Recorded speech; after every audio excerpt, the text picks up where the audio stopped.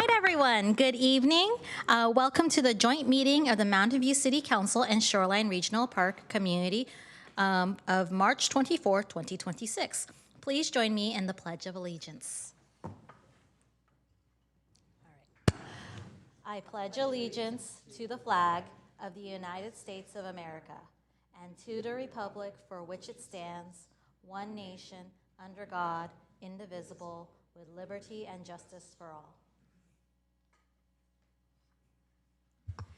The city clerk will take attendance by roll call. Councilmember Hicks? Here. Councilmember Kamei? Councilmember McAllister? Yep. Councilmember Ramirez? Here. Councilmember Showalter? Here. Vice Mayor Clark? Here. Mayor Ramos? Here. You have a quorum with Councilmember Kamei absent. Thank you. So in recent weeks, the city, along with a few of our neighboring elected decision-making bodies, have been subjected to disruptive, racist verbal attacks by anonymous callers during virtual public comments.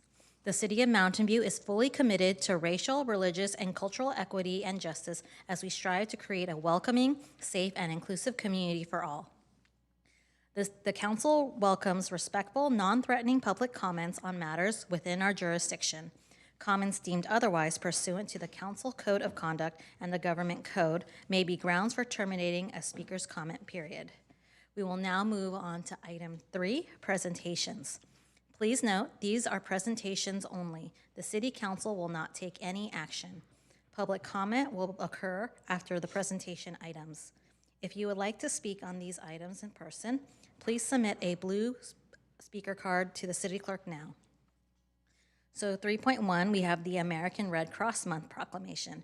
We are happy to be joined this evening by Mike Kasperzak, Board Chair Neil Mehta, Volunteer Diane Cho, Board Member Annie Chang, and Chapter Staff Jordan Chang on behalf of the Silicon Valley Chapter of the Red Cross to accept this proclamation. Would you all join me at the lectern?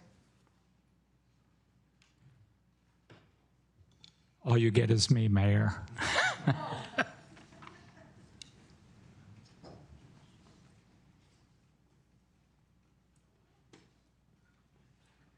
Hello, Mayor Ross.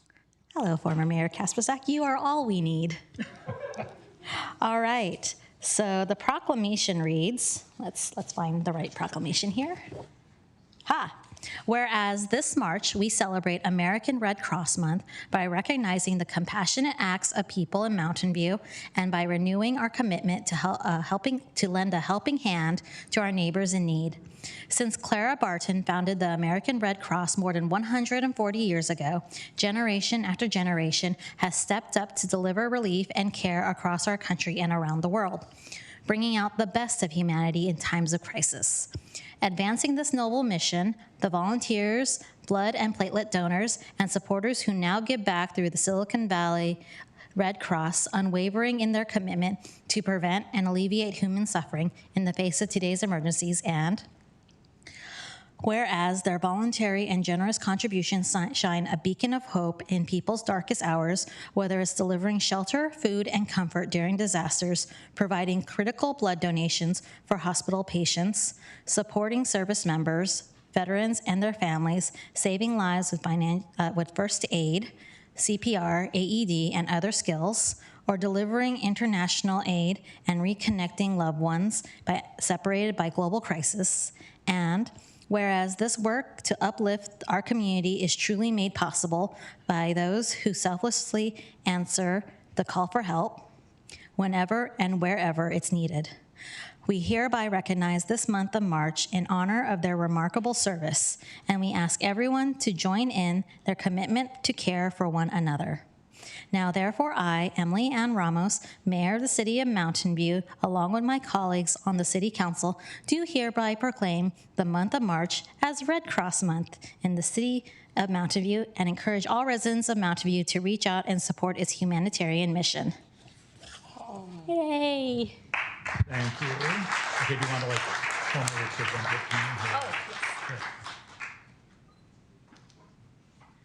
All right. Now, would you like to say a few words? Of course. Thank you, and Thank you, everyone in the audience. My name is Mike Kasperzak, and I don't really need a vest in here, but I thought I'd wear some of our swag. So I did want to thank you again for recognizing March is Red Cross Month. This has been going on for a very long time, and I think it's been 80 years since the Red Cross has been recognizing the volunteers that really make our organization what it is. And we are one of over 160 societies around the world that are associated with the International Red Cross and Red Crescent societies. 90% of our workforce work is made possible by volunteers who step forward in moments of need, literally on a call. Can you be there tonight to open a shelter? Can you get on a plane tomorrow morning to get off to a disaster, and that sort of thing. Every day, our volunteers bring comfort from disasters, supporting our military families, and of course, we have a lot of military families here in Mountain View and associated with Moffett Field, and help ensure that patients receive life-saving blood and blood products. Personally, I am a blood platelet donor, and once a month at 7 a.m. in the morning, I go down to the chapter and sit there for 3 hours taking blood out and putting it back in. Here in Santa Clara Valley, that impact is real. We responded to more than 100 local disasters throughout the county this year, delivered over 1,700 services to military families. And what you may not know, if a member of the military is overseas and needs to come home for a family emergency, that has to be routed to the Red Cross for the on-site commander to let that soldier go. And we've helped collect nearly 17,000 blood donations during the course of the year. I have over 2,100 volunteers in Santa Clara County and 100 here in Mountain View, which is really amazing. I was really hoping to meet the people here tonight because with that many people, I haven't met them before. They all had something come up today. So, and this is, just let Mike do it. But these people are your neighbors, your colleagues, and your friends, and they are helping to make a difference in our community. We believe that everyone has a role to play, either in volunteering, donating blood, learning CPR and first aid, which is how I got to know Mr. McAllister here, Councilmember McAllister, and preparing for emergencies. So the Red Cross is all about people helping people. And so I just wanted to, again, thank you for this recognition. If you have any questions, which I know none of you does, I'd be happy to answer them. But again, thank you very much. And thank you, Mayor, for this proclamation. This is my proclamation, right? You're getting ahead of yourself. There we go. Okay. Thank you very much. Thank you, former Mayor Kasperzak. All right, so the next proclamation we have is the Youth Arts Month Proclamation. We are happy to be joined this evening by Dr. Sophia Fojas, Arts Coordinator with the Santa Clara County Office of Education, to accept this proclamation. Dr. Fojas, would you join me at the lectern? Did I pronounce that right? Yes. Wonderful, yay. Here, you can join me right here. Da, da, da, da. All right. Whereas March is nationally recognized as Arts Education Month, which is an opportunity to celebrate the benefits of teaching the arts to students, as well as to recognize their contributions to art educators in our community. And whereas the 2026 National Youth Art Month theme is The World Needs Art, highlighting the essential role of visual arts in education and daily life. And whereas through well-planned instruction and activities in the arts, children develop initiative, creative ability, self-expression, self-reflection, deep thinking skills, discipline, a heightened appreciation of beauty, and cross-cultural understanding. And whereas the celebration of Youth Art Month encourages community engagement in supporting the arts education for all students. Now, therefore, I, Emily Ann Ramos, Mayor of the City of Mountain View, along with my colleagues on the City Council, do hereby proclaim the month of March as Youth Arts Month in the City of Mountain View and encourage all residents to support and celebrate the arts in our school. Would you like to say a few words? Yes.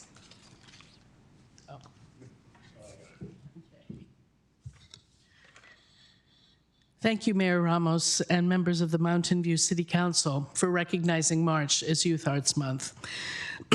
I'm Dr. Sofia Fojas, the Arts Coordinator for the Santa Clara County Office of Education, and I lead Artspiration, the Hewlett Foundation-funded arts initiative of SCCOE. Hard act to follow Mike Kasperzak. He's given me a few hints about what to say. We serve about 240,000 public school students in 406 schools across 31 school districts, 32 if you count the county office as well. Each of us, I'm one of 58 county arts leads, and all of us, of the 58, 24 of us are dedicated leads specifically around arts education. In Santa Clara County, I support districts in implementing arts education, particularly most recently around Proposition 28. In implementing a robust arts education program, provide mini grants to teachers with SV Creates in the Arts Ed Connect grant, conduct the Young Artist Showcase, which this year its theme is My Superpower, the power to imagine, the passion to create.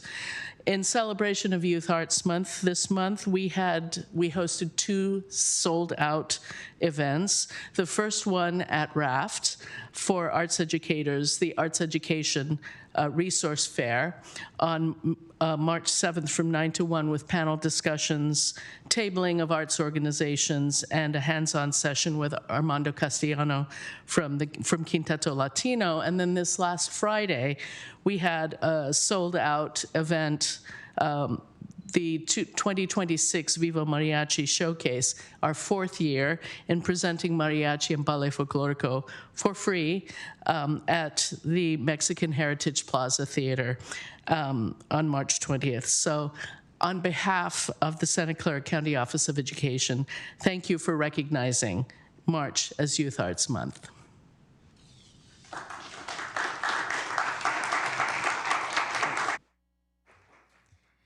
Thank you. Would any member of the council like to say a few words?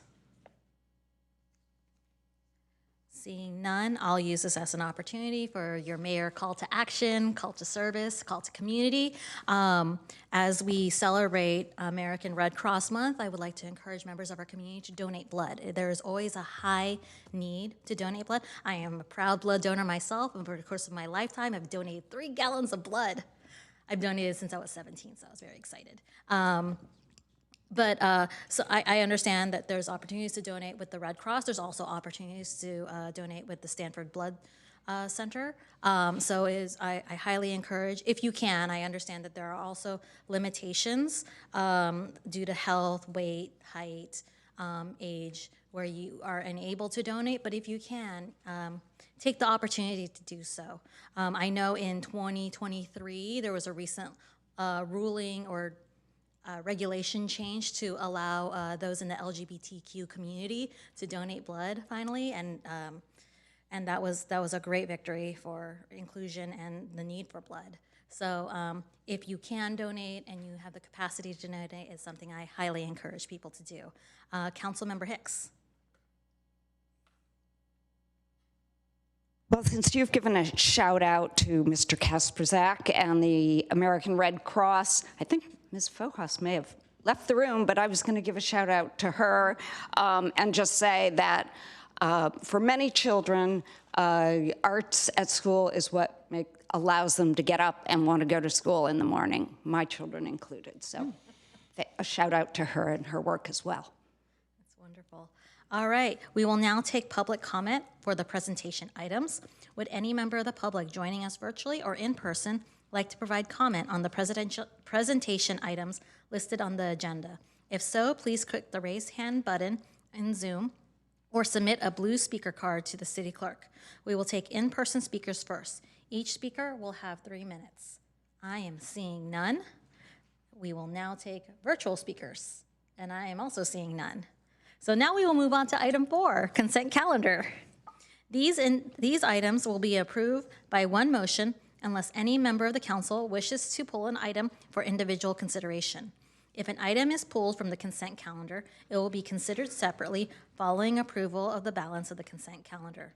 If you would like to speak on these items or the next item, oral communications on non-agendas items in person, please submit a blue speaker card to the city clerk now. Councilmember Hicks, do you have an announcement to make?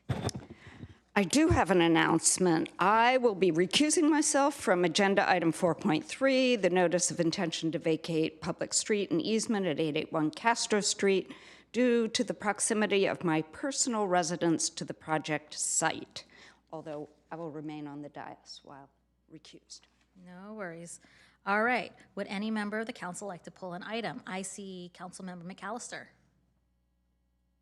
Yes, I'd like to pull 4.1 and 4.4 and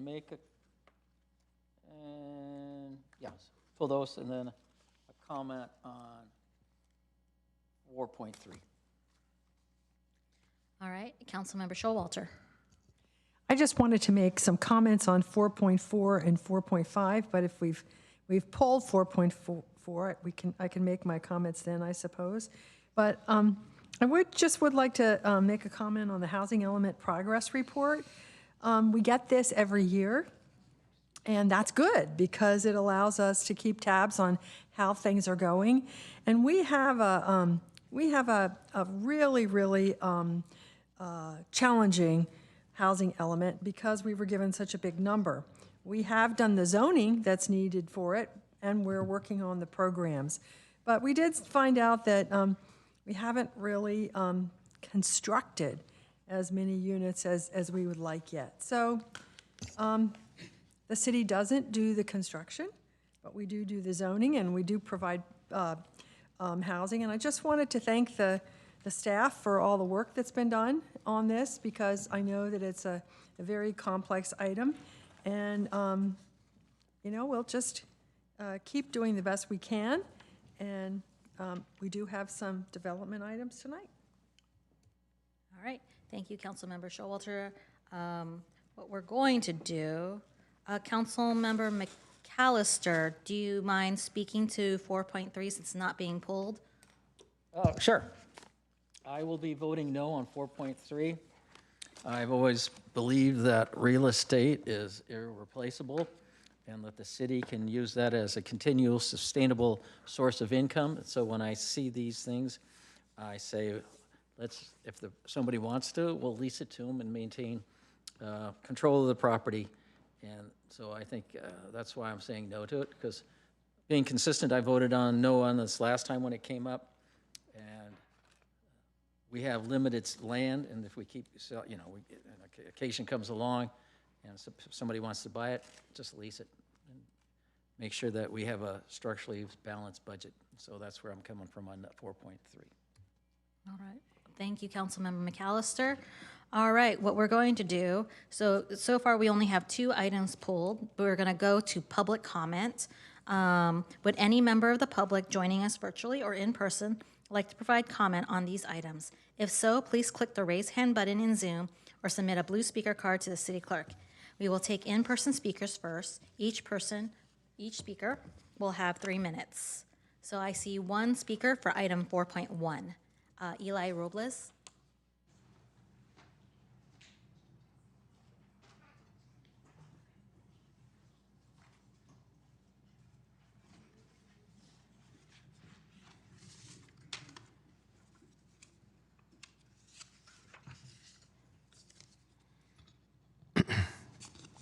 Good evening, council members. My name is Eli Robles, representing North Coast State Carpenters, and I'm here to speak about the proposed development at 490 East Middlefield Road. This major project is in a rapidly growing part of Mountain View, and with that scale comes responsibility to ensure the work is done safely, efficiently, and in a way that benefits the community. That starts with requiring accredited apprenticeship programs. These programs create real pathways into middle-class careers for local residents, especially young people, veterans, and those looking for stable, long-term work.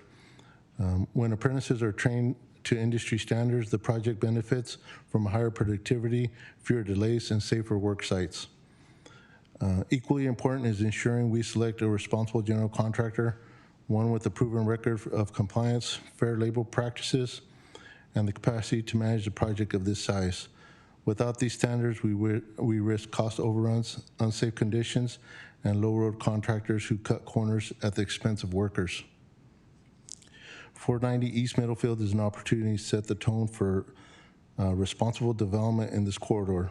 So my ask tonight would be to adopt strong labor standards to ensure this project delivers not just buildings, but good jobs, community investment, and long-term value for Mountain View. Thank you for your time. Thank you, and that seems like the end of our speakers. Oh, we have one virtual speaker, Brian Griggs.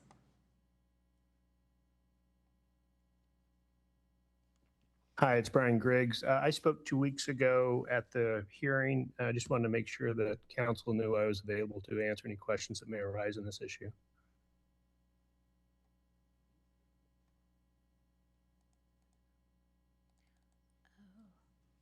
All right, thank you. Now that we have ended our speakers for public comment on consent calendar, we'll go back to the council. Councilmember McAllister.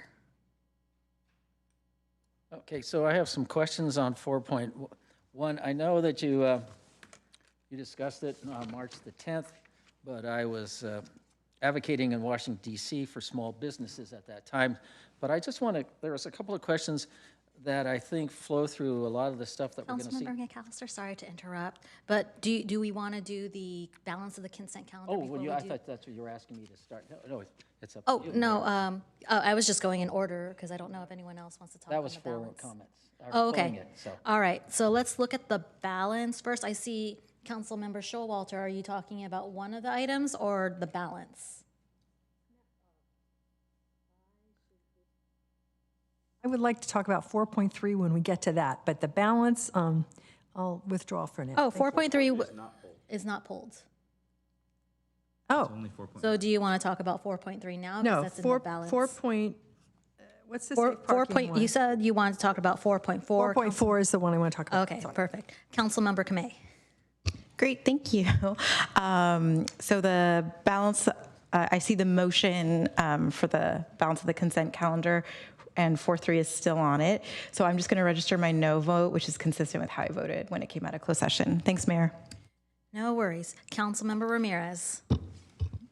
Thank you, Mayor. I move to approve the balance of the consent calendar, including item 4.2, adopt a resolution of the City Council of the City of Mountain View authorizing the city manager or designee to submit an application for an award of pro-housing incentive program funds in an amount not to exceed $890,000 to execute and deliver on behalf of the city any and all documents, including amendments necessary to receive an award of pro-housing incentive program funds, and certifying to the California Department of Housing and Community Development compliance with the pro-housing incentive program requirements to be read in title only, further reading waived.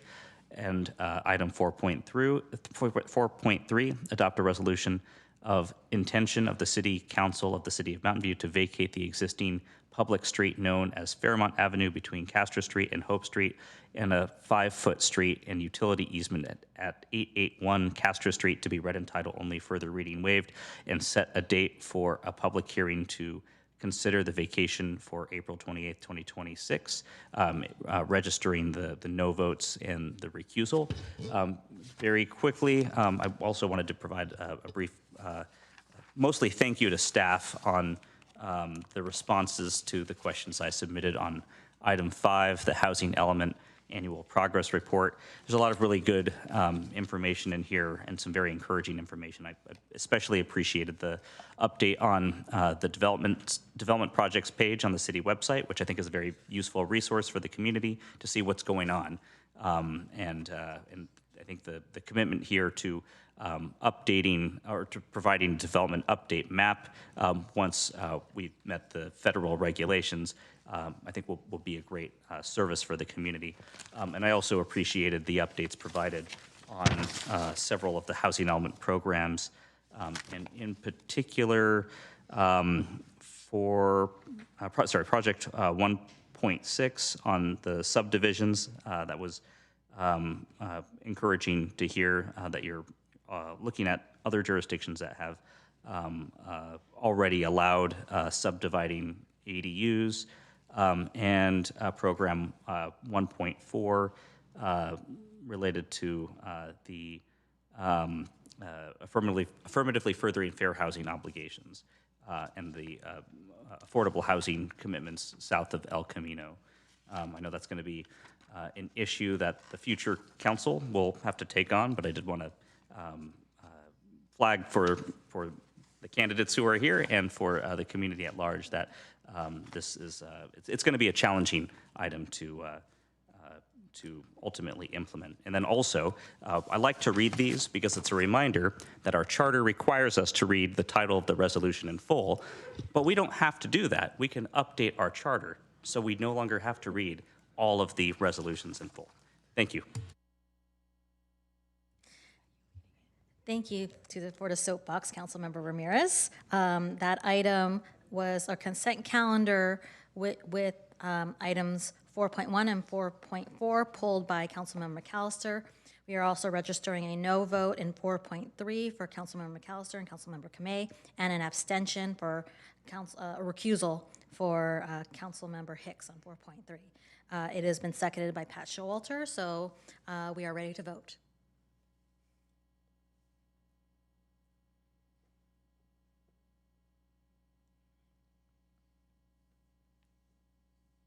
Motion passes unanimously. Yay! And now we will take up item 4.1. Councilmember McAllister. Okay, we'll do a quick recap again. So you guys discussed this, but there was a couple of items that, as I say, were reoccurring throughout, since we have 3 development projects on tonight's calendar agenda. So I just wanted to get clarity for myself and potentially for others, and get a better understanding of staff. I apologize that I maybe had a briefing available to me, but I was not available to do it. So I will start off with some questions, and whoever is going to answer those would be great. Who from staff might answer these? Oh.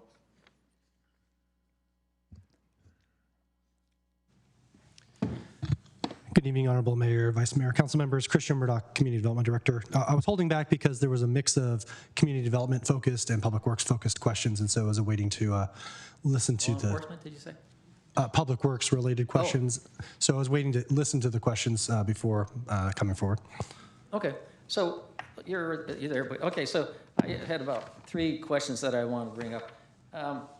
This new project is going to be putting in retail space. And I asked the question, how much retail space has been required over the last 4 years?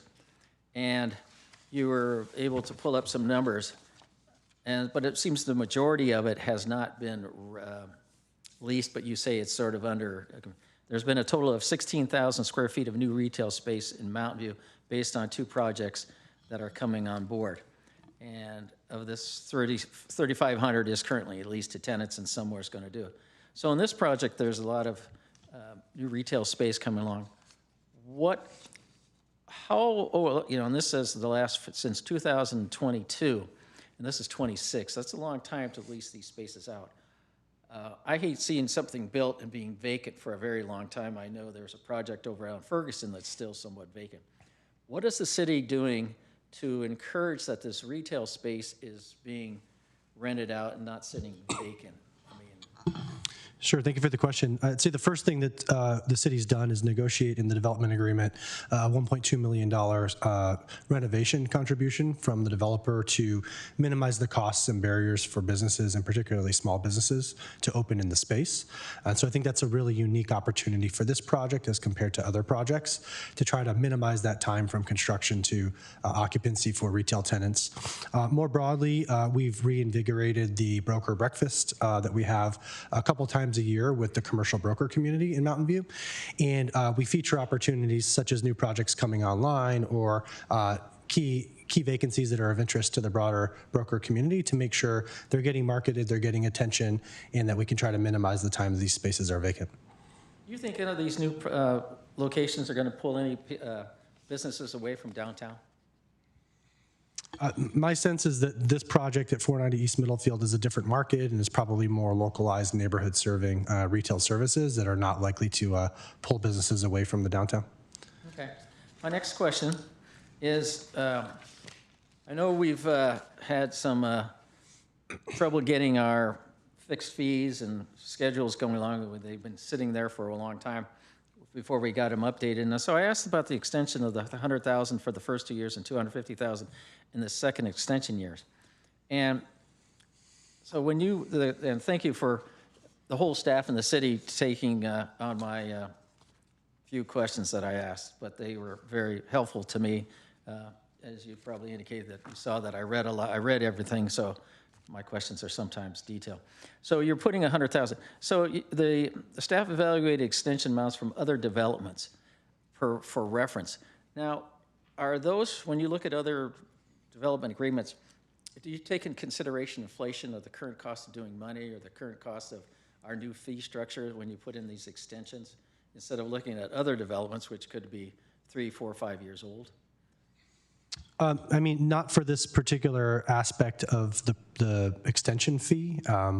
That's a relatively small amount of money in the broader context of this development agreement and with most development agreements the city's executed. Figuring in some sort of inflation factor is something we could keep in mind in the future to try to retain the value of money. Over the time range that we're talking about here, which is 4 years before the first extension would be needed, there's not likely to be a significant devaluation as compared to a development agreement with 15 or 20-year term, where that's probably more relevant. Okay. Also, I understand that there was some discussion at the meeting, but I've noticed several projects where staff is allowing the applicant to do street loading duckouts. And, starting at Chase, we're going forward like that. Was this a Public Works one? So, yes, it is. Okay. Let me see if I can follow up any more questions with you before we bring on the distinguished director from Public Works. There was a question about and this was something that sort of saw me, that there was a discussion about the city was going to do rent guarantee options.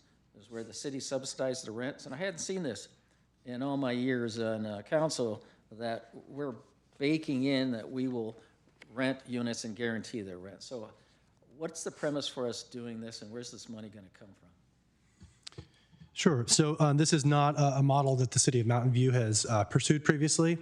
To be clear, it's an option in the development agreement. It doesn't bind the city in any way to pursue this, and there's no financial obligation associated with the option. Should the city be interested in pursuing the option in the future, it would be entitled to rent or guarantee the rents for between 30 and 60 units within the project.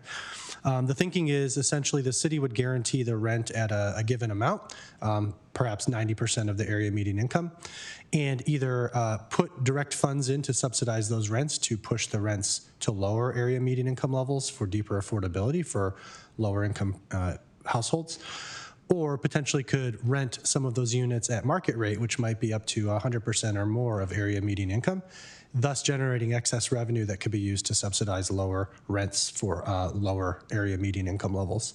So the particular mechanics and what makes sense at a point in time, given the market and other factors, remains to be determined. But we thought it was an innovative opportunity where there's no upfront outlay for establishment of these units, the developers constructing them, so the significant capital cost to deliver below market rate units is foregone. And there's an option then to tailor the block of units, the 30 to 60 units, to meet the specific needs at that point in time. And so it's just another tool in the city's affordable housing toolbox if and when the city is interested in exercising the option. So you just decided this, was this part of any of the housing element? Or are you just saying, here's some way we can secure low-income housing? So this was a concept brought forward by the developer in this case. My understanding is they've pursued a similar model in another jurisdiction, not exactly an apples-to-apples comparison, but it's something that was interesting but very, very nuanced, and it's novel. And so we didn't have the time in this process to figure out all of the details, but we did want to preserve the opportunity to figure this out in the future and take advantage of it if we find out that it's likely to be beneficial.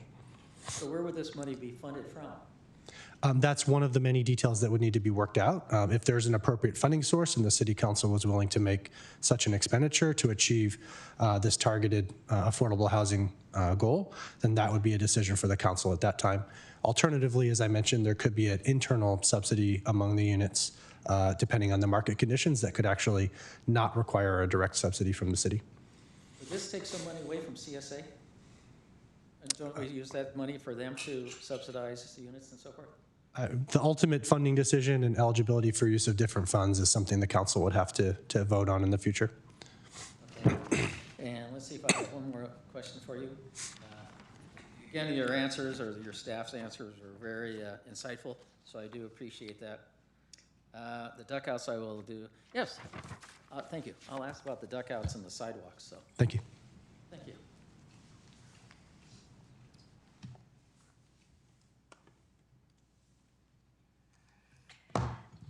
Good evening, everybody. I'm Jennifer Ng, Public Works Director.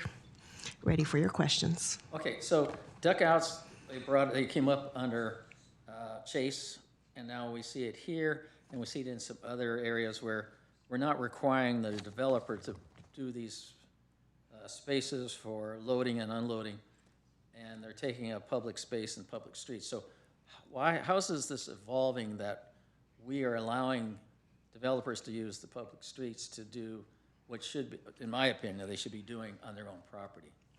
Yeah, so we do require developments to provide loading on site where there is on site availability. So, for example, the Chase Bank situation that you brought up as an example, there is provisions on site on the first ground level parking for loading.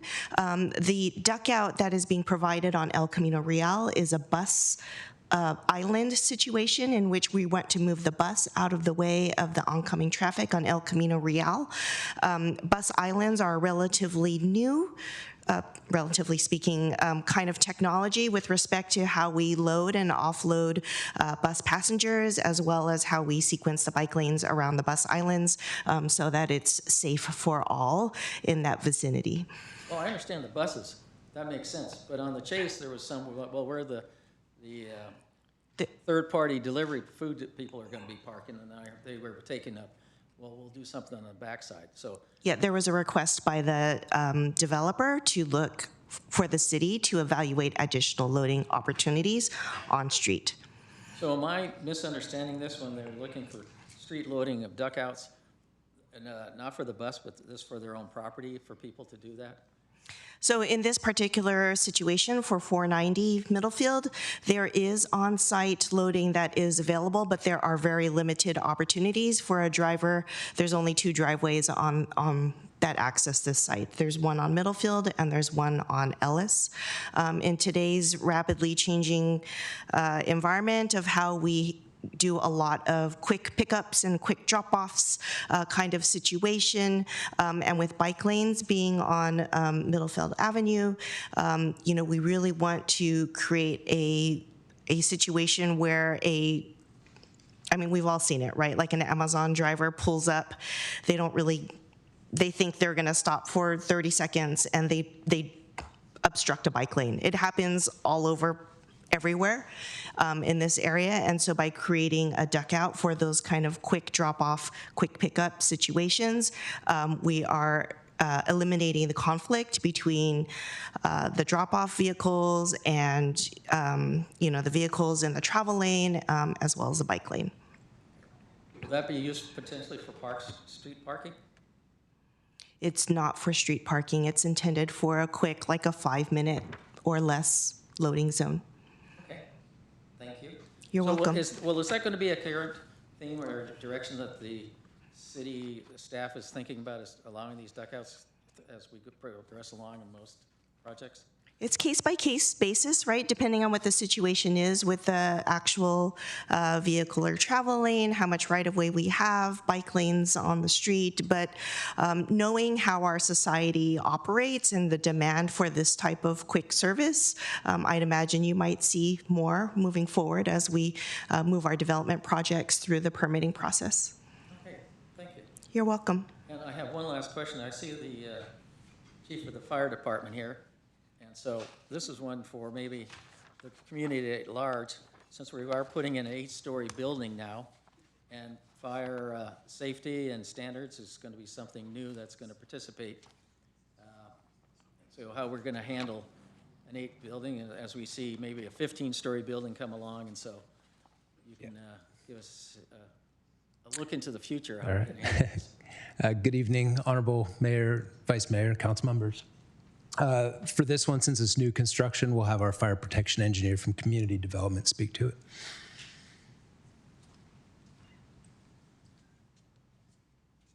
Good evening, council members. Anish Murthy, Principal Fire Protection Engineer. Sorry? Principal Fire Protection Engineer. Oh, okay. Yeah.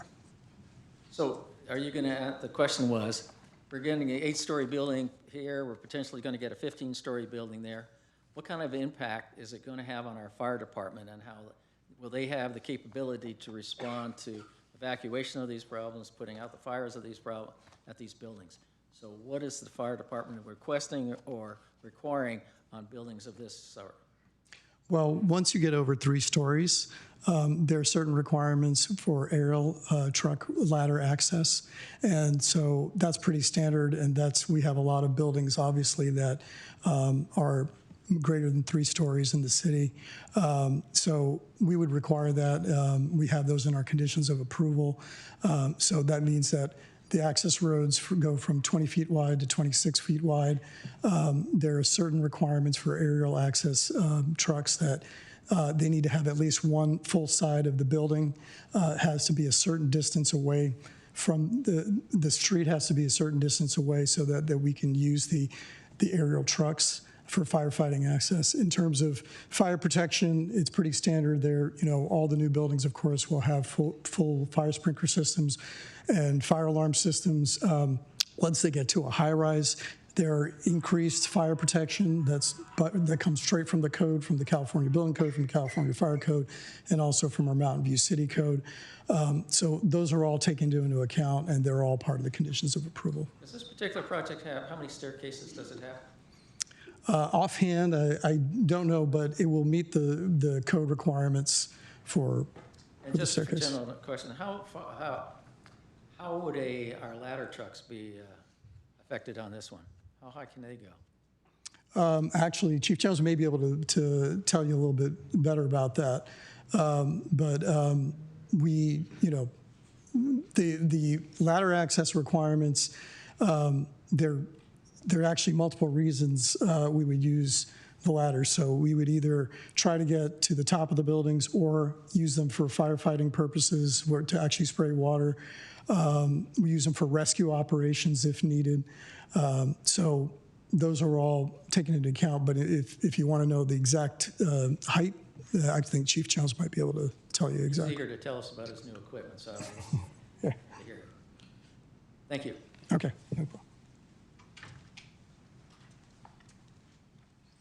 Good evening. To answer your question on the aerial apparatus, our ladder trucks are 105 feet tall, and with a setback can reach stories up to 8 to 9 stories. Oh, so it can get to 8 10 stories? Yep. Okay, so we're getting there. I mean, we're prepared for this. Yeah, we're confident in fighting a fire in a building of this size. Yep. Thank you. That answers my question 4.1, and if we wanted to, I would make a motion to pass on that one, or we could do it when 4.4 comes at the same time. I see Councilmember Hicks has her name in the queue. Okay. I was just going to say very briefly, Councilmember McAllister, we missed you when we discussed this item in full. And some of the items you brought up are ones that we discussed as well. I had concerns about the duckouts in public spaces. I think and that was something that apparently staff and the developer had discussions about as well before council did. I think it's something that my personal opinion is that there's strengths and weaknesses, and so I agree with some of your questions. And as some of us term out and you stay on council, I hope you keep your eye on that particular issue and make sure it doesn't carve out too much of our street trees and sidewalks. So I'm depending on you for that in the future. And then also, you know, I welcome your questions on whether the ground floor retail will be rentable. But I think in East Wisman in particular, as we densify, people there deserve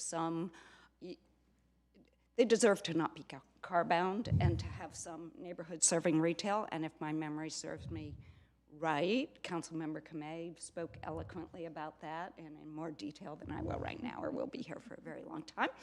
But I think that, you know, I think you are always balancing, you know, is this too much? Is it not enough? I don't think if we do our downtown right, I think that neighborhood serving retail in places like San Antonio and East Wisman as we densify will not. I think our downtown is different. We need to make sure it keeps its sense of place, its historic nature, its sort of entertainment district. But I think these areas, as they densify, need some urban form too, and people need to be able to get out of their car and do various things. So I welcome your questions, and that's a snapshot of what we talked about while you were away. Thank you for your input. Seeing no other names in the docket, we have a motion by Councilmember Clark and a second by Councilmember Ramirez. Councilmember Clark, would you like to speak to your motion?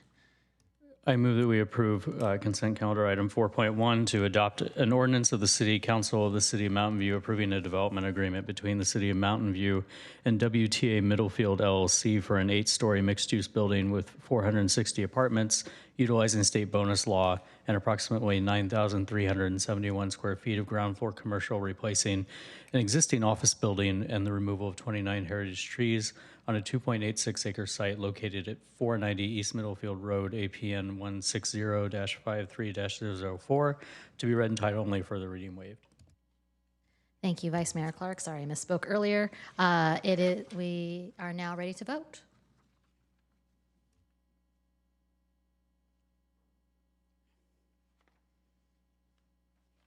Motion passes unanimously. We will now move to consent calendar item 4.4. Councilmember McAllister, would you like to speak to your poll? Thank you. So safe parking I started this program when I was mayor in 2015, and it was to be a transitional, it was designed to be transitional to help those who want help to get from a vehicle or an RV into a more permanent housing. And I'm looking as this project now seems to be just growing a little bit more than I anticipated, and since I've been gone for 4 years, it just concerns me how how effective it is, or is the best use of city's funds.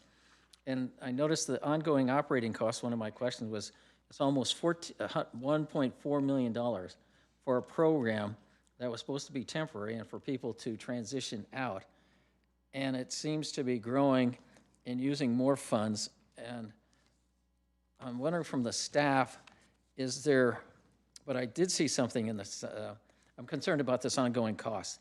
And there is the core functions of the city, that's like public works, public safety, water, streets, and so forth. And then we have these other items that come along that seem to be moving higher and higher, and the cost per person seems to be getting higher and higher.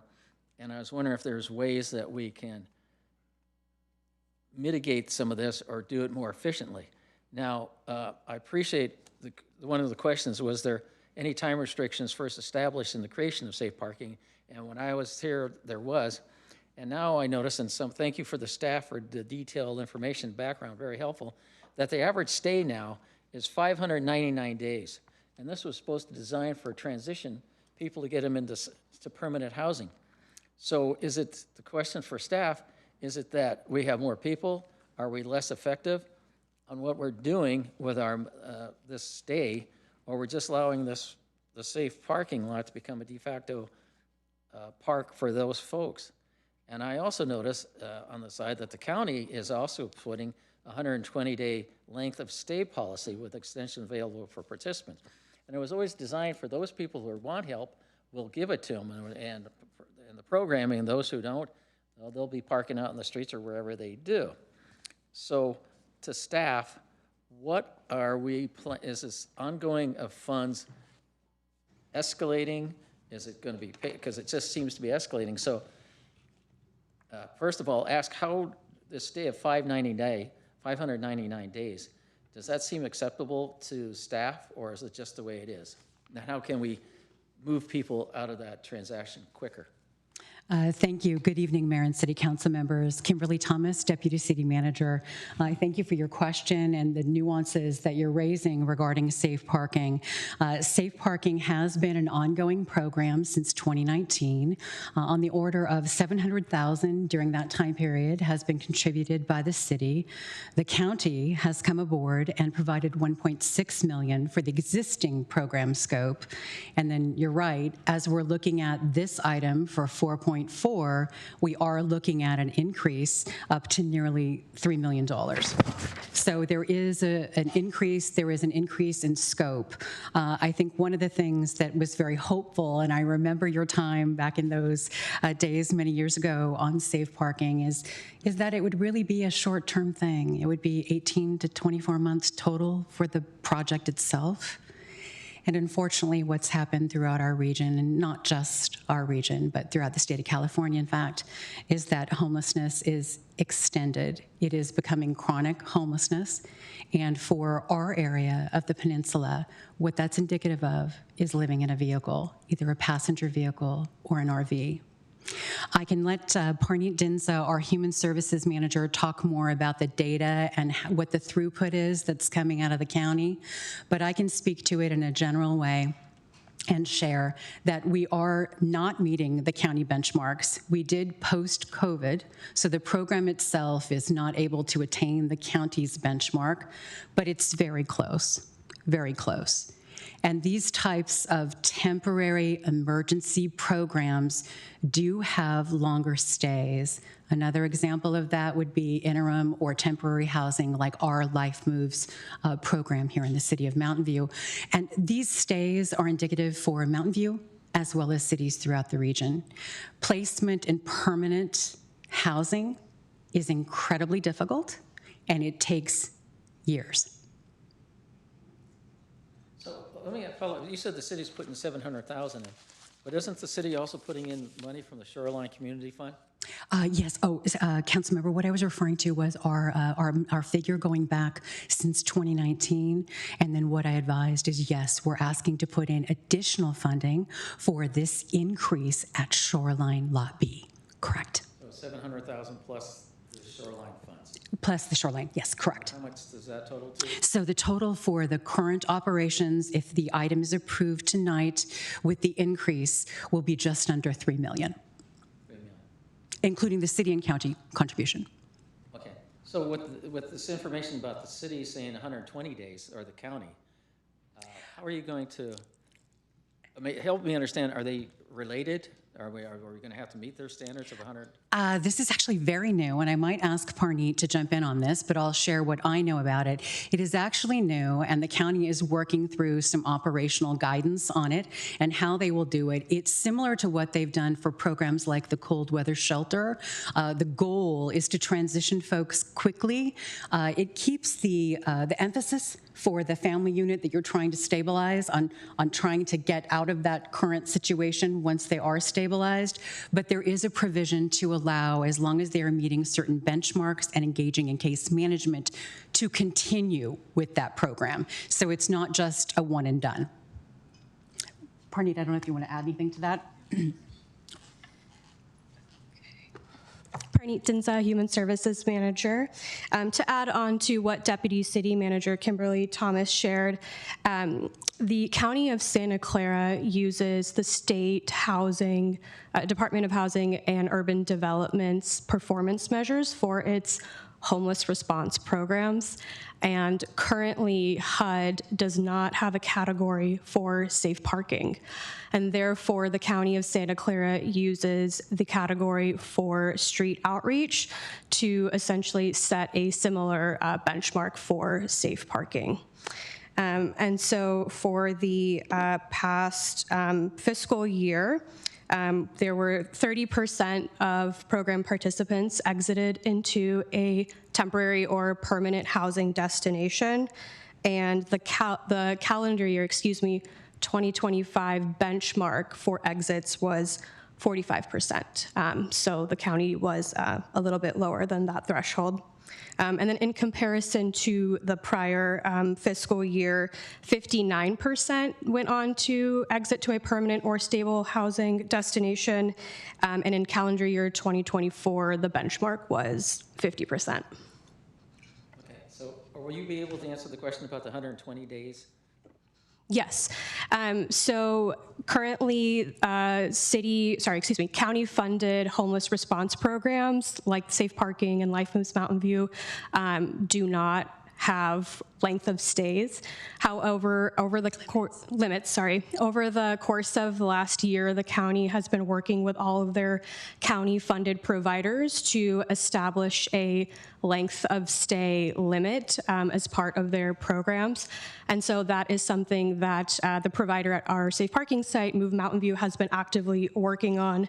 And that will entail for all providers 120 days with potential extensions of 3 to 4 further extensions, depending on whether or not that individual is actively participating in case management and actively working on a housing plan with their case manager. They pull their funding or limit their funding then? If that stay doesn't exist? I would think that's unlikely, but we've not encountered that situation or raised that issue with the county, so we don't have a definitive answer, but I would think that would be unlikely. Okay, well, thank you. Okay. No, so thank you for the clarity. That was very helpful. And one other question I asked about this one is about, since we're in renegotiation with Live Nation, they rent from us and we're giving up the parking, and it says, staff, it says, have not been calculated as this was done as part of various staff workload. So is there a way to figure out how much potential lost revenue we are giving up from renting the parking from Live Nation? I think we had interpreted that question at a staff level, perhaps incorrectly, that you were focused on staff resources, not revenue that might be going to the to Live Nation. That might be a question for probably our community services team, and I'm not sure that we have that information available. It did not come up in the sessions that I was engaged on those negotiations. We can certainly get you a follow-up answer, though, if that's helpful. Thank you. Coming up. Well, now you've got the full team. Audrey Seymour, Assistant City Manager. If your question is the city losing revenue from Live Nation because they are not having access to those parking spaces, the answer is no. The only cost that we are incurring is the staff time required to work through these agreements. And so they're giving us back the land and not needing to require it. That's correct. Okay. Thank you. That was helpful. Thank you. Those are my questions. Thank you. Thank you, Councilmember McAllister. Councilmember Showalter. Well, I am very pleased to move this. As you know, I've been working on safe parking as long as John has. and we really have found in Mountain View that safe parking is something that works well for our community. It's a project that people who are very compassionate about homeless support, and people who are very upset about having RVs on the public streets support. So there's just really broad support in our community about this, and you can't say that about many programs. So when we talk about the costs of this, of course we have to worry about the costs. But I think even more with this, we have to think about what's the value. What's the value of this program to our community and to the people that get to really get their lives in a much better place because of it. And so that's one of the reasons why I really think that this is a great thing for the City of Mountain View to be doing. And I want to thank the staff for the incredible amount of work you've done. and for all the partners, because we don't do this alone.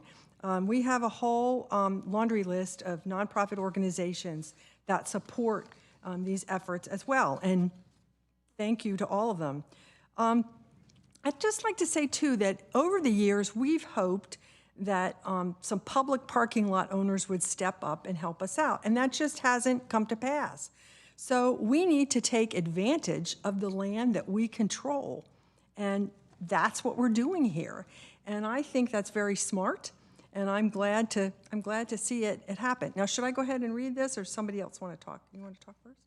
You can read it, and then we can go to the next speakers. Okay. All right. I have to take a breath first because it's quite lengthy. Adopt a resolution of the Board of Directors of the Shoreline Regional Park Community approving a mid-year 2025-26 capital improvement program project to increase capacity for safe parking at Shoreline Lot B project. 2, appropriating $490,859 from the Shoreline Regional Park Community Fund to fund the mid-year Lot B project. 3, appropriating $1,191,703 from the Shoreline Regional Park Community Fund to the City of Mountain View City Manager fiscal year 2026-27 Lot B Safe Parking Program budget to fund $1,065,368 in ongoing operating costs and $126,335,000 in one-time site preparation costs for the Lot B Safe Parking Program. 4, authorizing the community manager or designee to amend the Shoreline Amphitheater ground lease with Live Nation to extend the term for use of the Shoreline Amphitheater Lot B for safe parking through December 31st, 2030, and to increase the capacity for safe parking at Lot B. And 5, finding these actions to be exempt from the California Environmental Quality Act to be read in title only, further reading waived. Then we want to adopt a resolution of the City Council of the City of Mountain View authorizing the city manager or designee to amend the Shoreline Amphitheater ground lease. This is the exact same thing, isn't it?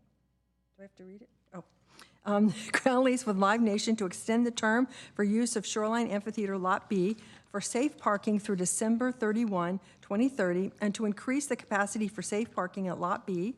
2, enter into a lease agreement with the County of Santa Clara for safe parking at Lot B through June 30th, 2028.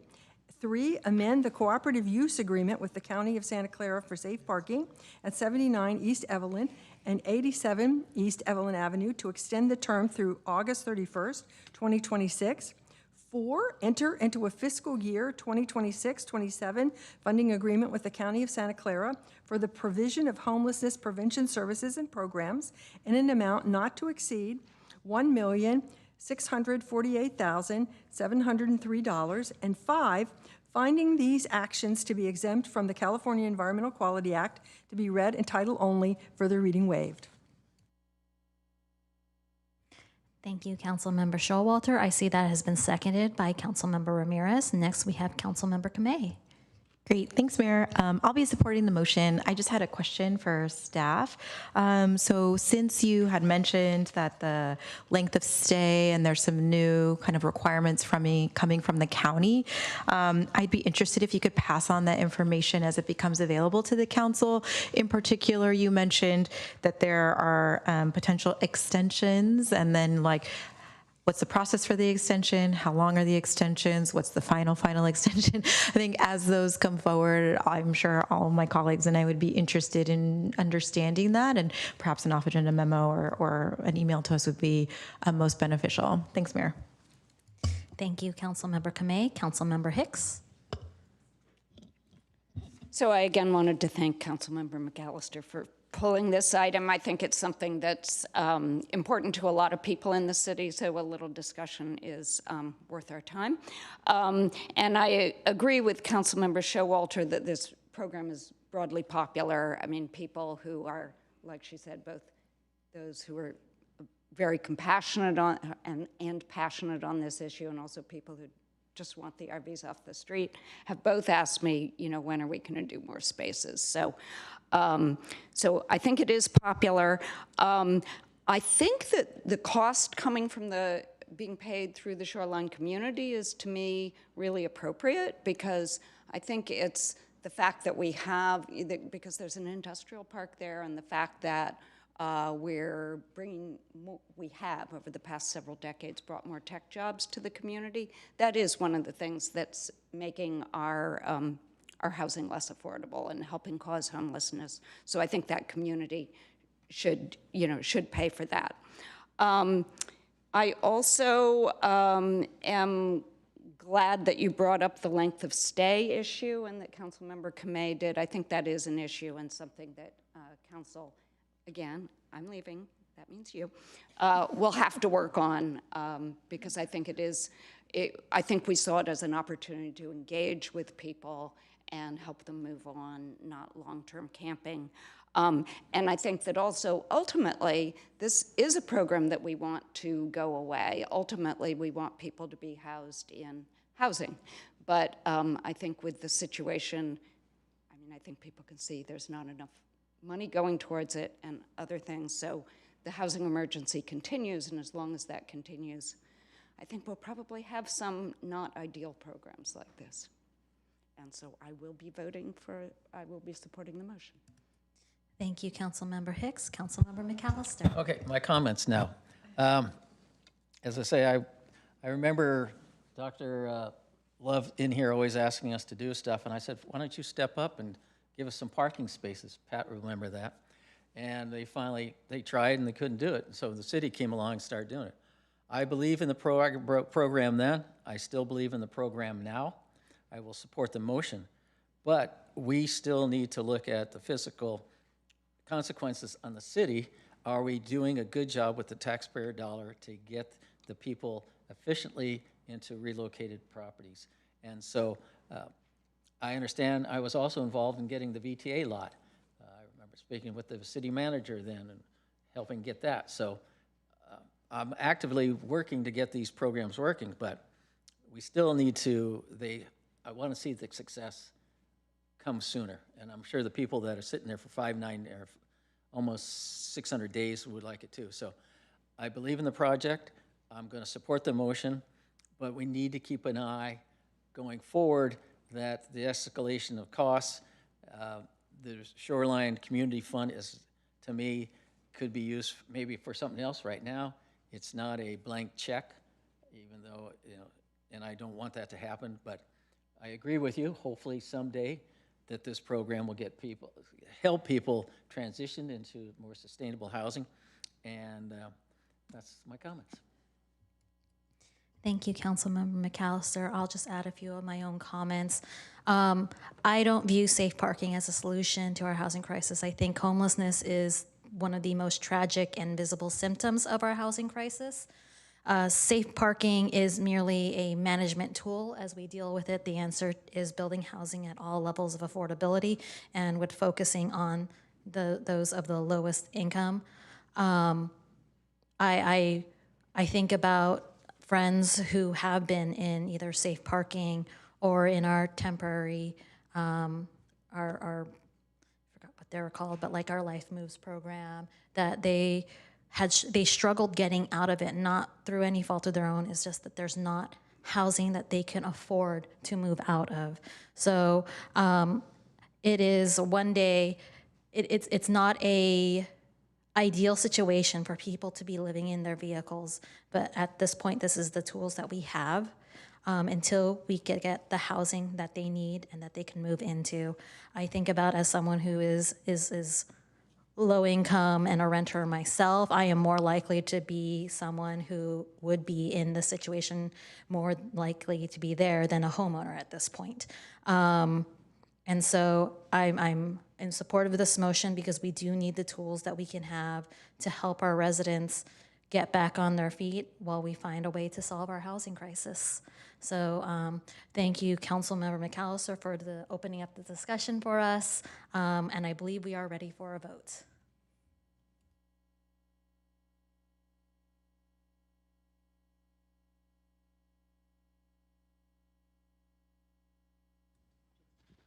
All right, and it's unanimous. We will now move on to item 5, oral communications. This portion of the meeting is reserved for persons wishing to address the council on any matter not on the agenda. Speakers are allowed to speak on any topic within the City Council's subject matter jurisdiction for up to 3 minutes during this section. State law prohibits the council from acting on non-agenda items.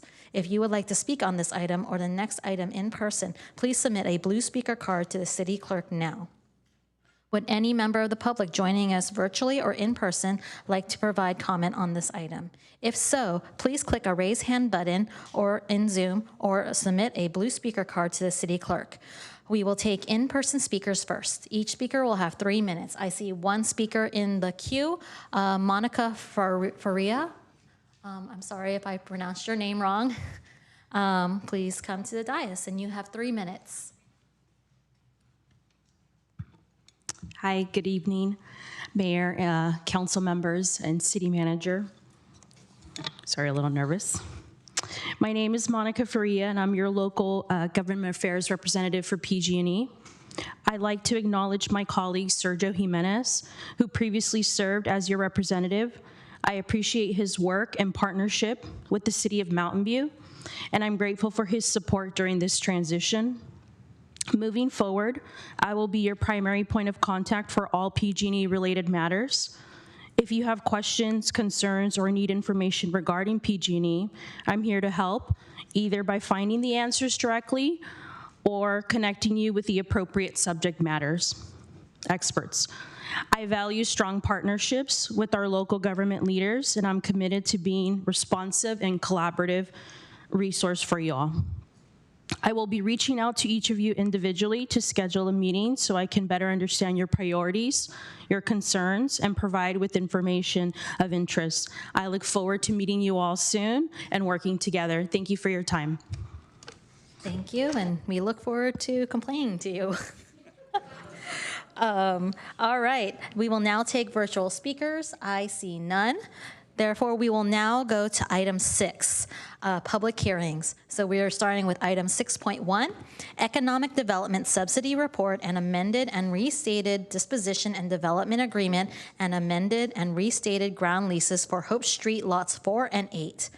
Assistant City Managers Don Cameron and Arn Andrews will present the item. If you would like to speak on this item in person, please submit a blue speaker card to the city clerk now. We're ready for you. Thank you very much. So good evening, Mayor, Vice Mayor, council members. I am Dawn Cameron, Assistant City Manager, and joining me tonight on the dais is Assistant City Manager Arn Andrews. What? Did I miss something? Okay. All right, thank you. So we're here tonight to present recommended amendments to the disposition and development agreement and ground leases for Hope Street lots 4 and 8, located in downtown between West Evelyn Avenue and Villa Street. Any action council takes tonight will be in the council's role as the property owner, not as the land use authority. Council will consider potential entitlements in its regulatory capacity at a later date. The council selected Robert Greene Company, or RGC, to develop a hotel on Lot 4 and an office building on Lot 8 in 2016. By 2021, the city was prepared to issue the building permits. However, the pandemic's impact on the hotel industry and construction loan costs made proceeding into construction infeasible, and the project was paused under the financing extension clause in the Disposition and Development Agreement, also known as the DDA. Last June, Council approved amending the DDA to extend the financing extension to March 31st, 2026, in order to provide time to negotiate further amendments to the DDA and ground leases.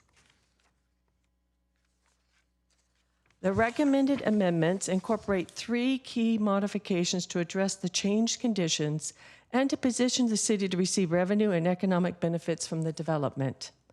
First, allow the hotel to proceed prior to the office building development rather than being constructed concurrently as originally required.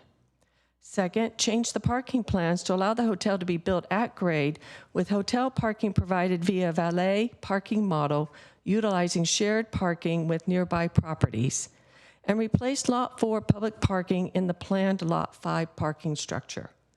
The Lot 8 office building would continue to include on-site parking for office needs and to replace its public parking spaces. Third, change the city's financial participation in the hotel to be transit occupancy tax or TOT rebates and reduced rent with no upfront capital funding. This approach minimizes the city's financial risks and eliminates the obligation to use any city funds on the project. Exhibit A to the resolution lists the recommended business terms for the amended DDA and ground leases. Based on these terms, the size and scale of the hotel building will be the same as the one that was approved in 2018, with the exception of the new parking plans already presented. The city will participate financially through a reduced rent structure that begins at no rent for first 5 years of hotel operations and increases incrementally to 100% of rent annually by year 21. Extra rent will be due starting in year 31 to partially pay back the earlier rent reductions. RGC will receive a rebate of 100% of the current 10% TOT rate for up to 15 years. A net present value limit has been set to allow the TOT rebate to end sooner if hotel room revenue exceed current projections. RGC will pay bonus rent in the event the hotel's revenues exceed the pro forma projections, and participation rent should the hotel be sold or refinanced. As part of other financial terms, RGC will pay $6.6 million to the city for the replacement of the Lot 4 public parking spaces, unless the council has approved an alternative method to replace these spaces. RGC will also pay past due permit fees, and city will defer payment of certain impact fees until the hotel is completed. The city's financial participation in the form of reduced rent and TOT rebates is an economic development subsidy according to state government code. The total economic development subsidy is estimated to be $47.5 million over the 55-year initial lease term. Based on the hotel pro forma for the initial 55 years, it is projected that the city will receive over $433 million in ground rent, TOT, sales taxes, and possessory interest taxes. This is a conservative estimate that does not include any bonus participation rents received, any future increases in the TOT rate, or sales taxes generated by hotel guests visiting other Mountain View businesses. In addition to revenue for the city, a hotel will also provide significant economic benefits with more foot traffic for downtown restaurants, shops, and entertainment, as well as jobs creation. The amended DDA includes, timeline performance requirements, starting with the planning permit application for the hotel being submitted no later than the end of this July. Based on these performance requirements, the hotel could open for business as early as mid-2029, but no later than spring 2031. Based on the recommended business terms, the size and scale of the office building on Lot 8 will be the same as the one that was approved in 2018. The DDA does allow RGC to propose changes to the building size, how parking is provided, and lease rates, subject to council approval, when they are ready to move forward with the planning permit application. The city will not be providing an economic development subsidy for the office building. RGC will pay the greater of a minimum base rent or a rent based on a percentage of gross revenues. Similar to the hotel, RGC will also pay bonus rent and participation rent when appropriate. The amended DDA includes timeline performance requirements for the office building as well, starting with a notice of intent to submit a planning permit application no later than the end of 2028. In conclusion, staff recommends council hold a public hearing on the economic development subsidy for the Lot 4 hotel development and adopt a resolution approving the business terms for the amended DDA and leases, authorizing the city manager to execute the documents and make the necessary findings for these actions. Thank you. Thank you. Does any member of the council have questions? Waiting. All right, Councilmember McAllister. Okay, I just have two questions. One, why does there need to be a public hearing for that particular item? It is a requirement of the state government code about the economic development subsidy that the city council must hold a public hearing about the subsidy. And what would be discussed? The public, that might mean, so what? So the requirements included that the city posts the economic development subsidy report, which is attachment 1 to your council report, on our website in advance of this meeting, and that we post a notice in a newspaper about the public hearing and informing the public of where they can preview the economic development subsidy report in advance of the meeting.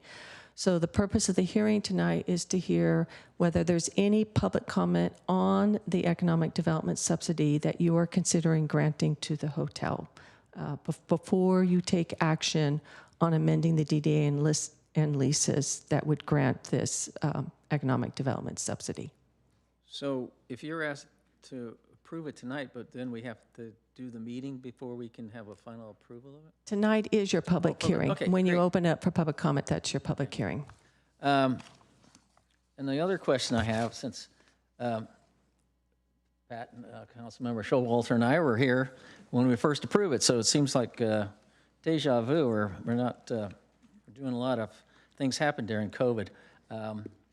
So my motto this time on council is GSD, for those who want to figure it out, get stuff done. So for us to get this done, what can staff do to expedite the permitting process for this project? I think it would be most appropriate for the Community Development Director to help respond to that question.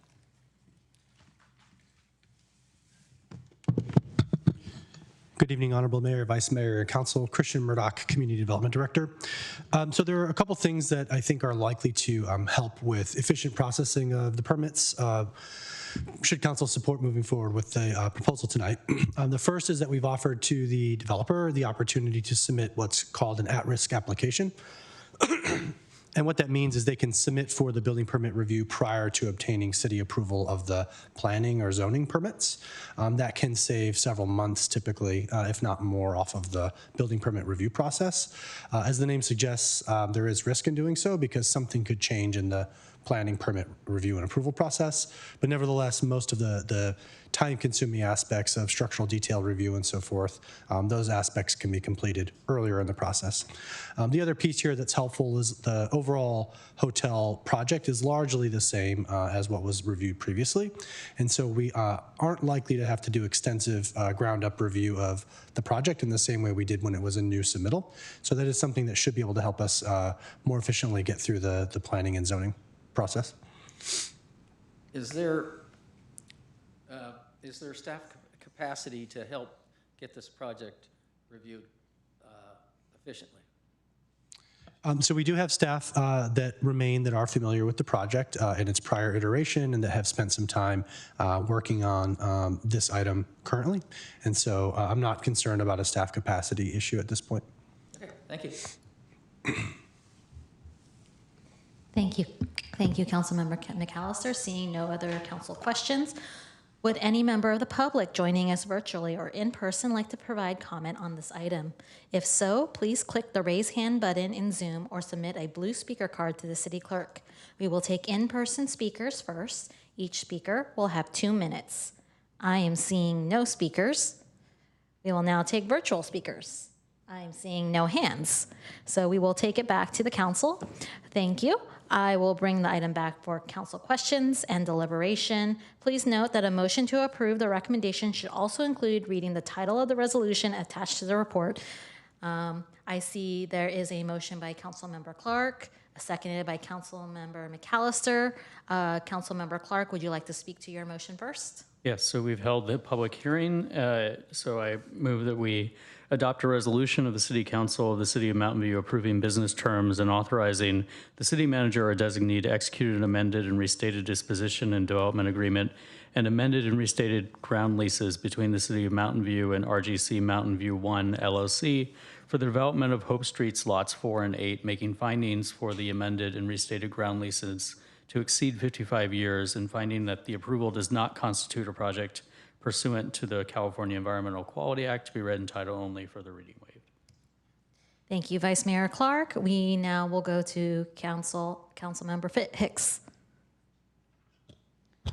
So, Mayor, I don't know if you want us to declare whether we met with the developer, but I don't know if we do that during public hearings, but I did meet with him at one point. And seems like maybe that's neither here nor there. I will be supporting the motion, and I just wanted to say a couple things that are important to me about this economic development opportunity.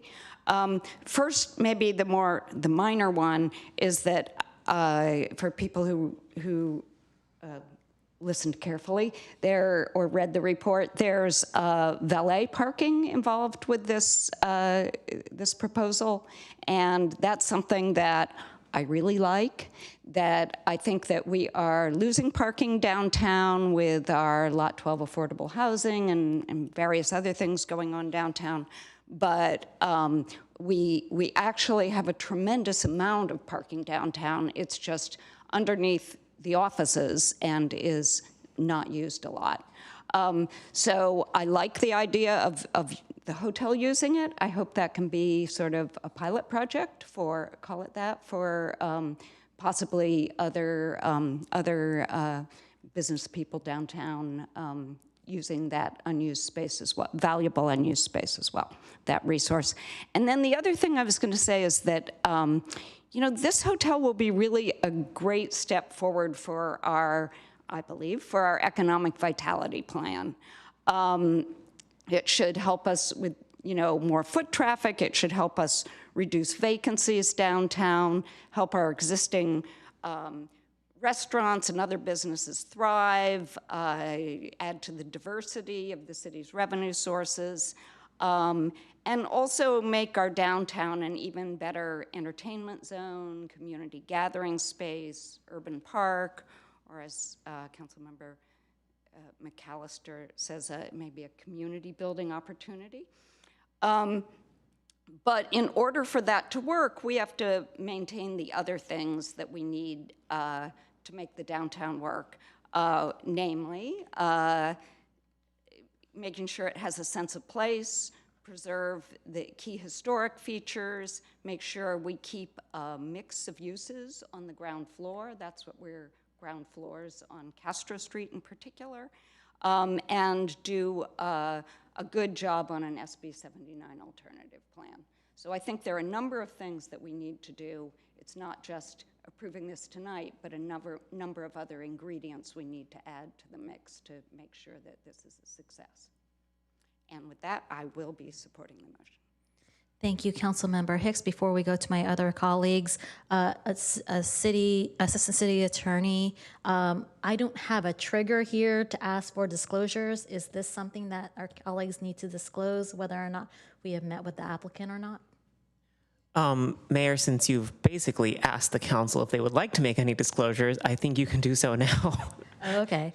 I guess, so we have most of our colleagues in the docket. If not, feel free to add yourself in. Oh, okay. Has anyone met with the applicant? You can raise your hand. All right. Consider yourselves disclosed. Councilmember Showalter. Thank you. Yeah, we have been working on this a long time, as Councilmember McAllister mentioned. And the reason we've been working on it a long time is we think that having a hotel in downtown will really be a wonderful feature for our community, that there'll be all sorts of economic vitality, it'll be a wonderful meeting place. I mean, that there's just a lot of benefits for it. But the economics of hotels are very difficult. They ebb and flow, and we're not responsible for that, but we're, you know, obviously subject to that. And currently, this developer thinks that the economics are a go. So we need to take advantage of that now while we have this opportunity. So, and then the other thing I wanted to mention is the creative way that the DEA has been written up so that we're not out any current money with this arrangement. The credits that we are giving for this hotel are essentially credits for future taxes that we won't be collecting, like the TOT tax, the hotel tax. And I think that's, that's a very good way to do it, and certainly much less of a problem to our current budget. So I want to thank whoever came up with that, and I think it's a really good idea. So yes, I will be supporting it. Thank you, Councilmember Showalter. Councilmember McAllister. Yeah, I met with the developer in 2016, and so I'll disclose that way back when. My apologies to the vice mayor. He was right there with me on all these other projects that I've been talking about that we've seen since we've come back, so we're trying to get those done. But, this particular project, now that we have a vehicle, light rail to the Levi Stadium, is a great opportunity to bring downtown. We missed the Super Bowl. We're going to miss the World Cup. So the sooner we get this done, the city's going to see, to me, a significant economic opportunity there to tie in with what's happening in Santa Clara, because we have that simple, easy way to come to Mountain View, park, get on light rail, and get to that the stadium without having major congestion. And maybe we might even be able to attract somebody that's doing a concert there to come down Mountain View and stay at our new hotel. But I'm excited about getting this done, enthusiastic from the get-go, and there's nothing but positive for this project. Thank you, Councilmember McAllister. Councilmember Kamei. Great, thanks, Mayor. So I think colleagues have talked a lot about the benefits, so I just want to take an opportunity to thank staff. This is obviously, as some mentioned, a long time in the making, but I think that there was representatives from every department that we have in the city talking about this, bringing this forward, to be as creative as possible. Most of all, I want to thank the applicant. You've made yourself readily available time and time again over this last decade to continue the conversation, ask for feedback. And I think that's what's led to today and what we're seeing. And hopefully, we're going to see another project where we've had a decade in the making after this. But I think what I truly appreciate is like the collaborative nature and how it's been so solution oriented, both on the applicant side, but also on the city and the staff side. And as Councilmember Showalter mentioned, there's some sacrifices we need to make now, but we will be able to, through the hard work of staff, be able to recoup and hopefully gain some financial benefits on the other end for some of the things we need to do now. And so I hope that as we are thinking about not only economic vitality, but the future of our city, we continue to keep this spirit going, and then be thinking about and appreciate, as we're discussing economic vitality, a mixture of uses. And I appreciate that conversation. It's not just we're talking about retail, we're talking about maybe maker spaces or childcare, something to make sure that we're filling and truly addressing economic vitality in all the different buckets with which that could be. And I know we talked about it in this space as well. So thank you very much. Thank you, Councilmember Kamei. Does anyone else have any comments on council? Seeing none, I think we're ready for a vote. Yay.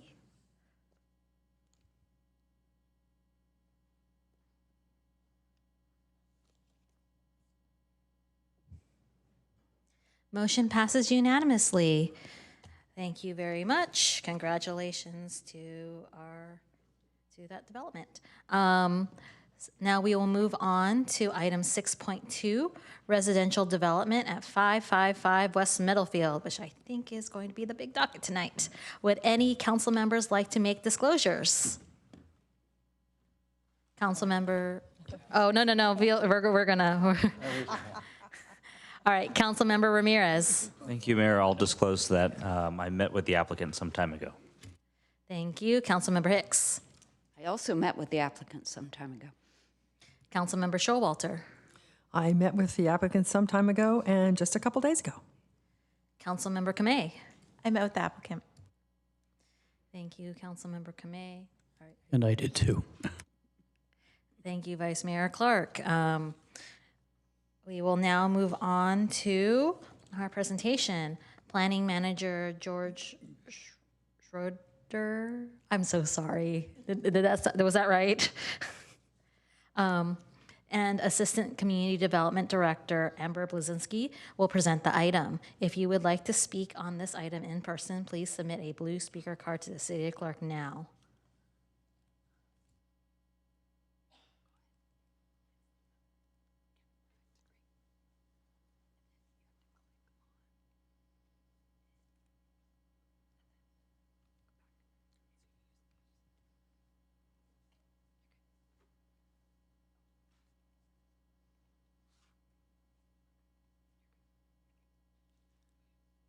Go right ahead. Okay. Good evening, Mayor Ramos and Council. My name is George Schroeder, Planning Manager. I'm joined by Amber Blazinski, Assistant Director of Community Development for this project, located at 555 West Middlefield Road. Staff has prepared a brief presentation outlining the project, and I'll begin by providing some context regarding the project location. The approximately 14.5 acre project site is located in the P or Planned Community Zoning District.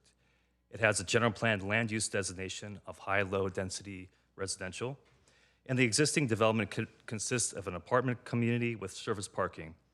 To the north and south are condominium communities. To the east is Highway 85 and Stevens Creek. To the west is a service station, and across Moffett Boulevard, a mobile home park and shopping center. There is an active approval for a mixed-use development on the shopping center site, but the timing for construction is unknown at this point as no building permits have been submitted yet.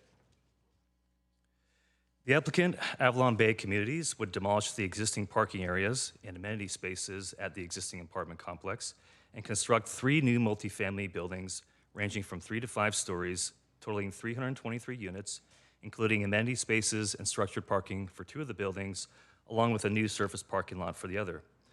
There would be a 1.34 acre parkland dedication for a future city park, and the applicant requests a heritage tree removal permit to remove, transplant, and replace heritage trees on site. Lastly, the project requests a vesting tentative map to create 3 lots for the project site. Building A would consist of demolishing the existing amenity building and constructing a new 30-unit apartment building with above-ground structured parking. Building B would demolish carport parking, construct a new 97-unit residential condominium or stacked flats building, including 10 row house-style units with attached 2-car garages along Cypress Point Drive and surface parking spaces for the stacked flats. Building C would demolish surface parking, constructing a new 196-unit apartment building with above-ground structured parking. And the applicant would demolish the tennis courts to dedicate a 1.34 acre future city park.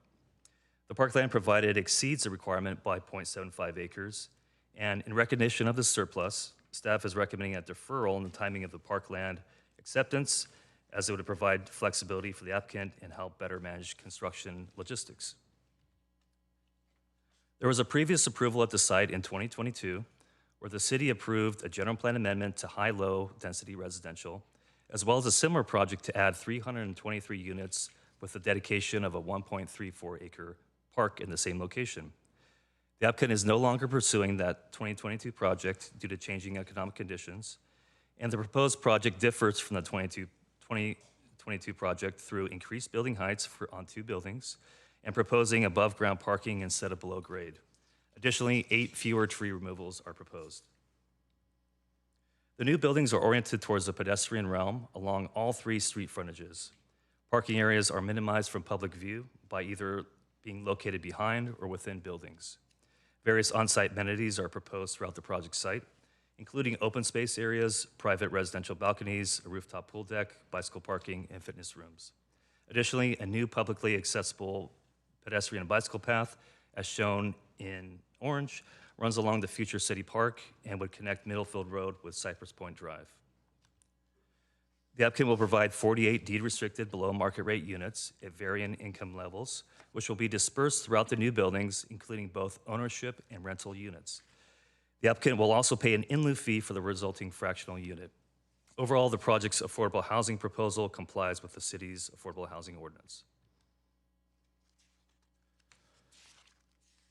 The project is eligible for a 20% density bonus because it provides more than 10% of the units for low-income households. However, the applicant is not proposing any density bonus units above what the general plan allows. The applicant does not request any concessions under the state density bonus law, but requests 6 waivers that would otherwise preclude the construction of the development, and these would be for floor area ratio, setbacks, height, open area, personal storage, and bicycle parking. The frontages of building A and B can be seen here. The proposed architectural design is well articulated with high quality of building elements as well as breaks and massing, which complement adjoining land uses. Along streetscape frontages, durable, cohesive materials, as well as stooped entry porches and active interior spaces create a strong connection to the pedestrian realm. Here's the proposed vesting tentative map, which includes the creation of 3 lots, one for condominium purposes to accommodate 97 condominium units, one for the existing and proposed apartment units, and one for the future city park. Also, the publicly accessible pedestrian and bicycle path is shown in blue on the map. The project contains 442 existing trees, including 251 heritage-sized trees, and the applicant would preserve 163 of these heritage trees and remove 88 trees, with 39 of those trees to be relocated on site. The heritage trees to be removed are either in poor condition or in the development footprint, or in the case of the trees along the freeway, require removal due to regrading.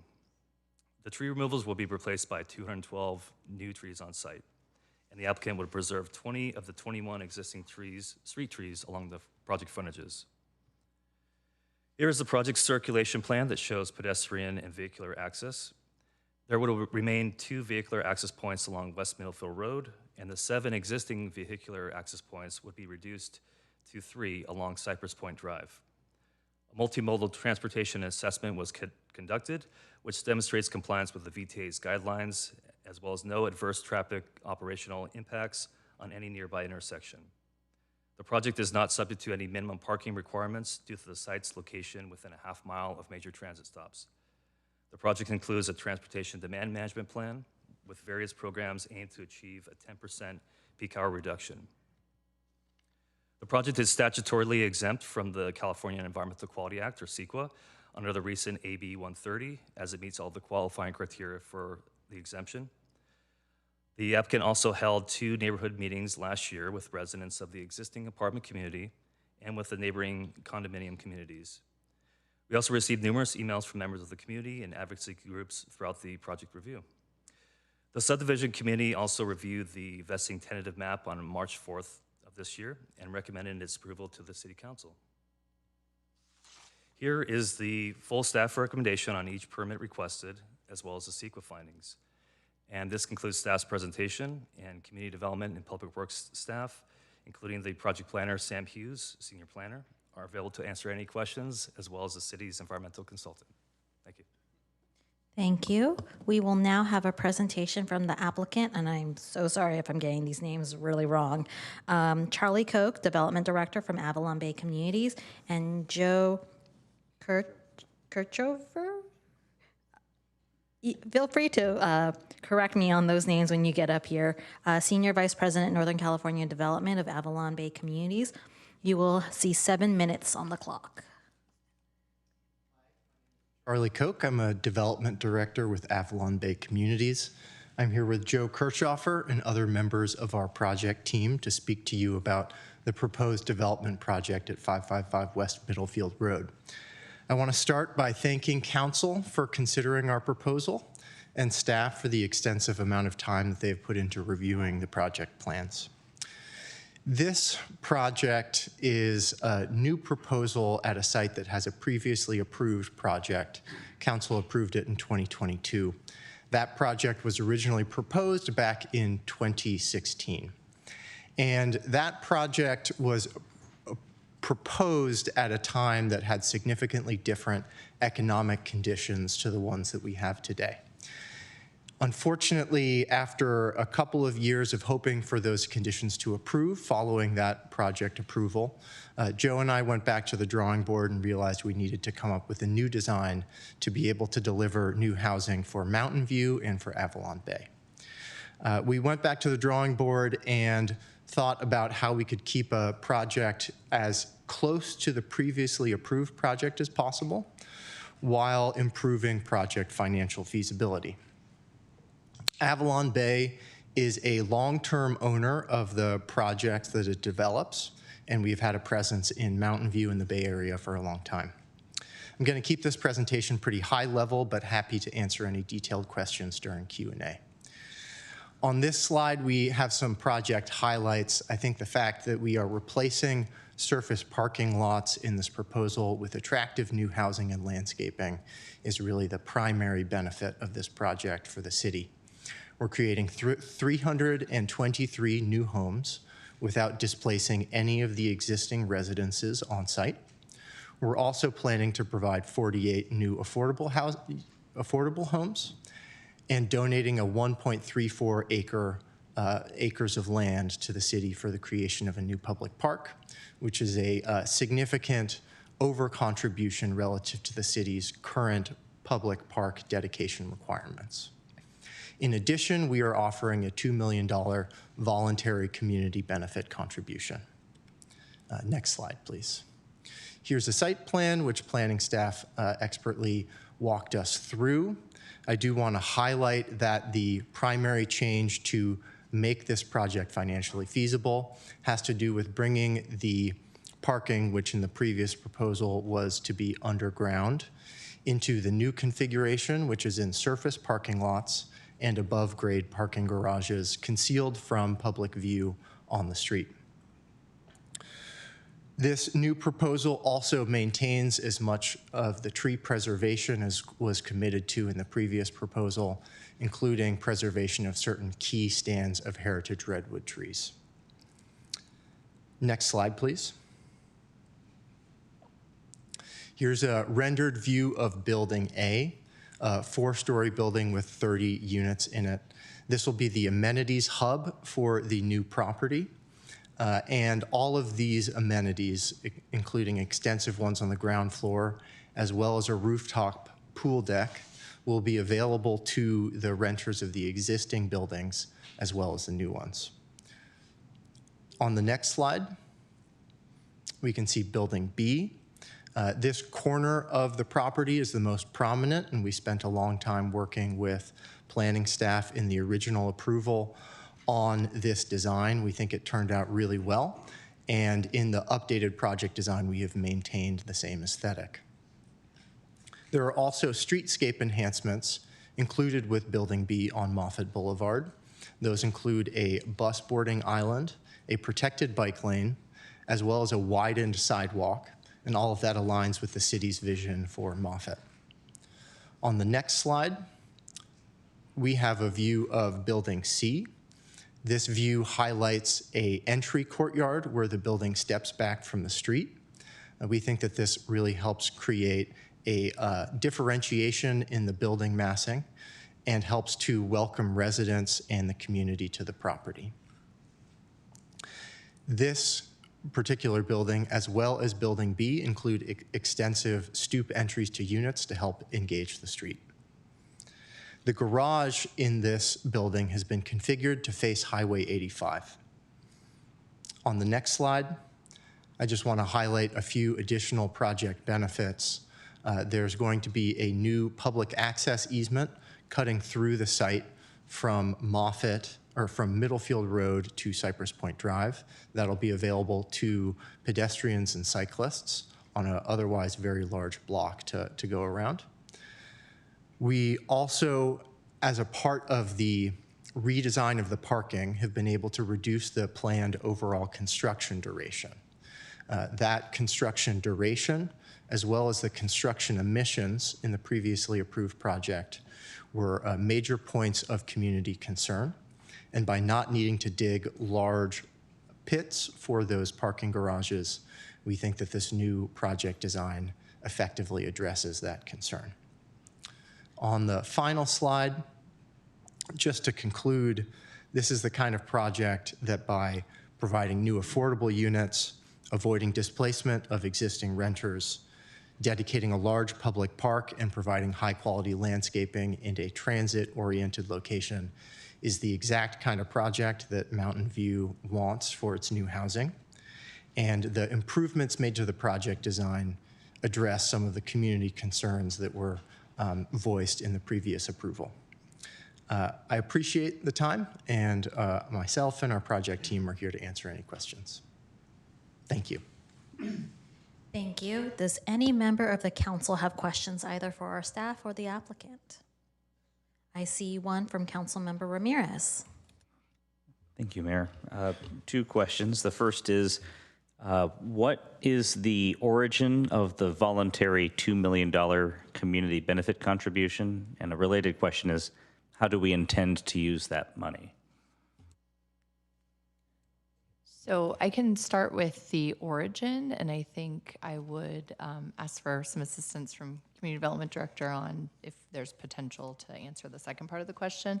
So in the original approved project, the previous one, the community benefits contribution was 1.977.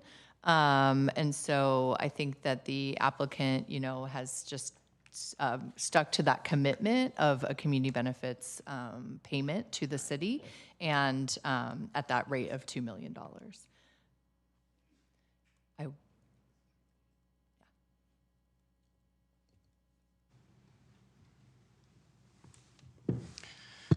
Good evening, Honorable Mayor, Vice Mayor, Council. Christian Murdoch, Community Development Director.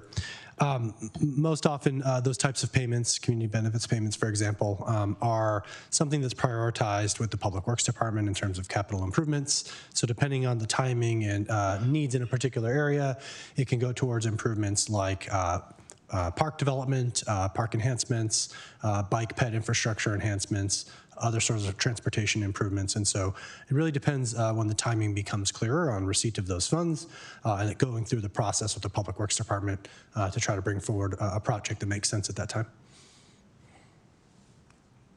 Thank you, Councilmember Ramirez. Councilmember Showalter. Yeah, I have a couple questions. I think they're for the developer, but I'm not sure. One is, I understand that Building B is being mapped for condos, which is excellent. And I'm just wondering what kind of experience Avalon Bay has with condos. I'm familiar with several of your projects in Mountain View, and I don't think they include any. So I just wondered about that. And I also understand that the plan is not to sell them as condos initially, but to rent them. Yeah, that's correct. So Joe Kirchhoffer with Avalon Bay. Thank you, council members, for having us tonight. That's correct. So our core business is to own, develop, own, build, manage apartment buildings. And so our holdings in Mountain View, we own over 1,000 units in Mountain View. Those are all rental properties. We have very sparingly in other, in other projects done a very small number of condo buildings ourselves. But for this project, as you explained, the plan is to build all the buildings, all 323 new units, operate them all as rentals, but have the option in the future that Building B could be separated out, could be sold separately, and that could be something that could be converted to ownership housing in the future. Great. Okay. Thank you. And then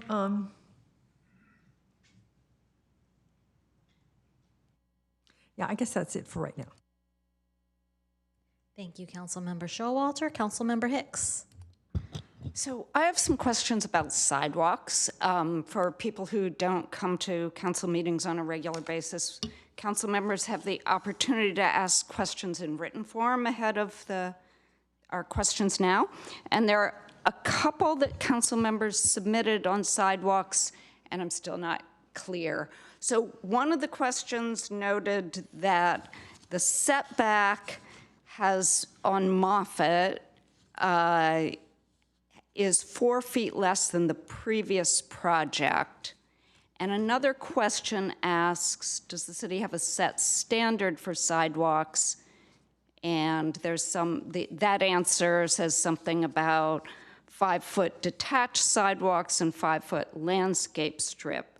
So I'm left not understanding what the sidewalk along Moffett is here, and also a little concerned that it might be like a 5-foot sidewalk with is the sidewalk minimum, frankly, and I live in a single-family home, and it's for people walking by single-family homes, basically. And with so many more people on the street, it must be wider, so I just want to know I could not figure it out looking at the plans. Sure. I think we'd ask our colleagues from Public Works if they can speak to the sidewalk. Or the applicant. So the sidewalk along Moffett is designed to be 8 feet wide. The reduction in the setback is from the back of the sidewalk to the face of the building. And so that reduction in the setback did not affect the proposed sidewalk width. Thank you very much. That's Sure. exactly what I wanted to know. And I imagine because this is more urban than the question here with the answer on the 5-foot sidewalk and the 5-foot planting strip is probably for less urban neighborhoods. I imagine here there's no planting strip adjacent to the street. Yeah, so along Moffett Boulevard, that design is to include a protected bike lane. And so that's using up some of the width that, for example, along Cypress Point Drive is being used for a 5-foot planting strip and then a 5-foot sidewalk. So if you have a total of 10 feet to play with and you use 8 feet for the 8-foot sidewalk, and you need a little bit of space for the protected bike lane, then really the landscaping for us ends up behind the sidewalk. And on Moffett, are there tree wells within the 8 feet? There's no additional like furniture strip is what people call it sometimes. Right, there aren't additional tree plantings between the sidewalk and the curb. So they're within that 8-foot stretch. We have tree plantings behind back of walk. Okay. So Within closer the to project site. building instead. Yeah, closer to the building. Not between the sidewalk and the bike lane or street. Correct. Okay, thank you very much. Thank you, Councilmember Hicks. Councilmember McAllister. Thank you, Councilmember Hicks, about the sidewalks. That was a concern of mine. But I was more concerned at going down further where the regulatory, I just got back from a week in Arizona and their sidewalks are very large. Washington, D.C. has very wide sidewalks. And I think everything I see around here, it makes it more enjoyable to have a wide sidewalk. It's more comfortable. And I think that should be the new standard as I see we're going to do that. So following up, I asked the question, how can the standard be changed? And the staff responded with a formal regulatory action by the city. Is that something that seems that we could do sooner than later?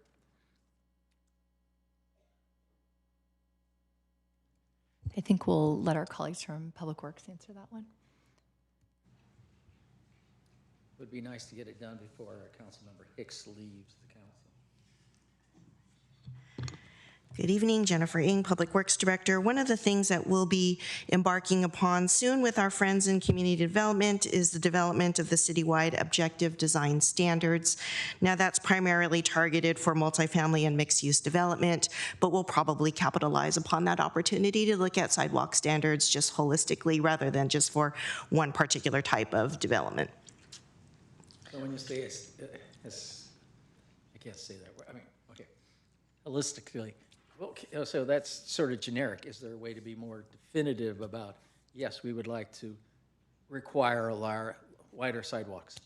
Yeah, happy to take that feedback. I hear you guys loud and clear. I think that's also an objective that we'll be looking at as staff as we start the citywide objective design standards. Okay. And thank you. You're welcome. Since that was sort of sidetracked, but where is Joe? And Joe can take it, or Joe. Okay. So, gentlemen, I met with them via Zoom. So now, here's the question I presented to you before, and you have an opportunity. The question I asked those two gentlemen was, you're building a lot of housing. how are you building a community with all that housing? Sure. Thank you for asking that question. I think it's a great question. I'd go back to one of the things that Charlie mentioned in his remarks. We're not just a developer. Our company is, yes, we're on the front end of the process developing new buildings. We have our own contractor to build those buildings, but our business model is also to own these buildings over the long term, over decades. We purchased this property in 2013. The other buildings we've owned in Mountain View, we've owned for decades. And so our success isn't really measured in just that first process. Hey, people are really excited to move into this building.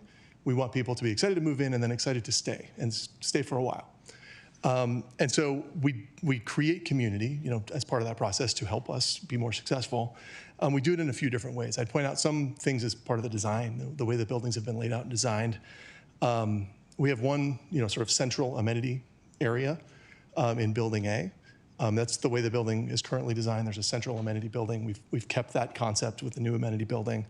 All the amenities are shared amongst all the buildings, new and old, so there's not any sort of delineation between, you live in one of the older buildings versus you live in one of the newer buildings. And then we've also expanded sort of that concept to the broader community, where, you saw on the plan the bike ped connection that runs through the block. That's going to be open to the public. That's going to bring people from surrounding communities into and through the property. And then obviously the biggest thing we're doing is taking over an acre of space, and it's currently private, mostly parking lot space, and opening that to the public as a future public park, which will be a great way to bring both our residents and the surrounding community members together. And then because we are the long-term owner, we have our own Avalon Bay staff that are operating these buildings, doing maintenance in these buildings. So we do resident events. We try to get people together. It's not like an everyday thing. People are busy, they're living their lives. But we try to do, every few weeks, there's, something as small as, hey, there's donuts in the lobby on Fridays, to sort of wine tasting things, to, get to know your neighbor things. And so that's a sort of a regular part of our programming for the properties. And then we're also, one of the things that we pride ourselves on, and if you look at things like Google reviews and, reviews of apartment buildings, we have our own staff on site. We try to make that part of the reason that people want to stay. And so you see a lot of comments about, oh, that maintenance person was so helpful and was so nice and was so friendly. That goes a really long way in making people feel like their home is a home that they want to stay in. And so those are the things that it's not something that's on our slides or in our plan, but, the person that greets you as you, come in and out every day, that's our employee, and part of their job is to make sure you feel great when you're coming home. Okay, thank you. My other question is now for staff. The vehicle miles traveled. Now, things have changed. And the reason I saw that on the one on Middlefield, I saw it here and with some other project. And each one of these projects that come up that says this is going to be a little impact. And I saw a letter from the residents of the Crescent, or Crespi?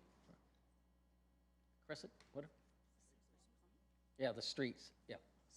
Cypress. Yeah, that was not even close. Cypress. Where they were concerned about the traffic. And this is a broader question to staff. I'm concerned about the traffic. And it says assume or presume, and some of these questions come up that, this is exempt. And yet, this is a large development. Prometheus is developing on the other side of the street. And yet they say, well, we have to take these independently, but I'm concerned that there's a cumulative effect, and this concerns me when I was on council before, is that each of these cannot be looked upon as individual projects. They have to be looked at the totality of all of them, the cumulative effect of all the other building that's going around, because that is going to compound it. And so, staff, could you help me understand how you can sit there and say, right, that there is no impact of the traffic coming in. There's no impact from across the street with Prometheus. There's no impact over on Middlefield where Prometheus has their projects that they're going to be building. That none of these have an effect on the traffic, because traffic causes, parking is going to be potentially out in the street if there's not enough parking. There's congestion of people going all at one time. If you have a dead-end street, they're going to have all these cars coming out. So help me understand how, when they say VTM, or because you're near a major transit center, and of the people on this council, I probably have more experience with light rail and the lack of experience, the success light rail. It's very expensive to run, and yet we're putting the people's quality of life based on a light rail system that is rarely used. And I thank the staff for looking into it, but I'm pretty familiar with our locations here, and they're very rarely used. And they don't go somewhere enough. It takes you forever to get somewhere. So someone from staff, please help me understand how you do not include the cumulative and the more, not by the book, which says it's not a fact, but from reality.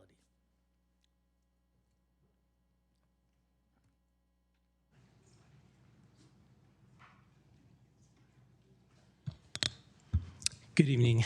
Ed Arango, Assistant Public Works Director. I'm going to start the response on this. I'll take a first pass at it.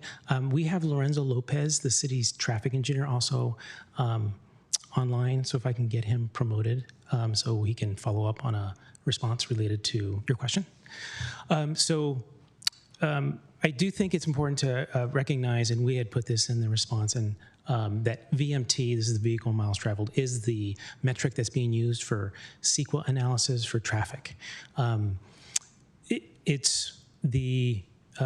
doesn't account for, so this is cumulative conditions, it's the trips from the site.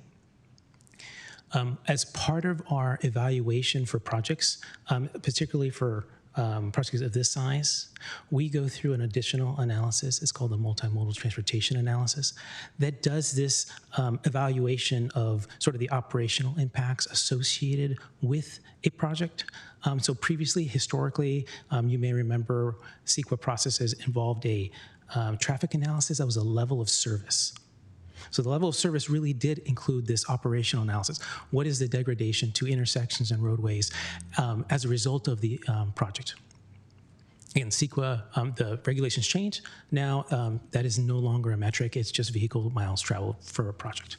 But recognizing that there are operational, and the city staff would want to know those operational impacts, we have implemented a additional analysis on kind of these larger developments that identify that evaluation.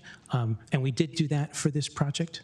I also want to recognize that we also did it for the neighboring project, considering the cumulative effect.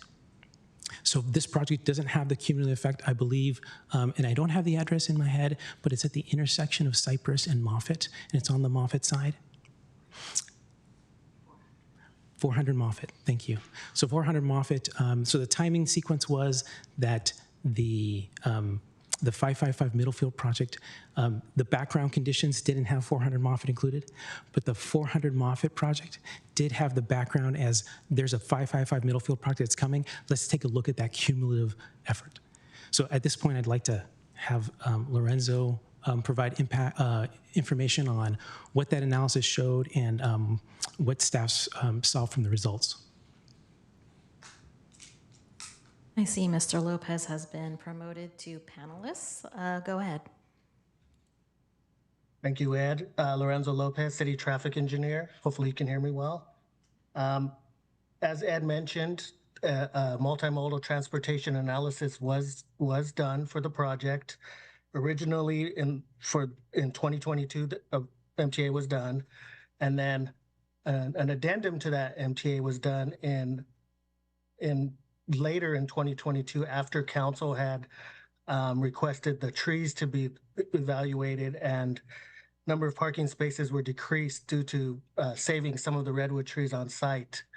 And then recently in February of 2026, a supplemental MTA was done to compare the differences between that previously entitled project and the currently proposed project.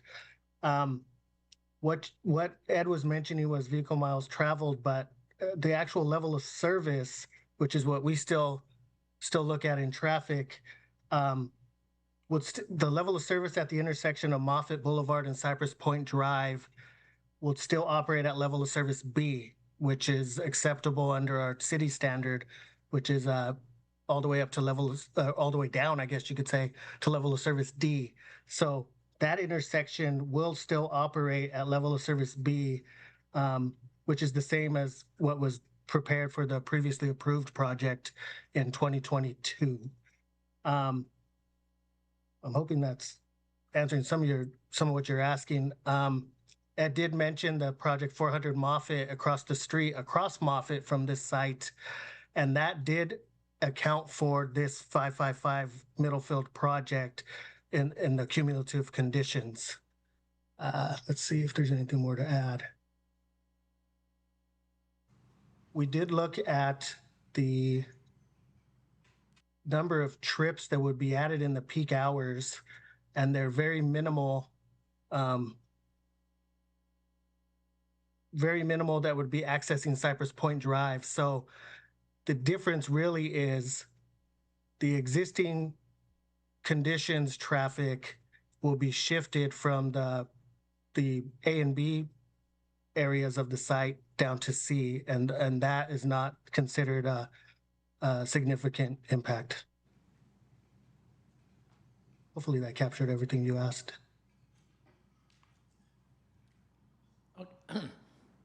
So since the parking garage is at the very back, so all that traffic is going to go one, they only have one way to get out on that street? They do? That's correct. Okay.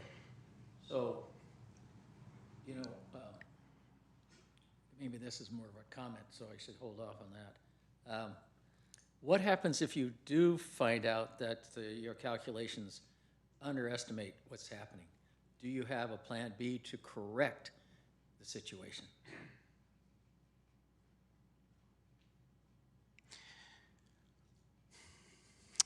In this specific case, because of the configuration of Cypress Point being a cul-de-sac, again, we did evaluate the additional traffic that's going to be planned on Cypress.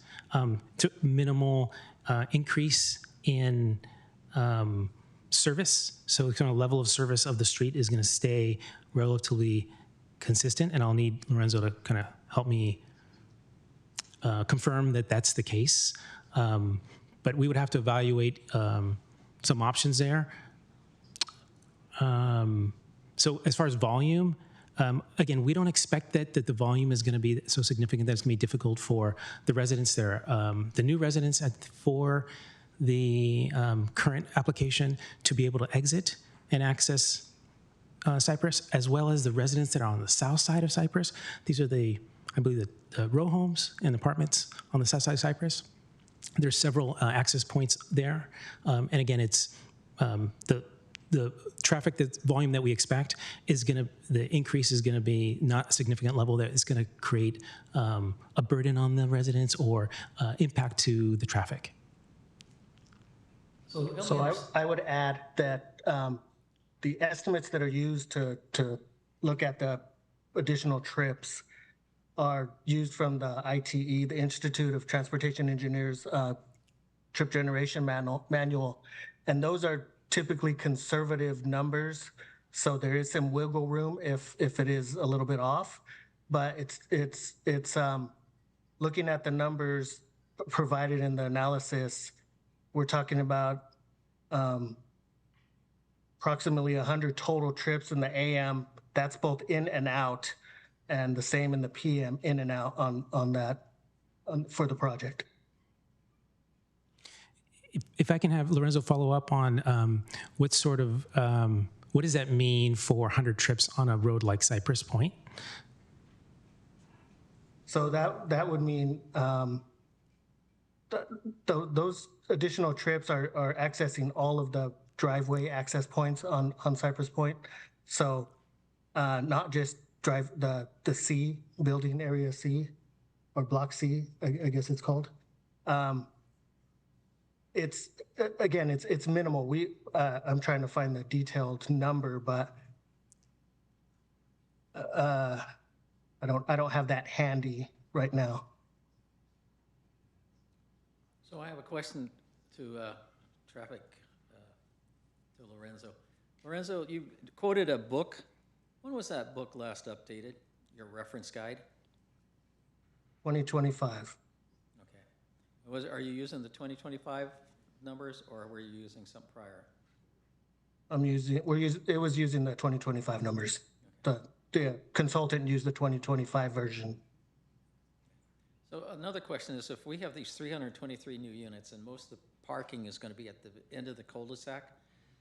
How is that going to be a minimal impact for all those cars to be coming out? What do you consider minimal? Is it numbers or is it reality of people's perception? So again, I'm going to have Lorenzo Lopez, a traffic engineer, kind of provide a supplemental response. But the capacity of Cypress relative to the additional trips that are going to be added is what we look at. So it's actual metric of what the road can handle and what does that mean for the level of service once you introduce these new trips. Is there going to be street parking on that? I believe there's street parking available today, and that will remain. So you're using numbers to indicate minimal or minor adjustments? Okay. When we say minor, that there's a minor change in traffic amount. When you look at the street holistically on kind of level of service is when it degrades. The more traffic you add to a street, the further it degrades. It slows down an ability to, move down the street. But again, this is a relatively low volume street because it is just residents. You heard the trips that are going to be generated from the site, 100 AM trips, 100 PM trips. For a residential street like Cypress, it doesn't degrade the level of service there, and traffic will flow continuously. Oh, yes, just to add, to give you some perspective, the additional trips that this project adds are less than 20 in the AM and the PM peak at the intersection of Cypress Point. So those numbers to me are very insignificant, very small numbers. Good evening. I want to add a little bit of additional perspective. So when a level of service at the intersection, the signalized intersection is at level of service B, like boy, it would take quite a bit of delay to get that intersection to operate at below a level of service D, like dog. D, A, B, C, and D are all acceptable thresholds level of service that the city uses. It's really when we fall into categories of level of service E or F that we really worry. And again, at this point, as a city, we're not really using level of service as a CEQA metric. Is really how we track it as city for operations of the traffic signal and how that intersection operates. When we're looking at the number of cars that would be accessing Cypress Point Drive, that's over a prolonged period of time. It's not like a school where there's an exact 15 or 20-minute drop-off and pickup, right? These are spread throughout the morning hours and the evening hours, and you're all very well aware that since COVID, all of those peak hour times for AM and PM are not clearly defined like they were before. With the hybrid situation, with people working at home, the peak hour in the morning is no longer defined as 7 to 9 in the morning, and the peak hour in the evening is no longer defined as 5 to 7 in the evening. It's much more spread out. And so when the concern is, how are the vehicles queuing or stacking? Are they potentially going to block driveways as they're coming down Cypress Drive and then, turning the corner and trying to get into the driveways for Building C? We don't see that as a concern because, one, that time period in which all the vehicles are accessing are spread out, and two, there are multiple driveways for this particular development for vehicles to be able to go in and out of, further dissipating, if that's the right word, further dissipating how the traffic maneuver in and out of the site. Can you help me understand the relationship of this project and your numbers because they're a major transit system, the transit station, how that affects your calculations? Light rail and the train station? Because you said it's reference to a major transportation hub. Yeah, I'll start with our VMT screening threshold that our city has adopted. It's very similar to what other agencies in this area have also adopted and was worked out in conjunction with VTA, which is our congestion management agency. And so this particular project has met those screening thresholds, one of which is a residential development within a half mile of a high quality transit facility. In this case, that would be light rail, and that has brought us. I think there were a couple of others screening metrics that this project met, but that has brought us into the category of why there's not a whole lot of analysis right now. State law. Okay, that answers my question. Then I do have one other question for the developer. Thank you. Thank you, guys. Thank you for your response, too. It was very helpful. Do you guys know the demographics of how many children are in your projects usually? Do you have a sense, or is it? I have a sense. I don't know if you have actual numbers for School-aged children. School-aged children. It is some. I'd say that the majority of units do not have school-aged children, but we do have a sizable percentage. Probably less than 40%, but then that varies depending on the type of apartments, depending on the location, depending on the community. So you have 500 units. So how many ballpark? Do you have any idea how many school-aged children are going to be? The 400 units that are there today are heavily weighted towards studios and one-bedrooms, just because that's the way this property was built. And so this property may have as low as 10% children. So, 40 kids, something like that. I said 40. Oh, 40? Yeah, sorry. School-aged kids? Yeah, that's probably a high estimate for that property. The 323 new units will do some to balance that out. That's weighted more towards 2 bedrooms and 3 bedrooms.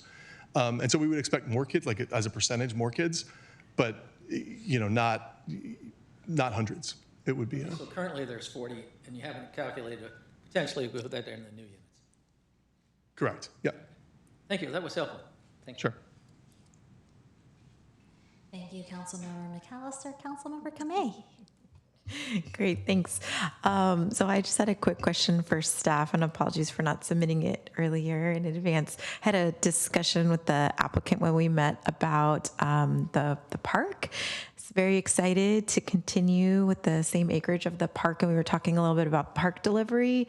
So in speaking with the applicant, they were talking about maybe the entire length of construction and completion would be about 6 years, and working with staff on making sure that we expedite park delivery so that when they're on their last phase of building, we would be able to do that. I don't know if if staff wanted to talk more about the park and what they were envisioning. I know we're going to be adopting our Parks and Rec strategic plan shortly. But I know this area is in desperate need of open space, so I don't know. I apologize. I didn't think of the question prior, so I don't know whom from staff feels comfortable answering this. But sounds like the timeline could be doing some initial work on before the project is fully complete. So looking to staff if they have anything more that they want to add about how we're going to expedite open space in this area. Okay, apologies. I can take the. Okay, thanks, Mr. Arango.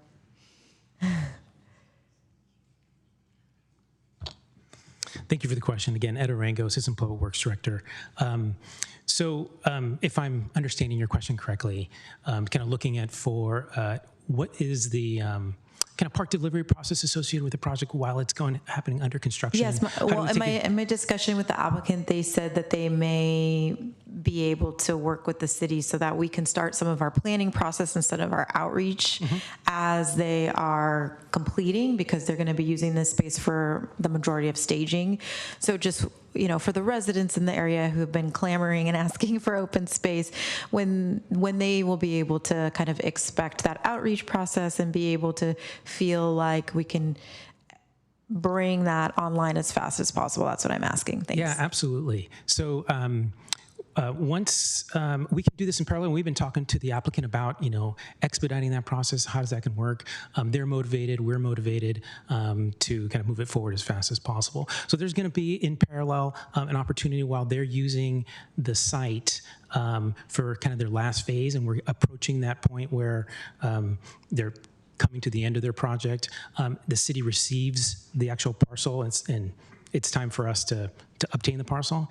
They can still use it while we start that park development process, which will include our standard, very robust park delivery process, multiple public meetings to engage the public to get that feedback. Again, similar to what you've heard previously on our park development process, it's a clean slate, and we don't have any predetermined amenities on the site. So then at that point, we'd reach out to the public, go through a community development process. what amenities would you like to see? We come back again with some alternatives on some layouts, and then finally kind of a recommended alternative, and then go through the Parks and Rec Commission process, City Council process as well. But we'd start that as early as possible while the site is being developed and the park site could still have some construction activity on it, recognizing that we can do this concept in parallel and then move it along faster. Great, thanks. Thank you, Councilmember Kamei. I'm seeing no other council questions in the docket, so now we will go to public comment. Yay. Would any member of the public joining us virtually or in person like to provide public comment on this item? If so, please click the raise hand button on Zoom or submit a blue speaker card to the city clerk. We will take in-person speakers first, and because we have a larger amount of speakers than anticipated, each speaker will have 2 minutes. So we will start with our in-person comments. Ali Saberman.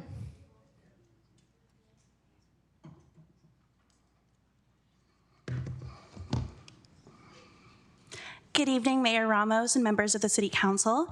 My name is Ali Saberman, and I'm here on behalf of the Housing Action Coalition. We're a member-supported nonprofit that advocates for building housing at all income levels.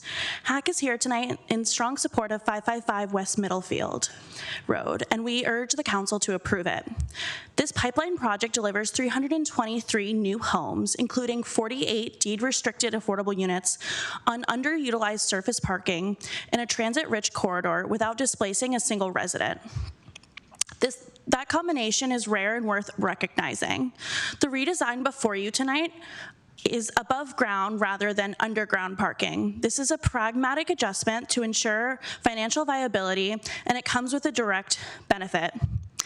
Less evacuation means fewer construction impacts for existing tenants and faster delivery of housing in this region that we urgently need. There was a lot of dialogue tonight about the housing element progress, and we appreciate the city's commitment and work to meeting its housing goals.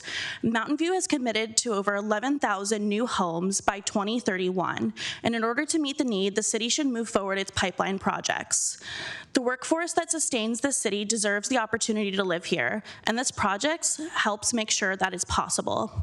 Tonight, you all have the opportunity to turn nearly a decade of planning into homes. We urge you to take it. Thank you.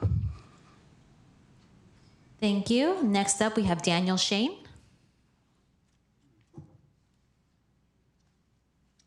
Since I only have 2 minutes to talk, I think I'll read my statement to you. I appreciate the opportunity to speak to the council members on why they should soundly reject this proposed project as designed without substantial revision. City Council approval of this project and cutting down hundreds of evergreen trees that form an effective, dense vegetative barrier between the freeway, Highway 85, and our homes is tantamount to creating a significant public health hazard.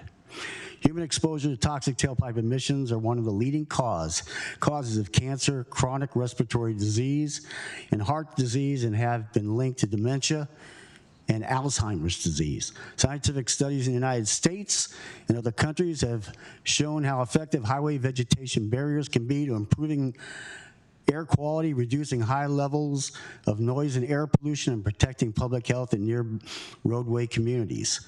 The core mandate and primary responsibility above all else for any city council is the protection of public health, welfare, and the environment. Protecting property and housing are secondary to these higher goals, because without these, what good is the rest? Now, I'm not opposed to building more affordable housing. On the contrary, my daughter and her friends are in desperate need, in dire need of finding housing. But we can do better and smarter housing, and we can integrate the natural environment through better designs. And this is not a better design. All a person needs to do is stand in front of an impressive, wondrous, and continuous barrier. I think it was handed out to you, you can see a photo of the barrier. It extends high above the sound wall, and it's rows of tall evergreen trees, dense foliage, and overlapping canopies that cannot be replaced.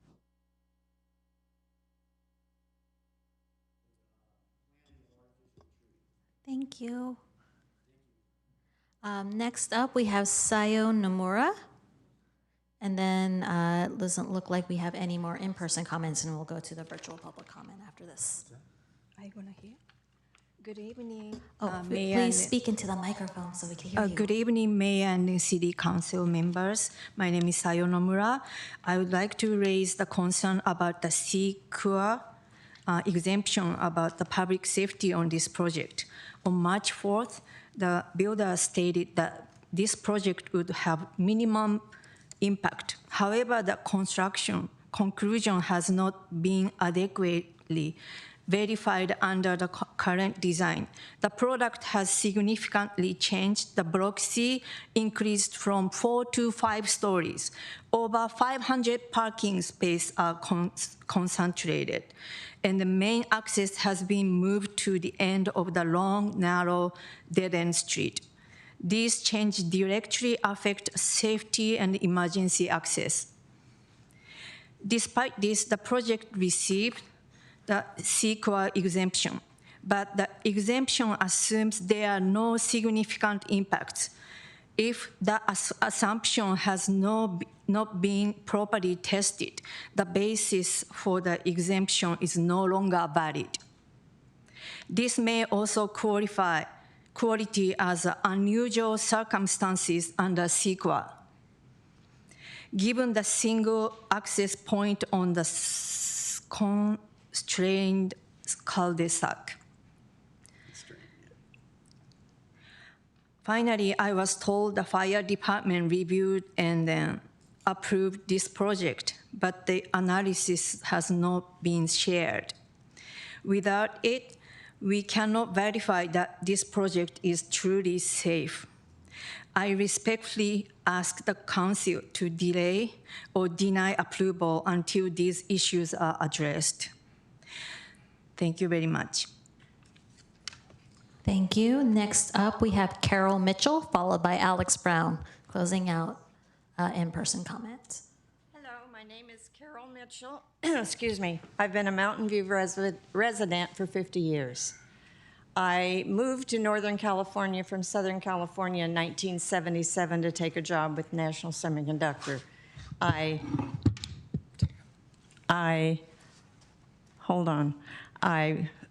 brought my mother with me. We rented a townhouse on Cypress Point Drive, right across from where the intention is to build all of these apartments, condos, et cetera. I've said this before, you know, like Dan, here's the real point. At the end of Cypress Point Drive, there's a hill, okay, on the left side. That hill is on the other side of Stevens Creek Trail.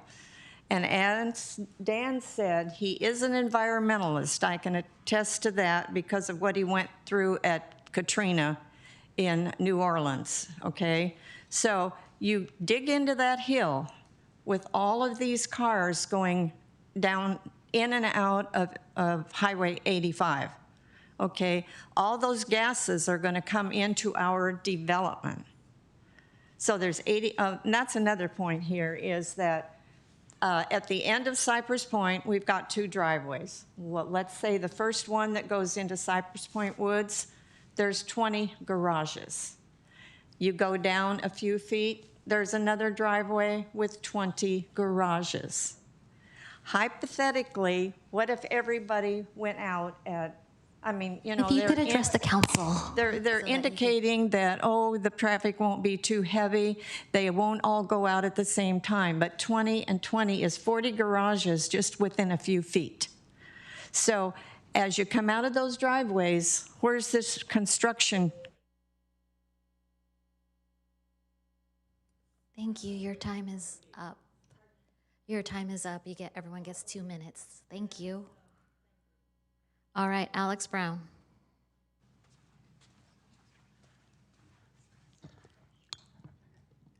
Hi, friends. I like it. Good project. Thank you.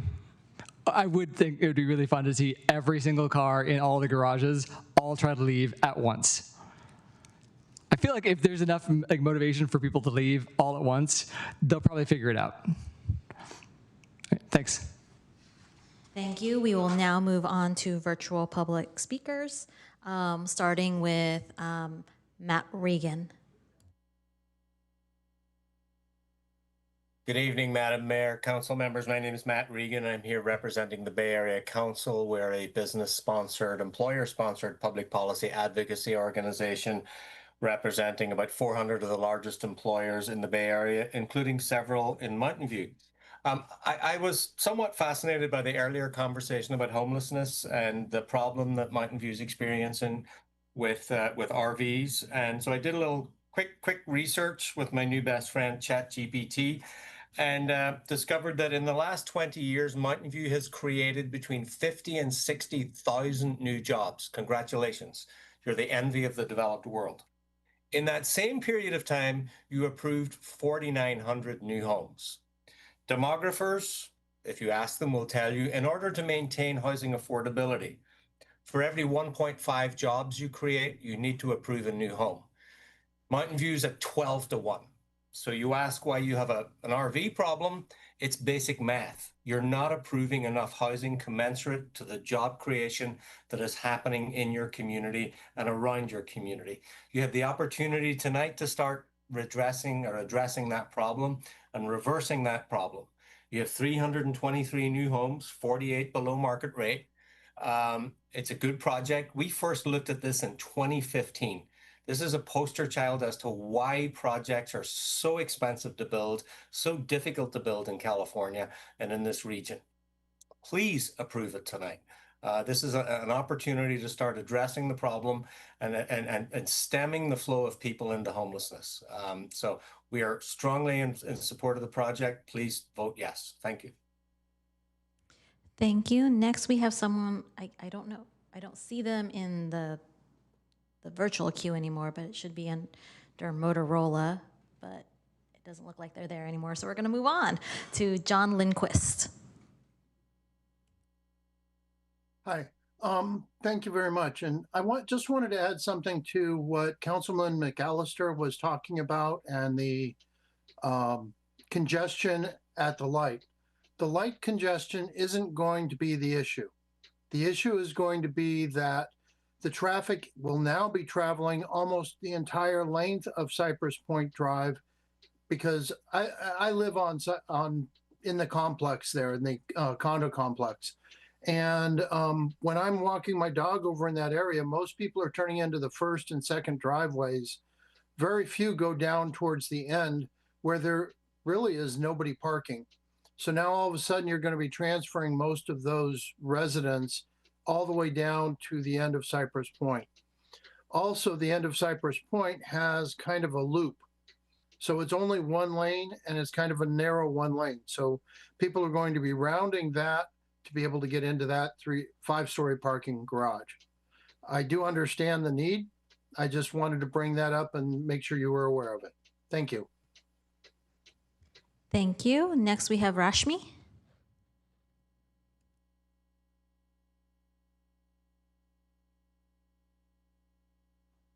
Hi, can you hear me? Sorry, it took me a moment. We can hear you.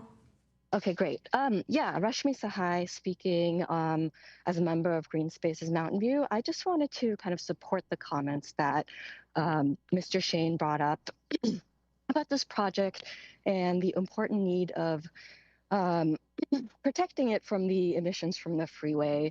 It sounds like this is a project that's been in the works for a long time. This is not a new concern. And the residents, all the residents who live there and will be living there, do deserve clean air just like the rest of us. And so it is a critical part of this development to maintain that urban forest. Also, we have a biodiversity and urban forestry plan coming up, and one big part of the plan is kind of protecting the very little remaining urban forests that we do have. So this is a great space to do that. I think it's a great project, by the way. This is the first time I saw all the details with the bike path. I'm a biker, and some of the tree relocation that's going to be happening. But I do think if there's any way to take one last look at that beautiful urban forest that's providing a protective barrier between the residents and the freeway emissions. I would highly, highly encourage you to do so. I would also say for any new plantings that are coming in, it sounds like you are going to be putting in a lot of trees and other beautification plantings throughout. Please keep in mind, again, that we have this biodiversity and urban forestry plan almost approved, and we're looking to see native plantings and as much as possible native trees going into those spots. So that's just something to keep on your radar as you're making those plans. Thank you so much. Thank you. Next speaker is Hala Ashawani.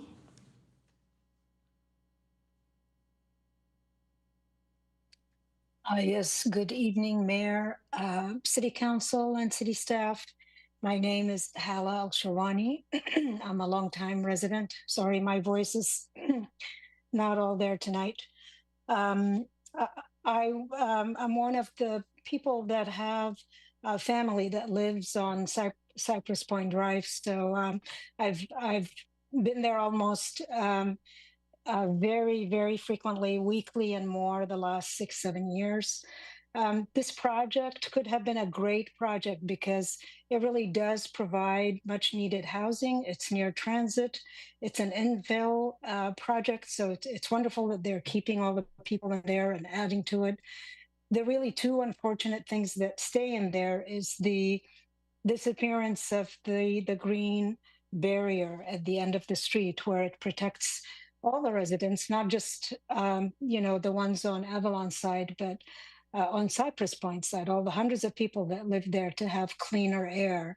I'm glad that the developer moved the garage to face the highway. That's a great idea. I think that's a fantastic thing to do so that the new residents don't have to directly be in view of the cars and the pollution that it emits.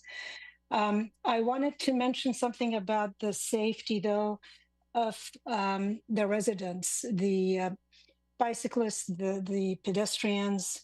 There are 500 parking spaces. Really, the only exits and entrances to them is at the end of this substandard dead-end street. And I'm really concerned about the safety. I know the reports keep saying it's okay, it's not a problem. Just go down the end of the street and imagine 500 cars going in and out, in addition to the other hundreds cars in there. That would be my. Thank you. Next, we have Kelly Stevens or Steffens. Hi, my name is Kelly, and I was born and raised here in Mountain View, and now I'm an adult owning a condo on Cypress Point Drive, and I share some similar concerns. I plant trees in the community with canopy, and taking away all of those heritage trees is something you can't just get back by planting new trees. It takes a long time. And I feel like it's counterproductive to all the work we've been putting in to create a bigger urban forest in our community. And also, yeah, I'm concerned about the issue of the traffic, the health, and also just having such a high-rise building. I'm concerned about that. Maybe some solutions to this project would be maybe a 2 or 3-story building and taking away less of the heritage trees. I'm a little bit concerned about all the high-rise buildings going into Mountain View.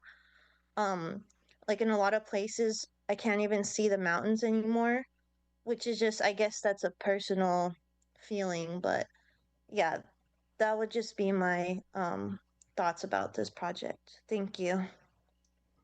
Thank you. And we have our last virtual speaker, Edie Keating. Thank you. I support this project. My personal favorite feature is wide sidewalks.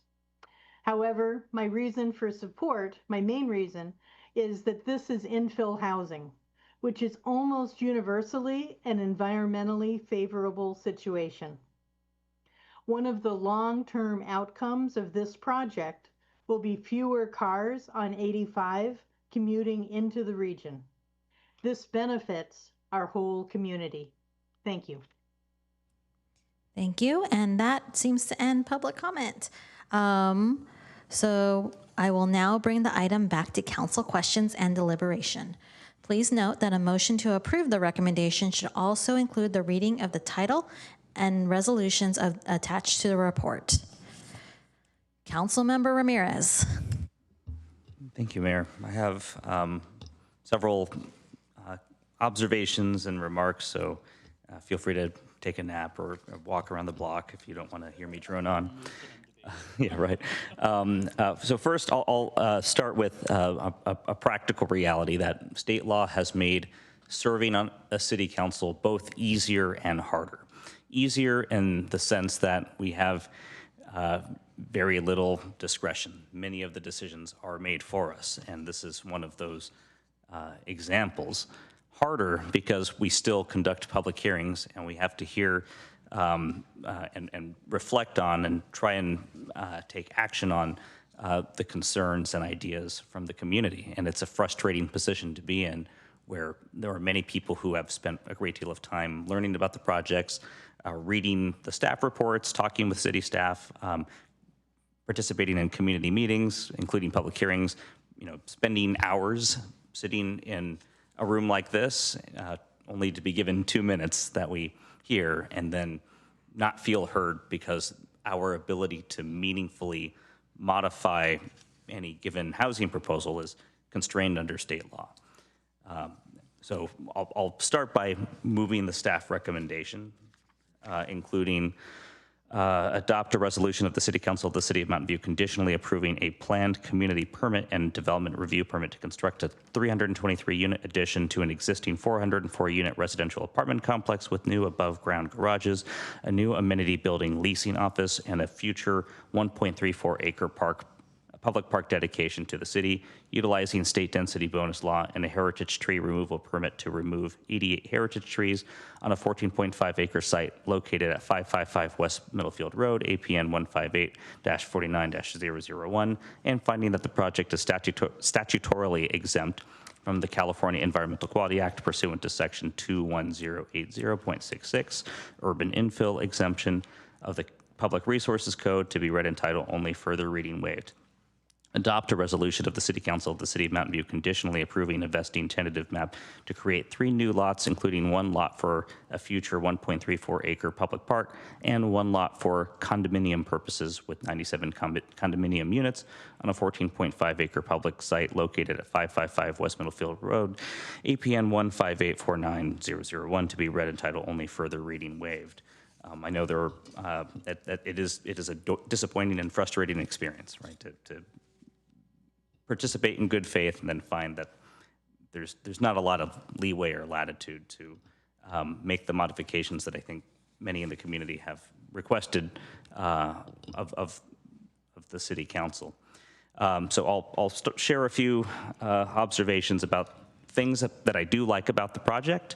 It is, as many members of the community have shared, fundamentally a good project. This is precisely where we want the housing that we're going to construct. Walking distance from downtown, from the Caltrain station. I know Councilmember McAllister hates the light rail system, but for the 5 people who will use light rail, it is walking distance nearby. They're for 5 people too, right? Those 5 people are people too. And a lot of things that we wouldn't be able to require in other circumstances, right? It's actually remarkable to me that the applicant is voluntarily providing a $2 million community benefit. I think it's an acknowledgement of the commitment made to the council that worked on the prior iteration of this project, where there was a discretionary legislative action. The council did have some meaningful ability to influence the project because there was a general plan amendment and a rezoning that doesn't exist in this application. So I personally greatly appreciate the fact that you've retained that commitment, and that allows, I think, likely the future council to invest, I hope, in the community that is hosting the development.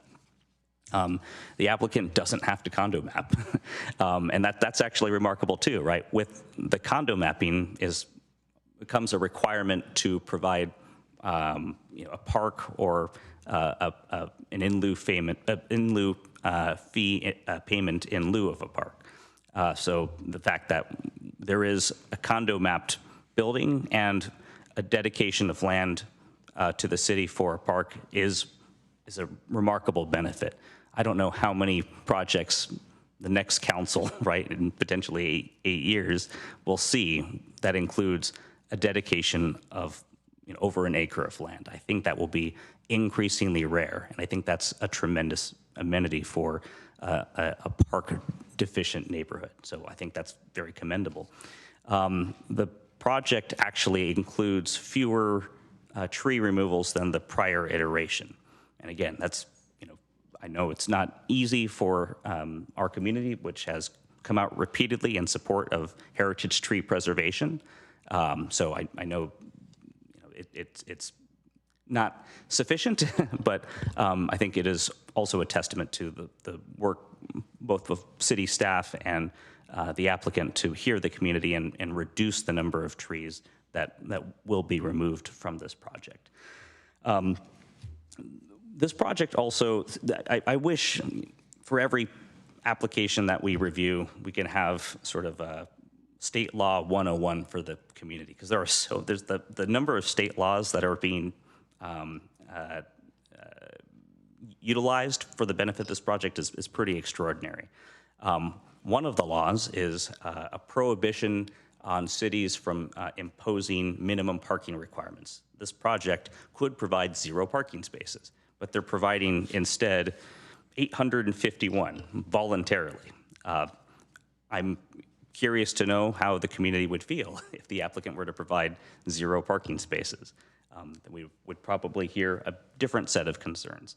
But this applicant is providing 851 new parking spaces that come at a tremendous cost.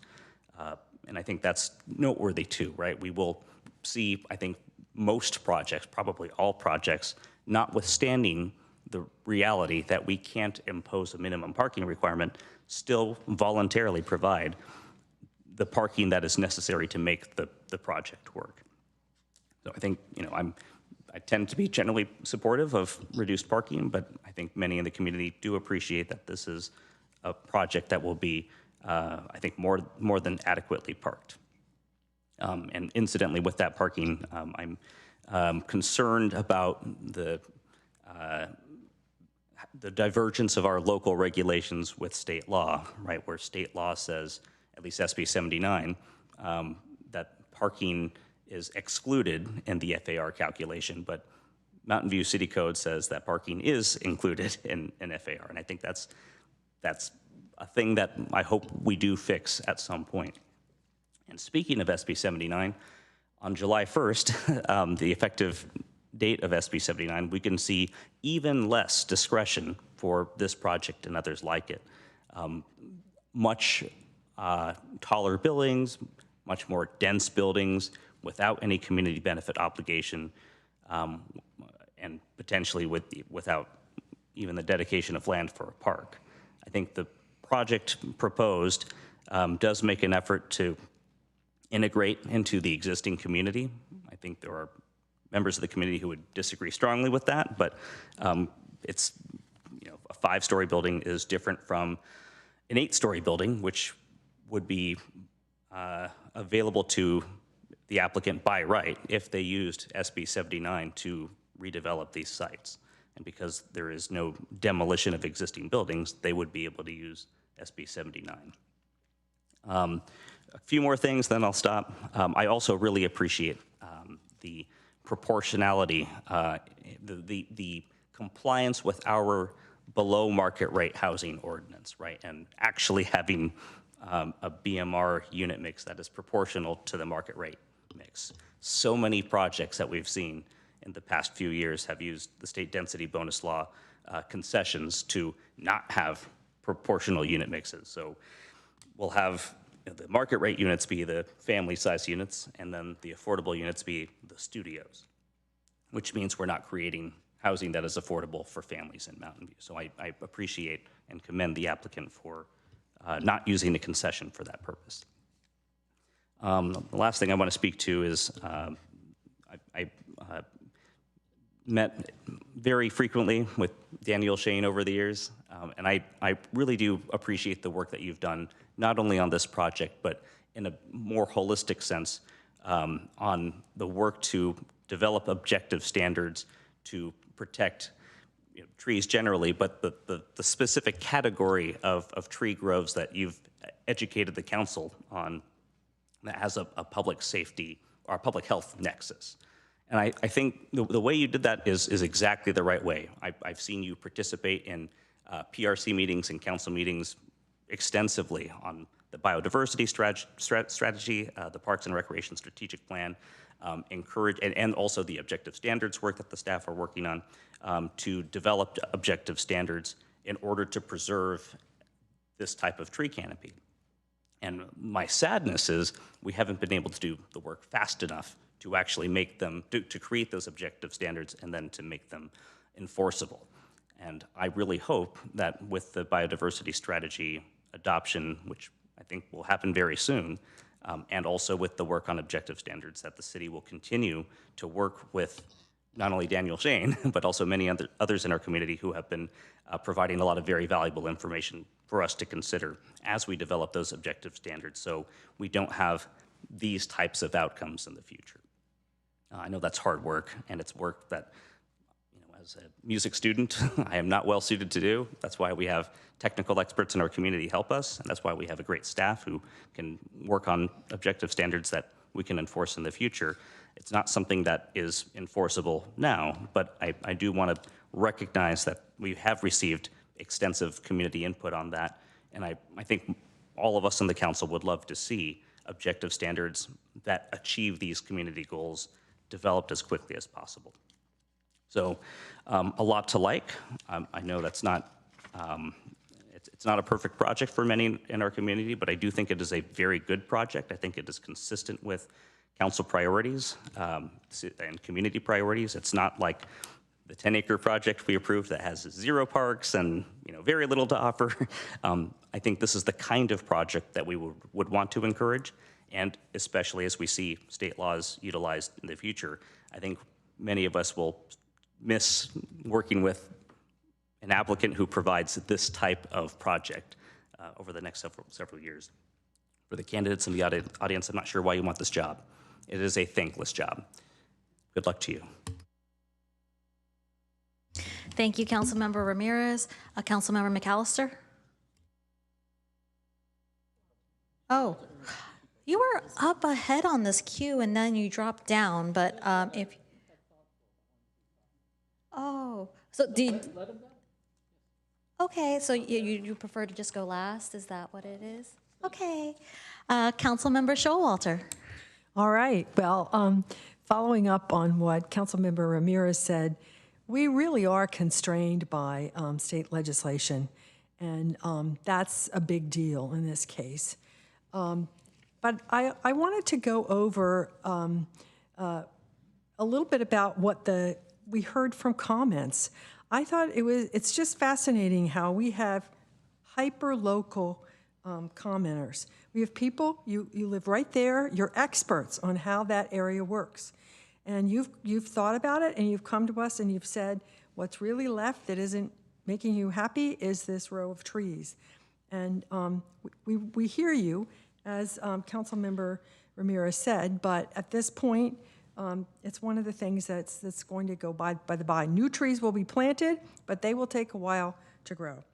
But then I think the other thing that was so interesting in the comments is we had somebody who spoke on the regional level. And it was just, here we are. We have in a sense, we're the envy of the world. We've created tens of thousands of jobs.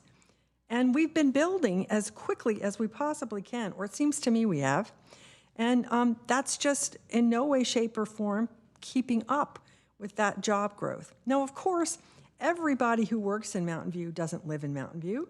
And everybody who lives in we move around. So it's not just us that needs to build a lot of housing. It's the whole region. And really, the whole region didn't respond. And that's why these state regulations were passed because it's a critical problem for our entire state. But I wanted to go over a couple of things that have changed since we started on this project.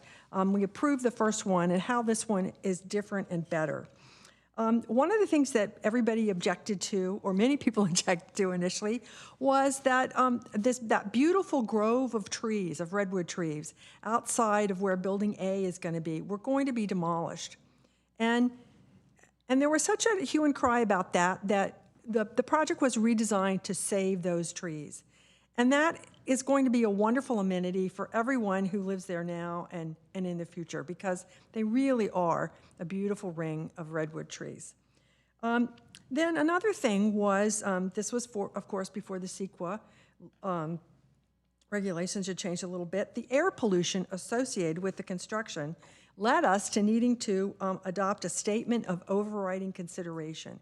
That's basically saying, there's going to be pollution problems from this. And those pollution problems that we were talking about in that were really related to the construction. And that construction impact was related to digging, primarily related to digging those huge holes for the garages. Well, we're not doing that. That's not being done any longer. We're not going to build huge holes for the garages. They're going to be above ground, which is going to mean that the construction is much cleaner, and it's also going to mean that it's much faster.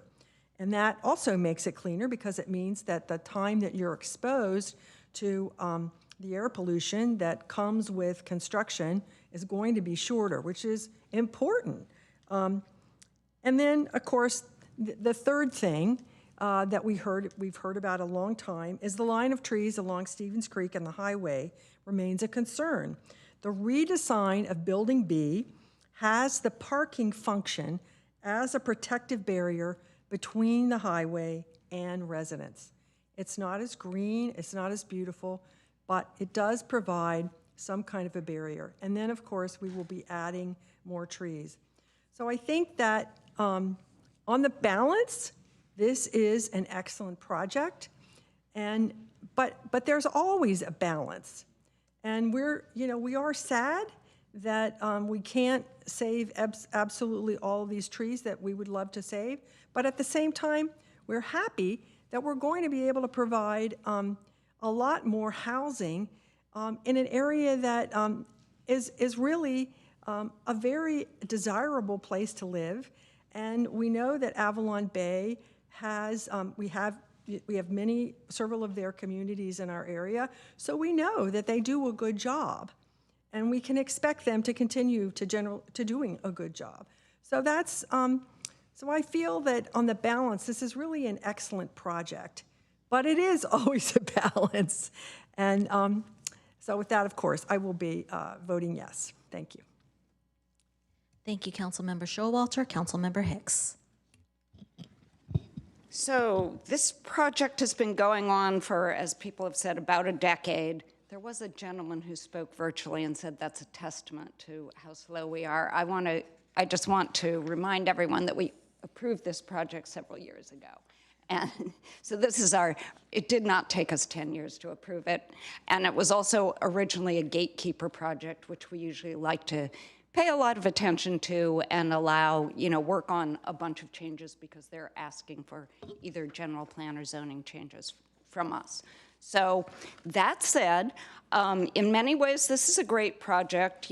Housing, build over surface parking near one of our large transit depots. What could be bad about that? And many changes and improvements have been made over the years.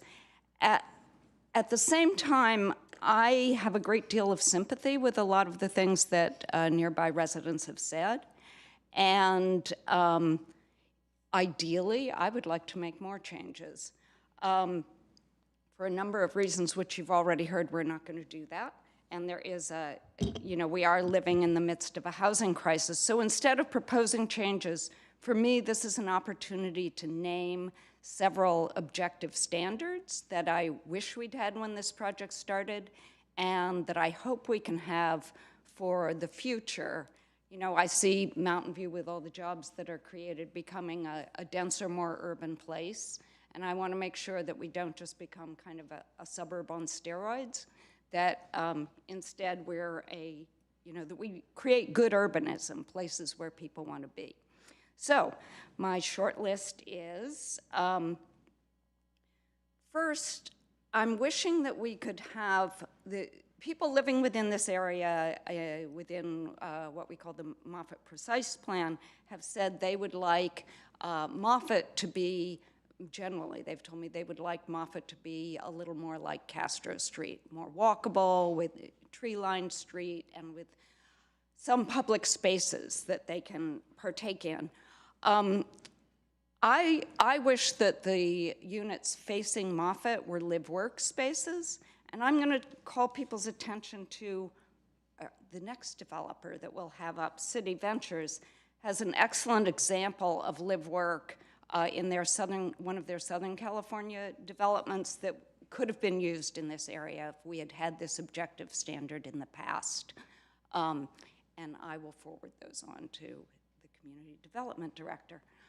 So that's one thing I would like to have, live-work standards for situations like Moffett. Another is I'd like us to be a little more aware of, I'm concerned about the exit onto a small pedestrian-oriented street. I don't know if that in any way can be worked into objective standards. I would prefer more exits onto our larger, more car-oriented streets like Moffett and Middlefield. I also value urban forestry. I think this is on this, the woods here, what are we referring it to, a vegetation barrier. I do think we should see whether there are ways that we can pay attention to those up front, not at the last minute when we can't do anything about it. Perhaps our sustainability staff can highlight that as well.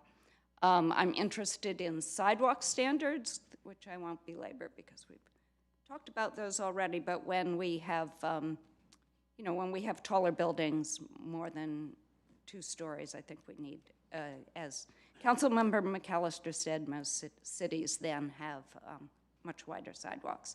And we've spoken about this in the past, I think that stoops in this area are not particularly appropriate, and that the frontage facing Moffett could be better used, for example, using live-work development instead of somebody's bedroom or living room facing an urban sidewalk where I don't want to walk by it, and if you're living there, you don't want me to walk by it. So those are that's my objective standard list. And with that, I will be supporting the motion. Thank you, Councilmember Hicks. Councilmember McAllister. Thanks.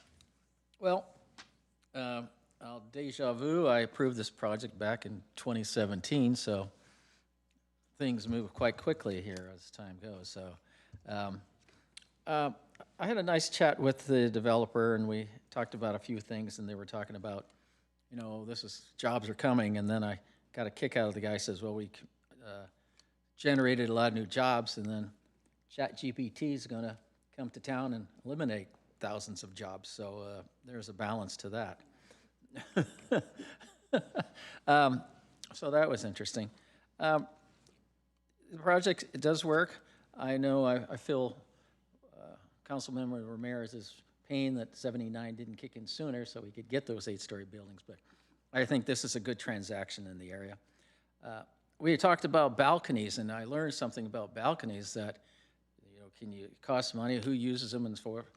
Again, I was in other parts of the United States, and they do a lot of balconies for outdoor space for people, and it costs some money, but I thought it aesthetically, and I sent some pictures to our community development director about Scottsdale has a lot of apartments with greenery on them, and I thought that was great. It gets awful hot there, but it adds some beauty to it, and it gives people personal space that they wouldn't have normally.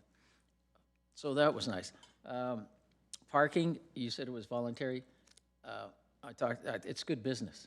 if you don't have parking, you're not going to have people sticking around. So that was good that they realized that it was nice to have the parking there.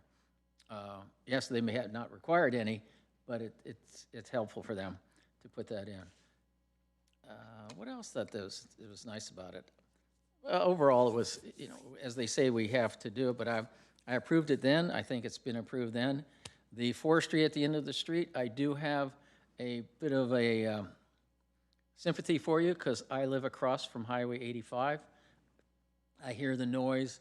I feel the smoke. I mean, I moved here when there was no 85. I was here when there was no 280. I was here when my street was a dead-end street, and things have evolved since then. So when we lose those trees, I hope that we can get the forestry coming back along the way too, because that's along with nature, it works as a sound barrier, and then hopefully absorbs some of these things. I'm still going to be at discussion points with VMT, or what they consider VMT. And I appreciate Councilmember Ramirez, the 5 people that use light rail. And I bring that up because that was also the one on Middlefield. I'm working with some people now. I've been involved with that light rail since 2017. Quite familiar with light rail. And back then they were using it as a standard to say, well, there's light rail, so we build this. Well, the use of light rail is in theory. And all these things about how we're going to determine it is, to me, is theoretical, because I know the reality of light rail is, and even VTA understands the reality of light rail. It's not as used as they had intended it. So as we go forward, I will always be asking staff to be, okay, you have the theory, but let's take a look at the reality and ask for a plan B, and hopefully that will come along. So I'll support it. There's, I do like the transition from the one side of the street on Cypress instead of having a big. I think that was good because I saw some other projects that we had where it wasn't so overwhelming to the people on the south side of Cypress. That was nice. What else can I say? That it's moving along nicely. I hope they get everything done sooner than possible because they say they use internal financing, which is always tough, and yet they say they can get this done. And I've seen a lot of projects where people promise, but they don't deliver because of whatever reasons. It sounds like these gentlemen are going to be able to, well, it's been 10 years, so hopefully, I was going to say you get things done, but it's been a while, so. Good luck with the project, and I'll get the support, and I'll vote for it. Thank you, Councilmember McAllister. Councilmember Kamei. Thanks, Mayor. Well, I feel like now's the time that I need to confess I'm one of the 5 people who take light rail. I live in Wisman, right next to the light rail station, and it's me. I'm one of the 5. You know, I feel, on the one hand, I feel fortunate that we get to talk about the Wisman area, my neighborhood, for the second meeting in a row. On the other hand, and I shared this with the applicant, having to see this project again it is difficult for council because we know how difficult it would be for the residents in the community. And really appreciate the continued engagement of the residents. As someone who lived across the street and was recused out for a long time, I felt fortunate to be able to move to a different part of the area to continue and to try to find ways to be part of the conversation. And so I'm not going to belabor the points that colleagues made about the constraints that we face by state law and other changes in these last 4 years since the project approval. So I'm going to look for the silver linings, which I know Councilmember Ramirez will appreciate as our optimist on council, is that the community benefit side of things. So as Councilmember Showalter mentioned, the significant environmental impacts to residents has been reduced. We are now going to be soon approving our Parks and Rec strategic plan. The Moffett Precise plan is moving forward. Our streetscape plan is going forward. So I think there are ways for us to use the other plans that are the biodiversity strategy. There'll be other tools and mechanisms, hopefully, that we will be able to use as tools, especially my question about the park, that we can incorporate into the park. And perhaps that would be a great way to tap into Mr. Shane's great knowledge on what we can do in that space to make it honestly a community gem, ecological gem in that area for a space that really needs access to a park. So want to thank the applicant for this journey we've been on, where you've kept your commitment to the $2 million, over 1 acre of park, and have found a way to, I think, keep the design elements I thought were quite nice. We went through the renderings of what the original project looked like in 22 versus now, and the articulations and kind of the points of interest are much, I think, more in tune to where we are now and how to unify the entire property together. So I'll be supporting the project. Thanks. Thank you, Councilmember Kamei. Back to Councilmember Ramirez. Thank you, Mayor. Very briefly, I just like Councilmember McAllister and I don't often agree. So when we do, I want to elevate and appreciate our our collaboration. You said parking is good business, so I just want to let the staff know, I'm looking at all of you and the city manager, that Councilmember McAllister and I agree that we should not have parking minimum requirements at all. They should be abolished because they're not necessary, since parking will be voluntarily provided. Thank you. Because it's good business. Thank you, Councilmember Ramirez. I'll close up with my comments before we get to a vote. I actually, on my way to downtown, I would pass by this general area. I am not a frequent user of VTA, so I would be like a 0.1 user of VTA. So I'm really trying to get out of my car more. But what I actually use the transit center more is for Caltrain. And Caltrain is a very utilized transit thing. And like, if I need to go to San Francisco or Redwood City, that is, I literally walk past where this development is going to be and take that, get my steps in and everything. So it is a good location to increase housing, and it's been a long road. And I recall when it was last on council, I wasn't on council when it was last on council, and I was just thinking, it's like, man, I'm glad I don't have to deal with that. And now it's back. So I hope it doesn't come back. I'm hoping that this is the final time. I'm seeing a head nod. We're gonna agree. This is not coming back to us.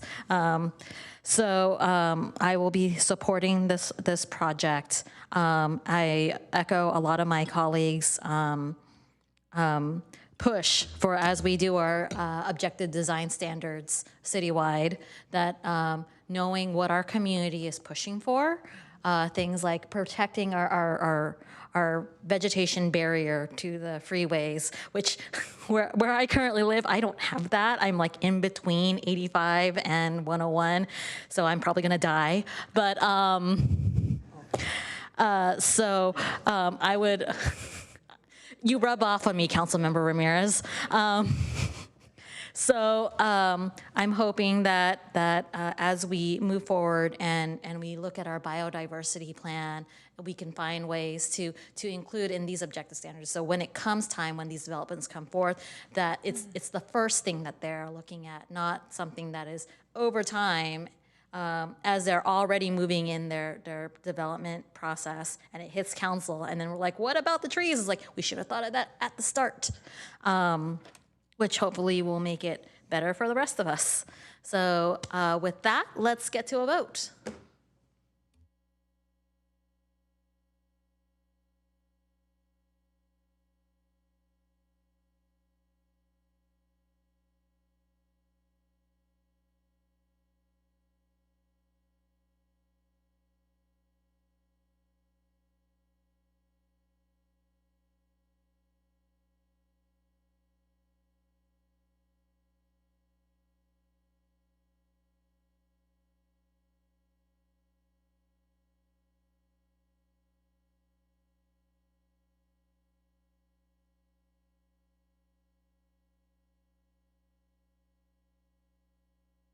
Motion passes unanimously. We are going to take a 5-minute break. I was trying to get a break every two hours. We went a little far, but we'll be back at 9:56. Yes.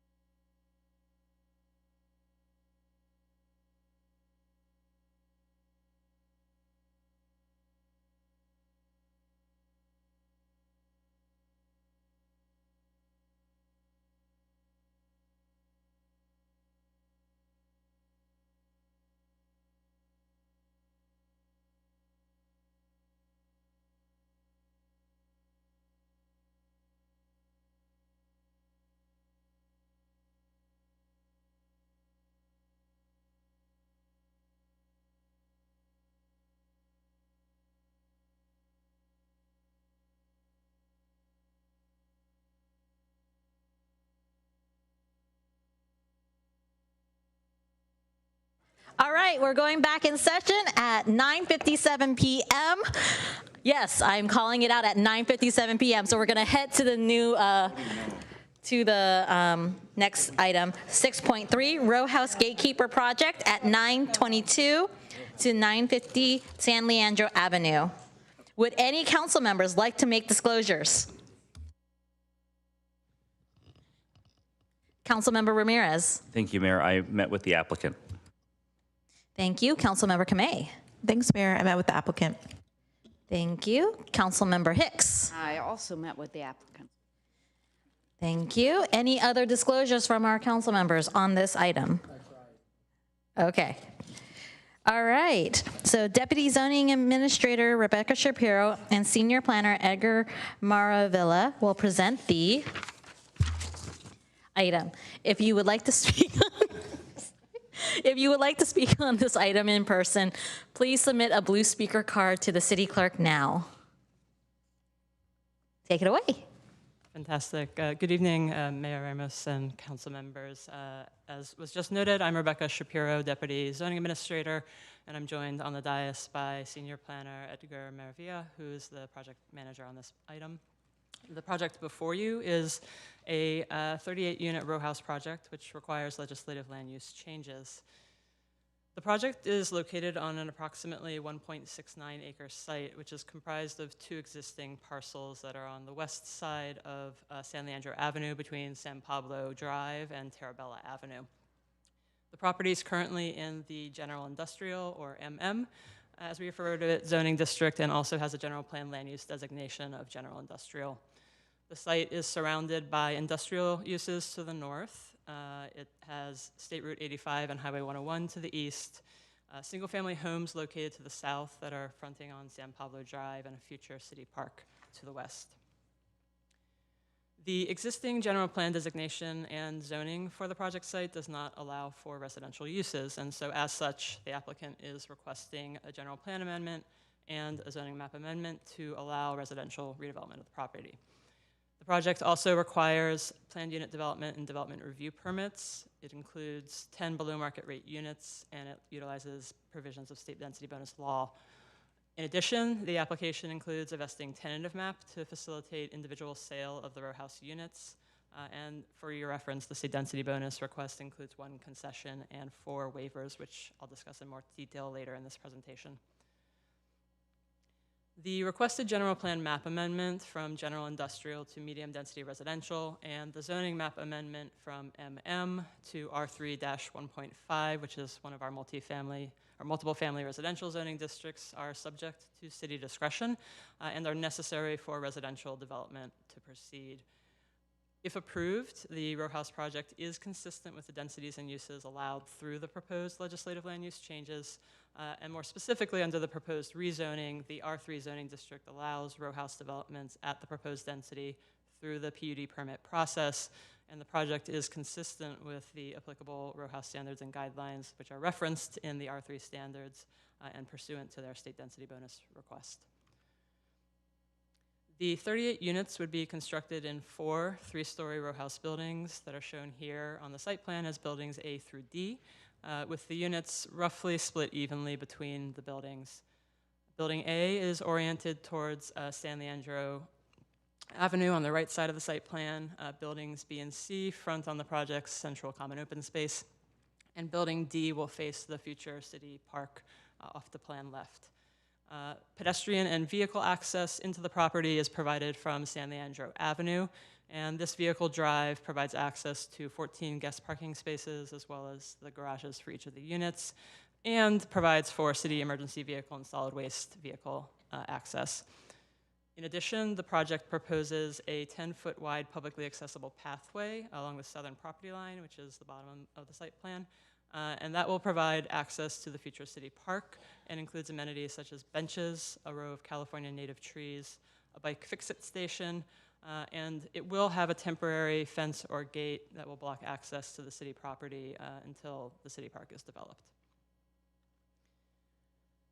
The proposed buildings share a simple craftsman bungalow style inspired design with a mix of 3 primary exterior materials, including stucco, board and batten, and lap siding. The building design features fairly straightforward, hipped and intersecting gabled roof forms. And as proposed, each row house unit will have 3 bedrooms, 1 private balcony, a small front yard area, and all of the front yard is anchored by a porch and drought-tolerant landscaping. As noted earlier, the 38-unit project will provide 10 below-market rate units, which is equivalent to 25% of the total project units. 3 of those BMR units will be available to low-income households, earning up to 80% of area median income. 5 units will be affordable to moderate income households, earning up to 120% of AMI, and 2 units will be affordable at above moderate income levels up to 150% AMI. All of the units in the development, including the BMR units, are 3 bedrooms, and the 8 low to moderate income units qualify the project to utilize state density bonus law. The proposal meets the city's BMR requirements, inclusive of the 1 requested concession. Pursuant to state density bonus law, this project would qualify for a 16% density bonus, up to 2 concessions or incentives, and unlimited waivers of development standards that are necessary to construct the project. The applicant is not requesting any bonus density, but is requesting 1 concession and 4 waivers, as shown on screen now and discussed in more detail within the council report and in the project findings. Ultimately, staff's analysis found that the concession and waivers are necessary for cost reduction and physical construction of the project pursuant to provisions of state density bonus law. The project proposes to remove 31 on-site trees, 5 of which are heritage trees, and will plant 94 new trees, which is approximately 3 times the number of trees to be removed, and is coincident to that, expected to provide roughly 3 times the existing tree canopy at tree maturity after 10 years. Overall, the landscape plan complies with the city's water conservation and landscaping regulations and includes a strong focus on California native species. The project proposal also exceeds the objective design requirements for private and common open spaces. The vesting tentative map would create 38 residential condominium units via a 1-lot subdivision, allowing individual sale of the units and common ownership of the shared improvements. Staff reviewed the subdivision and found the project is consistent with the requirements of the Subdivision Map Act, city subdivision standards, and the general plan. A draft initial study was prepared for this project, which found that the project would not result in any potentially significant environmental impacts with implementation of city code requirements, standard city conditions of approval, and mitigation measures that are disclosed in the initial study, mitigated negative declaration, and the mitigation monitoring and reporting program for the project. The city did not receive any comments on the initial study during the document's 30-day public comment period. The applicant hosted 2 community outreach meetings, one prior to submitting their planning application and a December 2025 community meeting where the 6 attendees expressed appreciation for the design, including that the revised site plan created a larger buffer to the adjacent homes to the south, and that the applicant had revised the project to address prior community feedback. As part of the city's collaborative design review process, the applicant also voluntarily attended 1 design review consultation meeting and worked with staff to refine the project to address design review feedback, as also discussed in more detail within the council report. At the EPC hearing in February, commissioner and public input on the project was positive, with particular notes of appreciation on the project design and the outreach efforts by the applicant. 1 public comment expressed concern with the city's parkland in lieu fee methodology. The EPC unanimously recommended that the City Council approve the project, including the legislative land use changes. In conclusion, city staff and the EPC recommend that the City Council adopt the initial study and mitigated negative declaration pursuant to the CEQA guidelines and approve the proposed project, including each of the project recommendations shown on screen and in the staff report. These actions include the introduction of an ordinance to amend the zoning map for the project site, which requires a 2nd reading if the recommended actions are passed tonight. In addition, staff has identified a late-breaking correction to the parkland dedication fee calculation that's identified in both the project and vesting tentative map resolutions, which requires some minor revisions to 2 recitals and 1 condition of approval in both of the resolutions. The language of those changes is shown on screen now and in the desk item that was provided to council on the dais. Staff recommends that these changes be included with any council motion to approve the project per the EPC recommendation. And that concludes staff's presentation. City staff from multiple departments are here tonight, and the applicant team is also available for questions. The applicant does also have a presentation for you tonight. Thank you. Thank you. We will now have a presentation from the applicant, Kian Malik, Vice President of Development, City Ventures. You will see 7 minutes on the clock. Good evening, Mayor and council members. My name is Kian Malik, and I'm honored to be here tonight to present to you the Arbor Square project on San Leandro Avenue. Next slide, please. For those that don't know City Ventures, we are an infill developer. So we focus on developing underutilized parcels in existing urban areas to meet the large demand for missing middle ownership housing. We love working in the city of Mountain View, and this will be our 3rd project here in the city. What you'll see on the next slide is not the site plan we are proposing tonight, but it is the site plan that we started with 5 years ago. As an infill developer, it's important for us to join the fabric of the community and not work in a vacuum. So at the onset of the project, we met with the community, and as you'll see on the next slide, we gained some really valuable feedback that really focused around creating a larger separation between our proposed buildings and the existing single-family homes to the project south. On a future slide, I'll go over how we incorporated those comments into the design. Next slide, please. Like I previously mentioned, this project was kicked off 5 years ago. It's a complicated site. It's a land use assemblage with multiple property owners and a land use change. So at the onset of the project, we met with council members, we met with city staff, really to understand the vision for this site. We then had our first community meeting in October 2023. After multiple submittals to the city, I think we had about 15 to 20 site plan changes.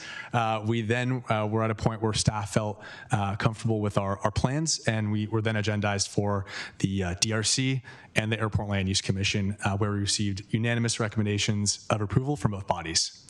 We then incorporated those comments into our final submittal, which we shared with the community just this last December. And then we had our February EPC meeting last month. We were very grateful to receive all positive comments from the community during the public comment period. And that brings us here tonight to respectfully request your approval of the Arbor Square project. Next slide, please. Most of you are already familiar with the project site, but I wanted to restate that this is a 1.69 acre site that today is mostly a vacant industrial building, an empty surface parking lot, and an empty dirt lot. So as you'll see on the next slide, this is a fantastic infill site, and it's a great opportunity for more housing, more ownership housing here in the city of Mountain View. Next slide, please. So we are proposing 38 homes that will be marketed towards first-time home buyers, small families, families looking to downsize, and below market rate buyers. On the next slide, please. We heard through the grapevine that not many projects have been able to incorporate 25%, the 25% affordability requirement. And we learned that this is a very important factor, important policy for the city. So from the onset of the project, we incorporated this into the project plans, and we're proud to say we're planning for 10 out of the 38 homes to be deed restricted affordable units. Next slide, please. The goal of the design of the project was to create a strong street pedestrian experience by orienting our front doors to face the future city park to the west and the San Leandro Avenue right-of-way to the east, really to embrace both public ways and as opposed to turn our backs towards them with garages. Next slide, please. Most importantly, we incorporated the community's feedback into the project design by orienting the project driveway, a row of canopy trees, and shared use path all along the south property line to create a significant buffer between our proposed homes and the existing single-family neighbors to our south. So, as we'll see on the next slide, in our December community meeting, we received all positive comment cards. Getting looks great and good job is very much appreciated, but I'd like to read the top card that says, unlike many other developers, City Ventures actually listened. That means a lot to City Ventures. It means a lot to staff who've worked on this project for over 5 years. So that comment's very much appreciated. Next slide, please.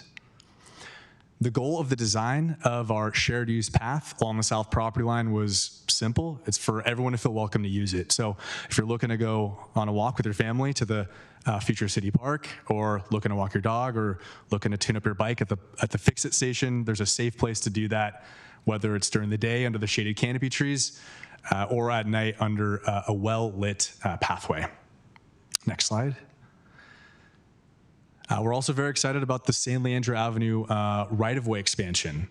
We're proposing a 7-foot new sidewalk, as well as an 8-foot landscape strip that will include a double row of trees that will not only soften the architecture along the project frontage, but also create a more enjoyable pedestrian experience along San Leandro Avenue. Next slide, please. And we're also very excited to be proposing 94 new trees on site. The majority of the planting on site is native species. And at full maturity, about a quarter of the site will be under a tree canopy. So we're very excited to be proposing a very green, lush site. Next slide, please. Mayor and council members, thank you so much for your time, and we really appreciate your consideration to join the fabric of this community. We hope we put together a proposal that you and the community would love to see built. And I do want to give a special thank you to staff, especially project planner Edgar Maravilla, who's been an absolute pleasure to work with over the last 5 years. So thank you, Mayor, thank you, council members, and thank you, staff. Okay, thank you. Does any member of the council have questions? I see Council Member Ramirez. Thank you, Mayor. First, I really appreciated your presentation. It's really nice seeing actual comment cards from the public referenced in the presentation to council, and that evolution, I think, is very valuable for us to consider. I wish Albert Jeans were in the audience, because he would ask the question that I'm going to ask, which is, I thought I understood the calculation for the park and lieu fees, but now I definitely don't, right? So we're adding 2 new units, right? The park fee is based on 28 net new units. When it was only 26, the in lieu fee was 86,200. Sorry, 86,000. No, wait a second. Well, that's the cost. Oh, here it is. Okay, so $862,784. Now, with 28 units, the in lieu fee is $864,032. It's a trivial increase, right? If I were to reverse engineer it and subtract 2 units each time, it would not go to 0, right? So I'm really struggling to understand that calculation. Absolutely. Thank you for asking that question. I agree that we were also a little surprised in planning to see the delta, but I would like to invite my colleagues from Public Works up to provide a more detailed answer. My overarching understanding is that the reason for the kind of nominal increase is because the parkland fee, dedication fee calculation is determined roughly on the basis of the proportion of the residents added to the neighborhood area, rather than like number of units specifically. And so because adding 2 units doesn't substantially change the proportion of residents being introduced to the neighborhood, which is a proportionality that gets carried over to the responsibility of the project towards the parkland deficit in the neighborhood, that's why there's not a substantial increase, because adding 2 units to a project is a fairly small change in terms of the size of the project as a proportion of the neighborhood area. Public Works staff may be able to provide a better explanation to that question, though. I think that it would actually be beneficial if you were to graph it, right? So the number of units, right? So if it's 1 unit, it's probably not going to be $800,000, right? At what point in that graph would there be a spike to get us to 800,000? Would it be going from 15 to 16? Yeah, I think it depends a little bit on the size of the neighborhood area and the size of the park deficit in that area, but it would probably have to be much larger than 2 units to see a significant change to the calculation. That doesn't make sense to me, but okay. I think I don't know if you want to help explain. It is far less than intuitive.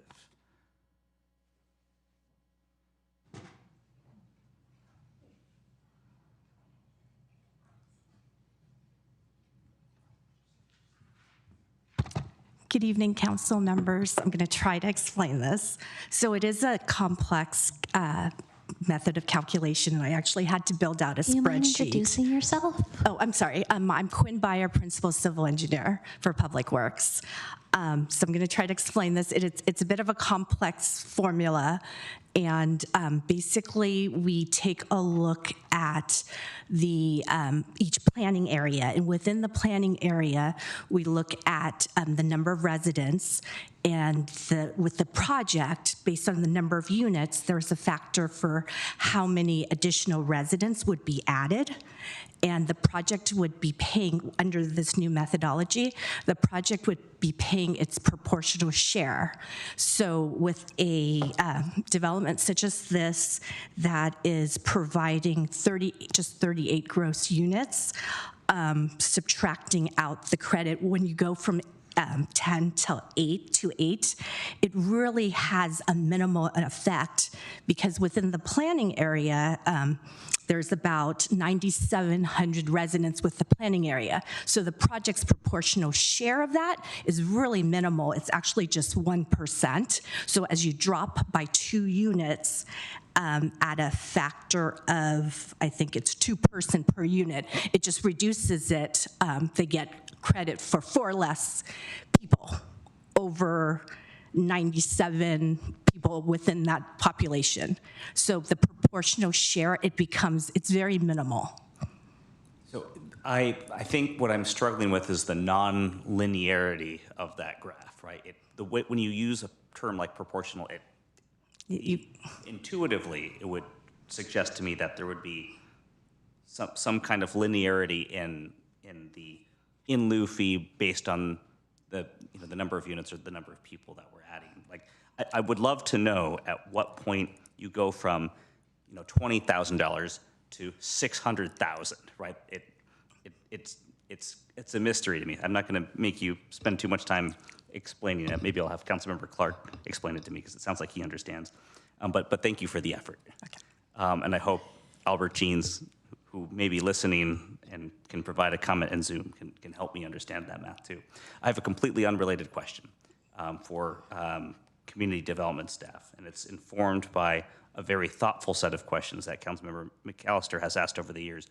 Is staff concerned at all about the erosion of the industrial base, right? We're losing a lot of blue and we're getting a lot of orange. At what point should we be concerned about that? I think I heard 2 questions asked there. One speaks to staff's kind of cognizance of this potential issue, and the second being, where is the line of concern? The short answer to the first question is absolutely. It's something that has come up regularly, and it definitely came up when city staff was working on the Terabella Visioning project within this very neighborhood area. And so I think it is something that's front and center on the minds of staff. At the same time, we have frequently looked at our non-residential land in the city as an opportunity to create housing sites with 0 displacement. So there are in any of these scenarios, sort of pros and cons to our kind of attention and the attention of the market on existing non-residential properties in the city.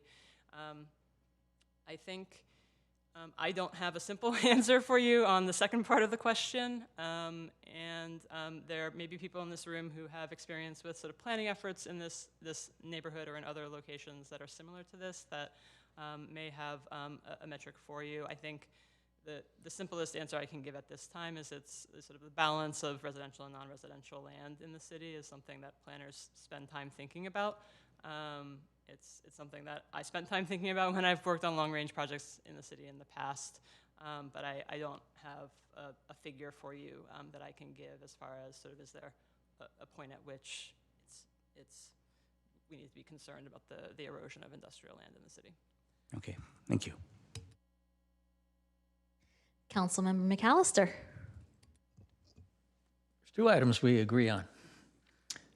Mayor, since I'm a boomer and I'm used to seeing these projects before that we talked about, this erosion, it is a concern, because there's a big push to do a lot of housing, but we need the small industrial base for the car repair, the plumber, the electrician, those kind of people that come through our lives. So that's a statement, not a question. So let me get to the question.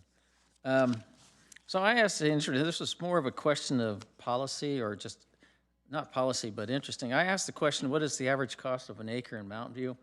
And then they came up with 7.8, and I know there's a lot of variables. And then I asked the sort of following up on your in lieu question, in lieu of the and now it's probably a little more money, $862,000, it's equal to 0.16 land. How does that number equal the cost of an acre? And it came out to $5.4 million. So it's a question is if we're trying to get a deficit, we're always going to be in a deficit because the amount of money we collect never equals the cost of a land, to actually buy land in Mountain View. Is that a true statement, or help me understand? The correlation between what we charge is below what the cost of land is. Is there any way to get the correlation that what we charge will get us to the point of what land's worth?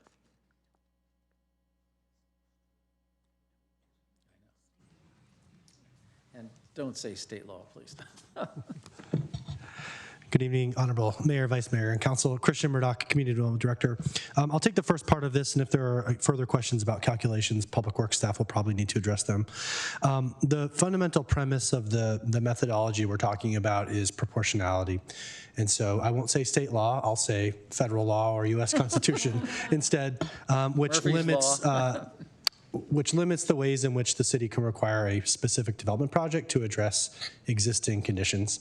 And so we've identified there's an existing deficit in many of the city's park planning areas, and it's not the burden of a given development to rectify that existing deficit. It's their responsibility to address their proportionate impact to that deficit.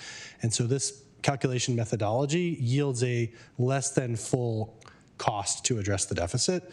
Hence, you're seeing a $5.4 million per acre equivalent valuation for a $7 or $8 million actual cost of land, and that's driven by this proportionality of the impact.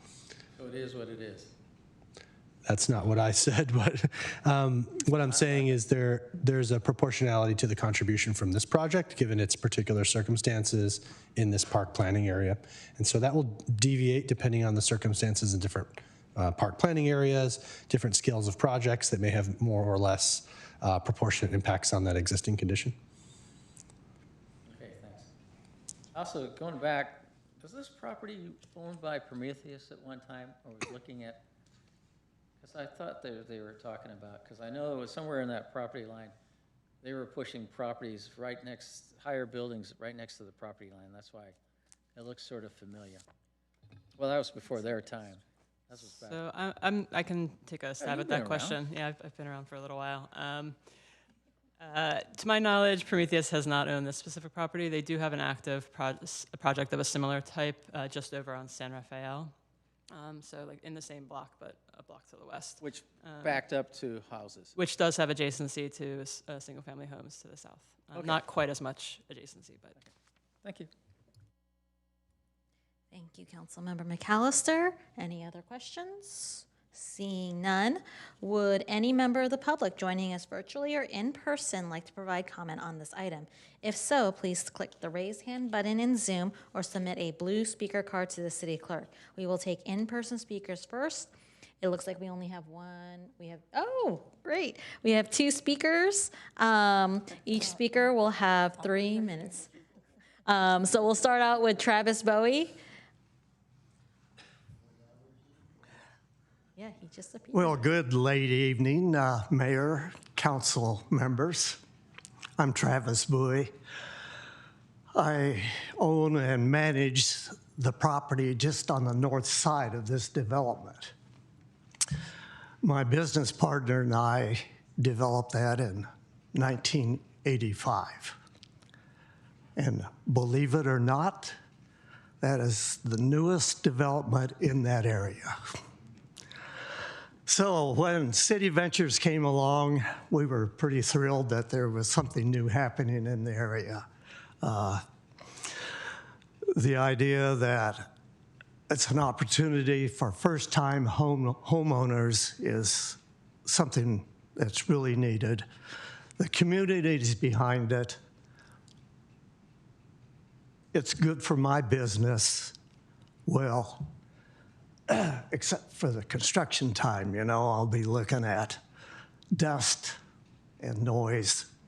And I don't know how many construction pickups parked in my parking lot, but I'll be glad to deal with that because I think it's really a good project. And I think the City Ventures should be congratulated on doing a really nice job of listening to the neighborhood. And the city of Mountain View and their park on the west side is going to make this really, really nice. And I hope you all approve that tonight. It's something we really need. So thank you. Thank you. All right, as if he was summoned, we have a virtual public comment from Albert Jeans. Can you hear me? We can hear you. Great. Yeah, I wasn't planning to comment because I am in favor of this project, but I couldn't resist Councilman Ramirez's invitation to speak. It's true. I mean, yeah, in fact, the formula is nonlinear in terms of the number of residents. In that extensive explanation that I emailed to you a few weeks ago that explained my interpretation of the formula, you can see that it is nonlinear in n. It's actually quadratic. I'm not sure, you know, exactly how that graphs out, but that could explain, as Ms. Shapiro said, why the incremental change due to those 2 extra units is so minimal. Probably the thing starts off steep and then kind of levels off as the number of people increases or whatever like that. So anyways, that's all I have to say. Yeah, I'm all in favor of the project. They really listen to the residents, and it's the least impactful 3-story development that I could imagine for that unit, for that lot. Thank you very much. Thank you, Mr. Jeans. All right, now we will bring it back to council. So for questions and deliberation, please note that a motion to approve the recommendation should also include reading the title of the resolution and attached to the report. Councilmember Kamei. Great, thanks, Mayor. So I made the motion. I'll read it first and then I'll make some comments. So adopt a resolution of the City Council of the City of Mountain View adopting an initial study mitigated negative declaration for 922-950 San Leandro Avenue residential project pursuant to sections 15064F3 and 15070 of the California Environmental Quality Act, being read in title only, further reading waived. Adopt a resolution of the City Council of the City of Mountain View adopting a general plan amendment to modify the general plan land use map to change the land use designation for the properties at 922-950 San Leandro Avenue from the general industrial to medium density residential as recommended by the Environmental Planning Commission, to be read in title only, further reading waived.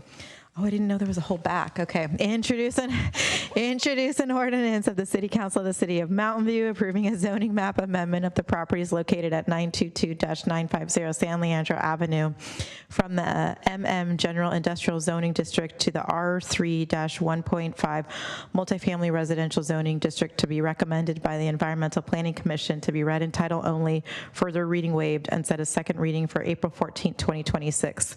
Adopt a resolution of the City Council of the City of Mountain View conditionally approving a planned unit development permit and development review permit to construct a 38-unit row house development and related site improvements utilizing state density bonus law, replacing a multi-tenant industrial building and 2 single-family homes, and a heritage tree removal permit to remove 5 heritage trees on a 1.69-acre site located at 922-950 San Leandro Avenue to be read in title only, further reading waived. Adopt a resolution of the City Council of the City of Mountain View conditionally approving a vesting tentative map for condominium purposes with 1 common lot on a 1.69-acre site located at 922-950 San Leandro Avenue to be read in title only, further reading waived. Okay, that's everything. And so I think I'll do my best to keep my comments brief, which is just, Mr. Malik, I think you're the happiest developer we've ever had come and present at our council. So we really appreciate that, especially given the late hour. And I think you have every reason to be thrilled to present this project. I'm thrilled to make the motion for it. I know it's been a 5-year journey that we've been on. We've had whole lives. I know you're expecting a family. My family's grown in that time. But I think that lens has really led to the product type and the approach that you bring to what you're having forward here in Mountain View. And so we have been talking about missing middle, how we can create home ownership. But what I really appreciate about your comments tonight was talking about opportunities for people who want to be kind of on the beginning entryway, first-time home buyers, or those who want to downsize. How many of our seniors would love to be able to move in something else? And I think the different BMR ranges allow for our seniors who may be on fixed income to be able to move in. You're meeting that 25%, which is thrilling, and it will be a testament that we'll be able to share with all other future developers that it is possible to get no matter what the economic drivers are or conditions. City Ventures made it happen, so we can ask them to make it happen too. And then it's also just so great as a member of council be able to look at a project earlier that has a city park and this one to have a city park. I mean, how fortunate are we to be having our new homes and new parks for our residents. Really appreciate the Share Youth Path, and I think you'll probably hear some comments about how you did that, the different materials. But I think this is something I have spent my entire time on EPC and council talking about, working on, and to be able to see this come into fruition is very exciting. Thank you. Thank you, Councilmember Kamei. Assistant City Attorney. Yes, Councilmember Kamei, I just wanted to make sure for the record we noted that your motion includes the corrections that staff has put on screen. Do I need to read those too? No, just as noted in the record in the resolution. As noted by staff, we have the recommended revisions to Attachment 4 and Attachment 5. Thank you. Is that acceptable to the seconder of the motion? Okay. All right. Thank you. Next, Councilmember Hicks. So I will be supporting the motion, and I will, for many of the reasons that Councilmember Kamei mentioned, and I will not be repeating them tonight, just understand that I agree. And there were a couple of additional things that I thought were great about this project that you didn't mention. One is that as a person on the Council's Sustainability Committee, I really noted that it's an all-electric project with solar panels, but also the design allows for the mechanical and solar to be met without public views of the equipment. That's actually pretty nice. And something I haven't seen before. Also a wide sidewalk. I appreciate that.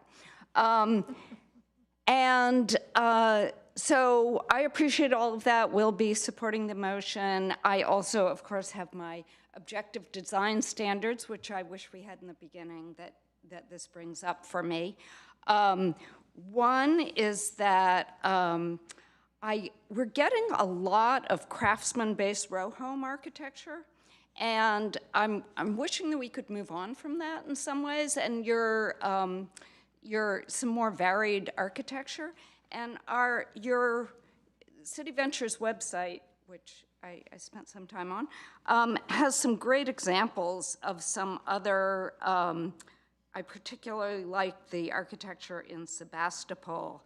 It had some kind of simple, classic, timeless, you're nodding your head, you know that, you've looked at your website. Anyway, architecture that I think that I would like, I hear you work in Mountain View frequently, I would like you to bring that here at some point. Also, I really appreciated the live-work design, which I don't think would be appropriate here, but to see you bring that to streets that would be appropriate, or other developers bring that here. I thought that City Ventures did an excellent job of executing that. In addition to that, I find almost all of our row homes very kind of driveway bound with, bedrooms and so forth that look out over a lot of concrete. And I've been seeing East Coast developers doing sort of shared driveways, different. I guess on this development you've done, you're doing stamped concrete, so different pavement types, greenery integrated in. People are not going to be driving on that driveway very much. So more shared streets, Wooners, I'm hoping we can have for our row homes some of those sort of objective design standards. But otherwise, I love everything you're doing, and I will be supporting the motion. Thank you, Councilmember Hicks. Councilmember Ramirez. Thank you, Mayor. I agree very strongly with the remarks from Councilmember Kamei and Councilmember Hicks, but I am going to repeat some of them because they merit, I think, elevation and praise. The reason I'm supporting this project is because of the compliance with the 25% BMR requirement. It's been extremely challenging to make available ownership opportunities for moderate income people, and you provide that. You're not asking for a deviation from our standards, and I think that's not only commendable and important, but as Councilmember Kamei was saying, something that we want to showcase so other future developers will emulate what you're doing. That's extremely important, and one of the reasons why, even though I have a history of being fairly negative towards this particular housing typology, I think this project is an important example of compliance with with our local regulations is achievable, and it helps us achieve important community goals. I also want to speak to what is possible by virtue of the fact that this is a gatekeeper. We have actually some discretion. This is a project that future Councilmember Donahue will be able to make changes to. But as a consequence, we've been able to work in good faith with the applicant to do things that we would ordinarily not be able to require, like allow for an all-electric project, or I think achieve some of the other goals that you've done through design, working with city staff. I think that's also important, and I think why it's important for us to think about other opportunities where the gatekeeper process and the discretion that it allows for is worthwhile, right? It allows us to do things that we can't do with conventional zoning, especially under the new state laws. I want to speak to some of the concerns I have about the opportunity cost. I think the erosion of the industrial base is concerning to me, and maybe that that graph at which we should be concerned looks kind of like the graph for the park and lieu fees, where it's not really clear at what point there is a substantial enough impact that we need to be alarmed. But I'm trusting the staff that in your evaluation of this project, this is not that tipping point. And the merits of the project are so strong and encouraging that notwithstanding that industrial to residential conversion, we should support the project. The last thing, I would love to ask the applicant if you'd be amenable to a voluntary additional condition. This is something that we talked about in our meeting. I'm fully expecting you to construct the project, but in the event something goes catastrophically wrong, would you be amenable to a condition where the city would have the first right of refusal to explore purchasing the property? And the reason I ask is we're assembling a community park immediately adjacent to your strategically located properties, and if for some reason the project doesn't proceed, I think the city would love the opportunity to work with you, potentially to acquire those properties for an even larger community park. Is that something that you'd be amenable to? Thank you for that question.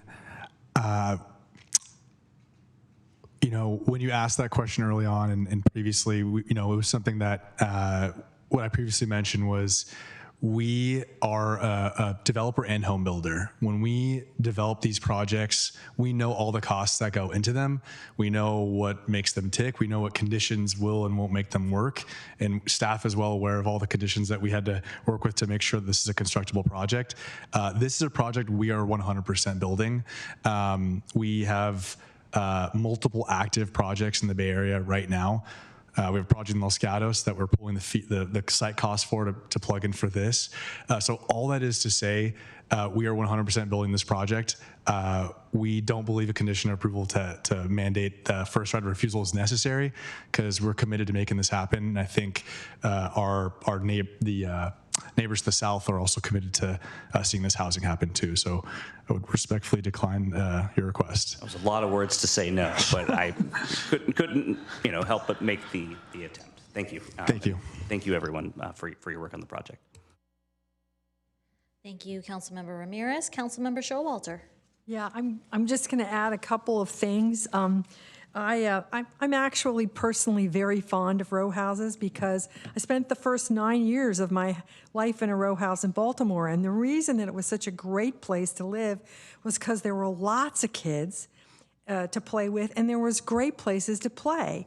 And that's what I see in this development because, you know, there will be relatively more families there, and they can go play right next to into the park. So I think that this is, you know, just a great site in combination. So I'd like to, I'm looking forward to going to the groundbreaking and the ribbon cutting.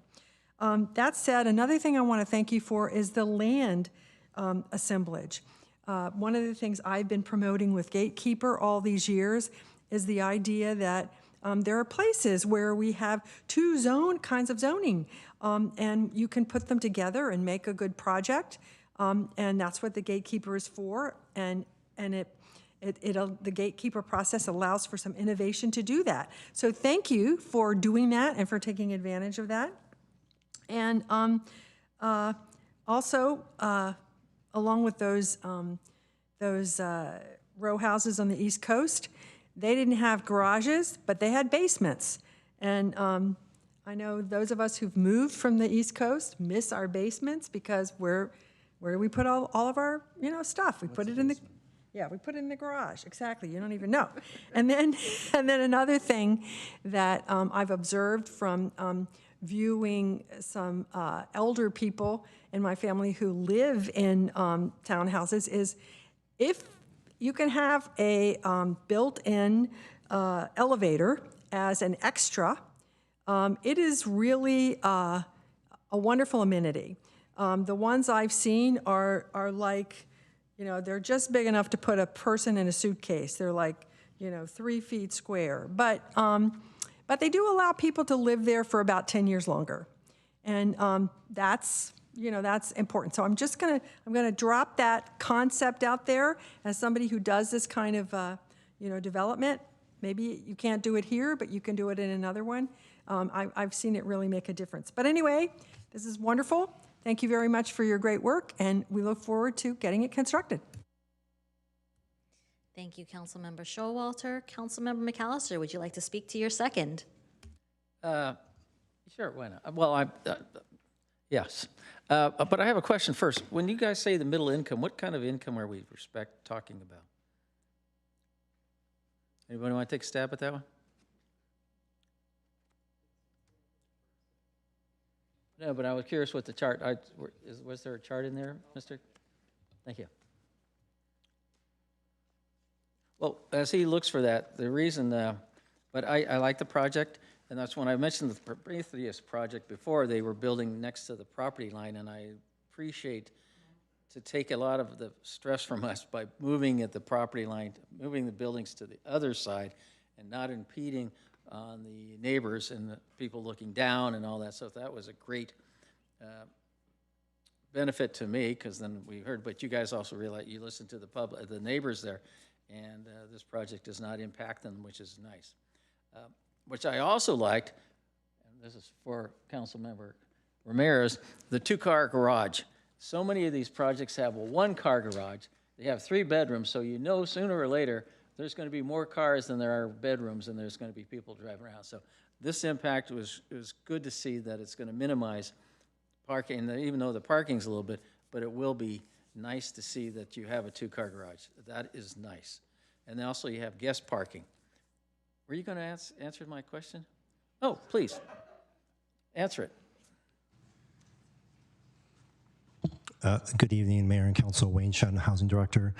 Yes, so the project will include affordable housing at 3 levels, at the 80%, the 120%, and the 150% AMI levels, all in compliance with the BMR requirements. So at the 80% level, it's about $317,000. At the 120% level, about $715,000. And at the 150% AMI level, about $160,000 per unit. Okay. Actually, I was looking for the income, not the cost. That's what they're going to sell the properties for. Well, what was the income level expected? I don't have the chart in front of me, but I know for the 3-bedroom units, they imply a 4-person household, and a 4-person household at the 120% AMI level, I believe it's about $225,000. So the 80% AMI level will be a little bit below that, and of course the 150% will be a little bit above that. Thank you so much. Thank you very much, Christian. So Santa Clara County, the 120% level is $234,000. At the 80% level, it's about $160,000. So at the 150% level, which HCD doesn't calculate, we work with the developer to interpolate that. That should be around probably about the $270,000 level or so. Okay, thank you. Yeah. Well, the reason I asked is because my daughter just bought a townhouse in San Jose Campbell. And so when I was looking to the incomes, and it was $1 million plus for the property, but the fact that it was a townhouse, it was affordable, it met her requirements, goes to back that I've been always liking ownership. The townhouses is the entry level, other than a condo conversion. And so this is, I'm glad that you have this in. I didn't ask the asking price of the higher ones though, so we'll let that go. But it was just, I can appreciate what's being done in the way of townhouses and getting those people in and getting her out of the house. But don't hear that. But so thank you for that. And that's all I have to say about the motion. I appreciate it. It's great putting it in. I would like to see more row houses because it does allow people to get in. I know it's not to some of the people's liking on the council, but it's the start of ownership, and that makes somebody who owns something is going to be more committed to the community, and that's what I like to see is people committed to the community, willing to help out. Doesn't mean other people aren't, but I think they just have a start going that way. So I support the motion. I was glad to second it with my colleague. All right, seeing no other comments, I am just going to say, yay, more housing, and let's vote.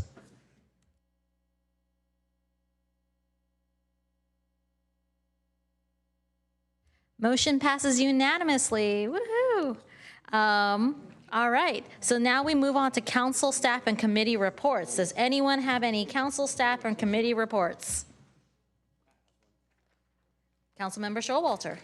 You know, I really have a long one, but that I wrote up, but I'm going to spare everybody. I'm passing out 2 graphs, and you have been forwarded by the clerk with the presentation from BOSCA.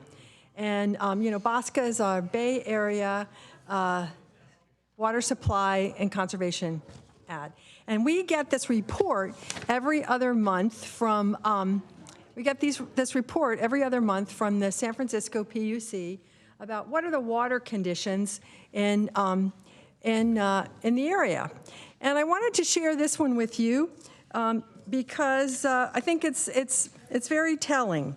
The one I wanted to show with you is the upcountry snowpack. You can see the line for this year is the red one. The stars, we're not quite to the end yet. And you can see the lines for the previous few years. 2015 was a very dry year. That was the year when when you flew over the Sierra, you saw sort of nothing but open areas. You didn't see hardly any snow. Then in 2023, it was a gangbuster year. We just got huge amounts of snowpack, and then you see this black line as very, very standard level. But the reason I wanted to show you this is because you see how this line, this red line, is turning down. That means that we're expecting it to intersect when with the other lines. We're expecting it to get much closer to the 2015 line than it is to the blue line above it.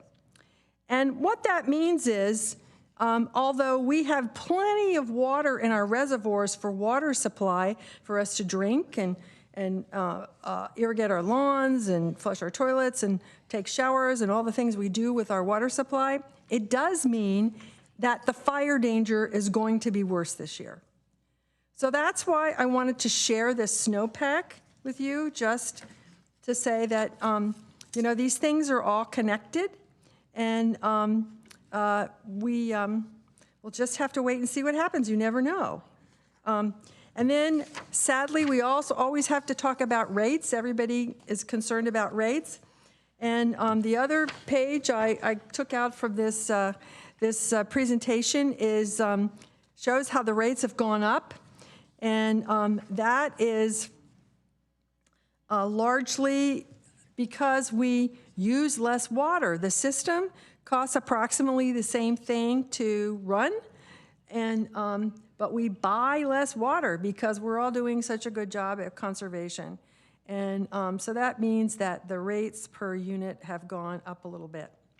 So I wanted to share those things with you, and if anybody wants to talk about it more, I'd be glad to. The presentation, I sent you the presentation because it really does have a lot of really pretty graphs, which I think are fun to look at, and I thought some of you might think was fun too. And I'll let Emily, you can talk about us going to NLC. Thank you, Councilmember Showalter. Councilmember Kamei.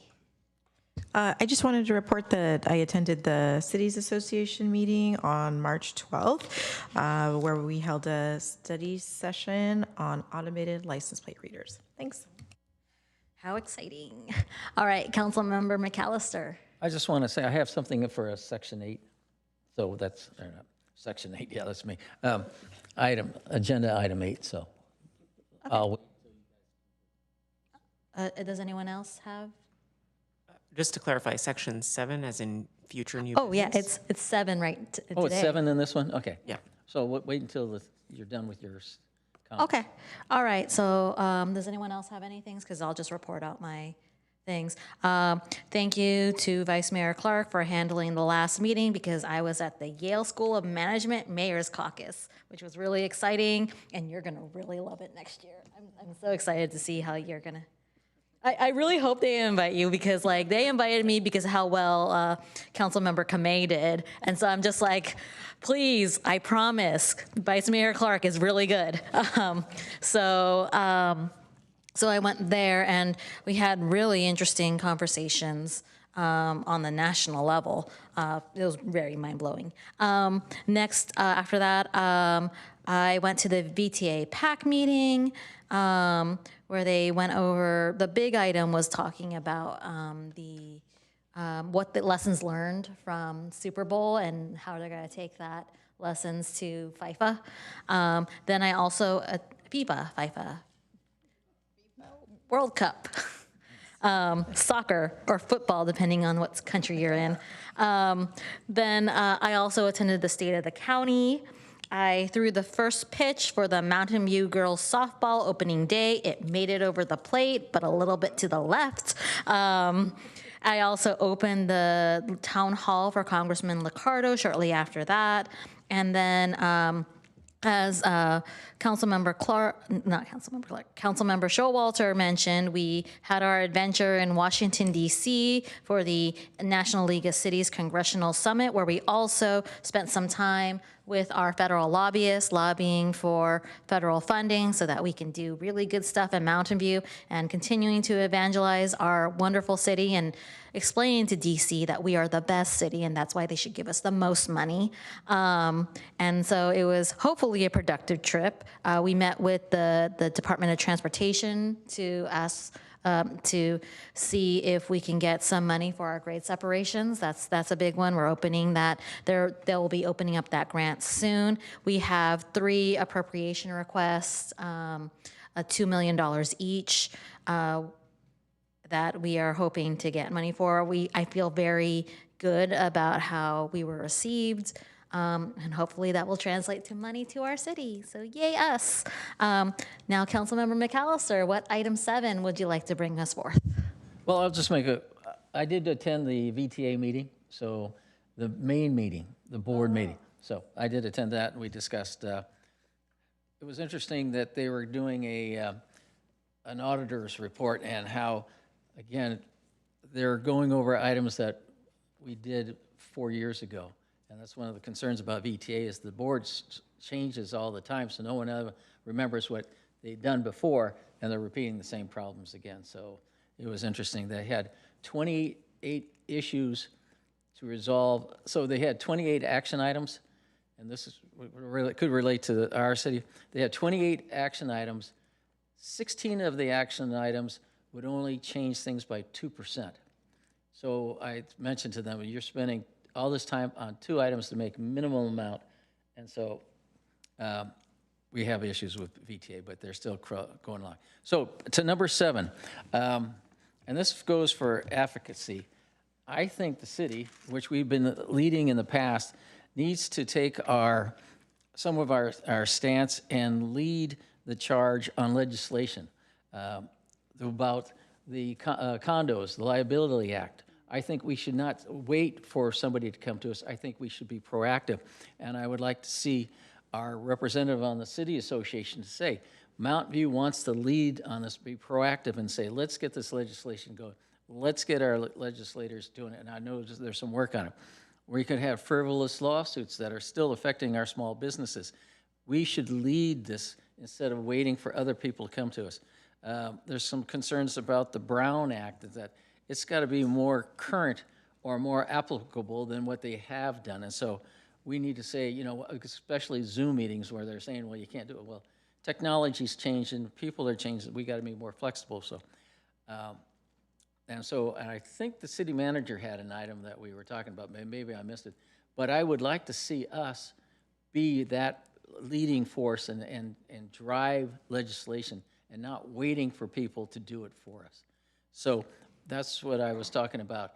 Can we get an ad hoc? Can we get some people to do it? How we go about doing it?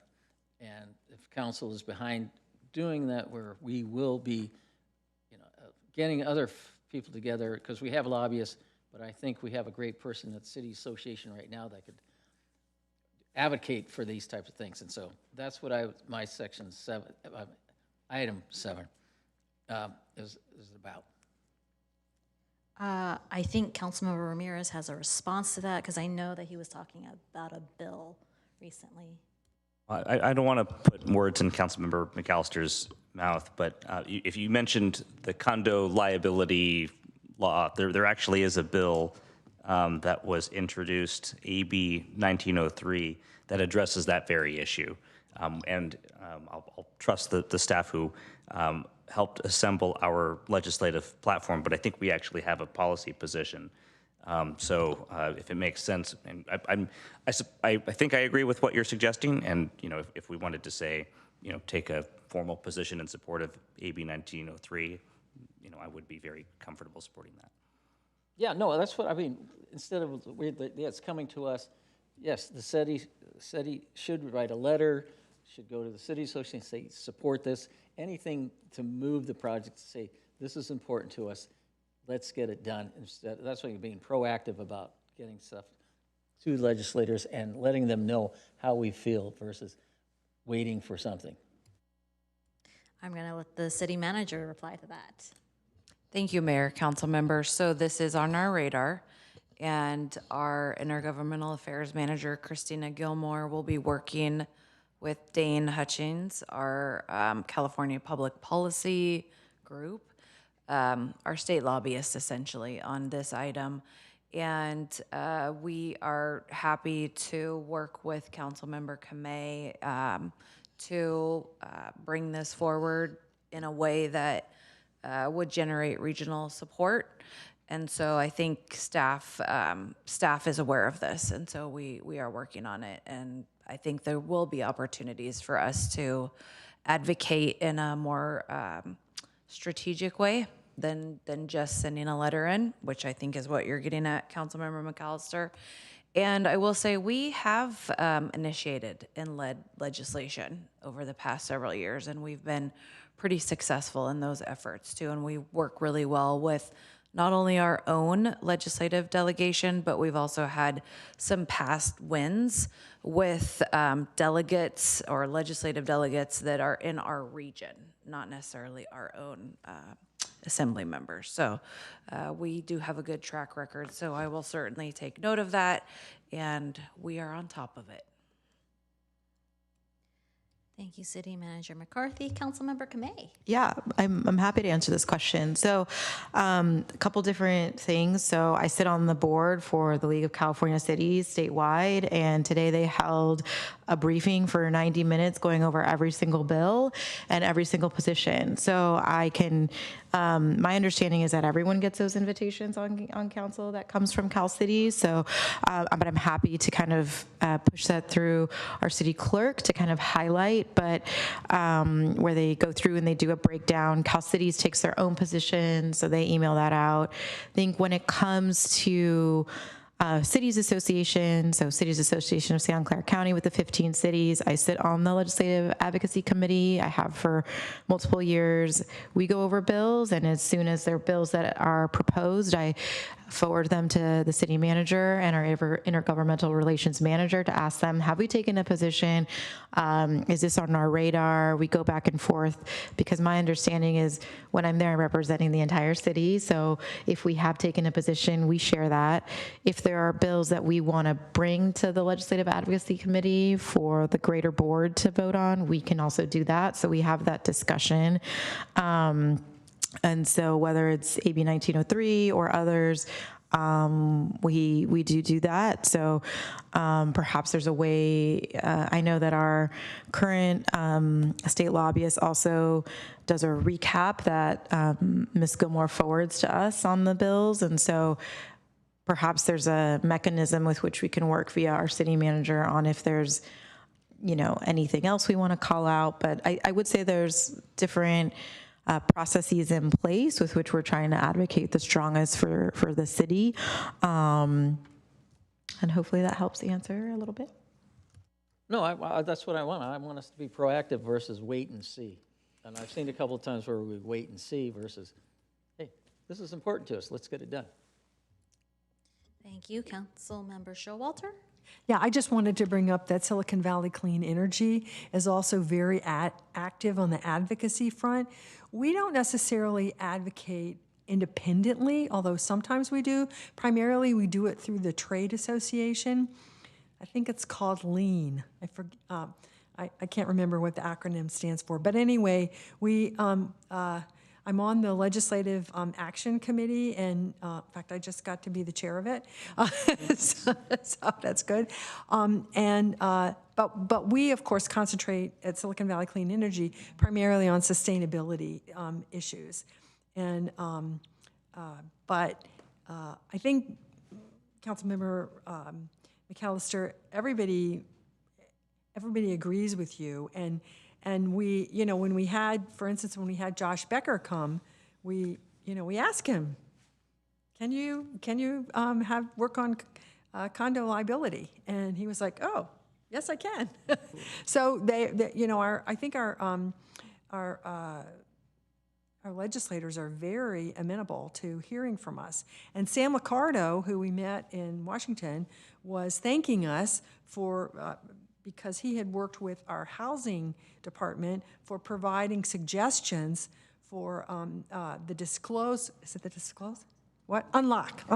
The Unlock Act that was rolled into another housing back that actually has bipartisan, for one of the few things that has bipartisan agreement. So yeah, I think we really, to me, that's one of the most important things we can do under the innovation category that we all think is so important here. Do you think that covers what you need, Councilmember McAllister? I just like to have discussions and get people thinking that, okay, let's, you know, it hasn't happened in a long time, and I just said, hey, I know we do these things, but just be proactive, but I'm glad to hear that there's avenues, and I always like to bring certain things up just to make us aware. Yep. So and I can work to sorry to jump in. I can work to forward. Usually they do the recordings of the Cal cities when they present all the legislative bills, so I can forward that to the city clerk to forward on to folks, because it's just interesting to see, and sometimes they do the summary with an attached PDF, which I find helpful. So we also do have the Cal City Summit coming in April, where we can go and lobby. Yay! And are you signed up? Oh, so April 21, 22, 23, I think. Yes. It will be fun. You should all join us. And so I guess on concluding that item, put me in, coach, let's go. So with that, and I see no other speakers, the next city council meeting will be held on April 14, 2026.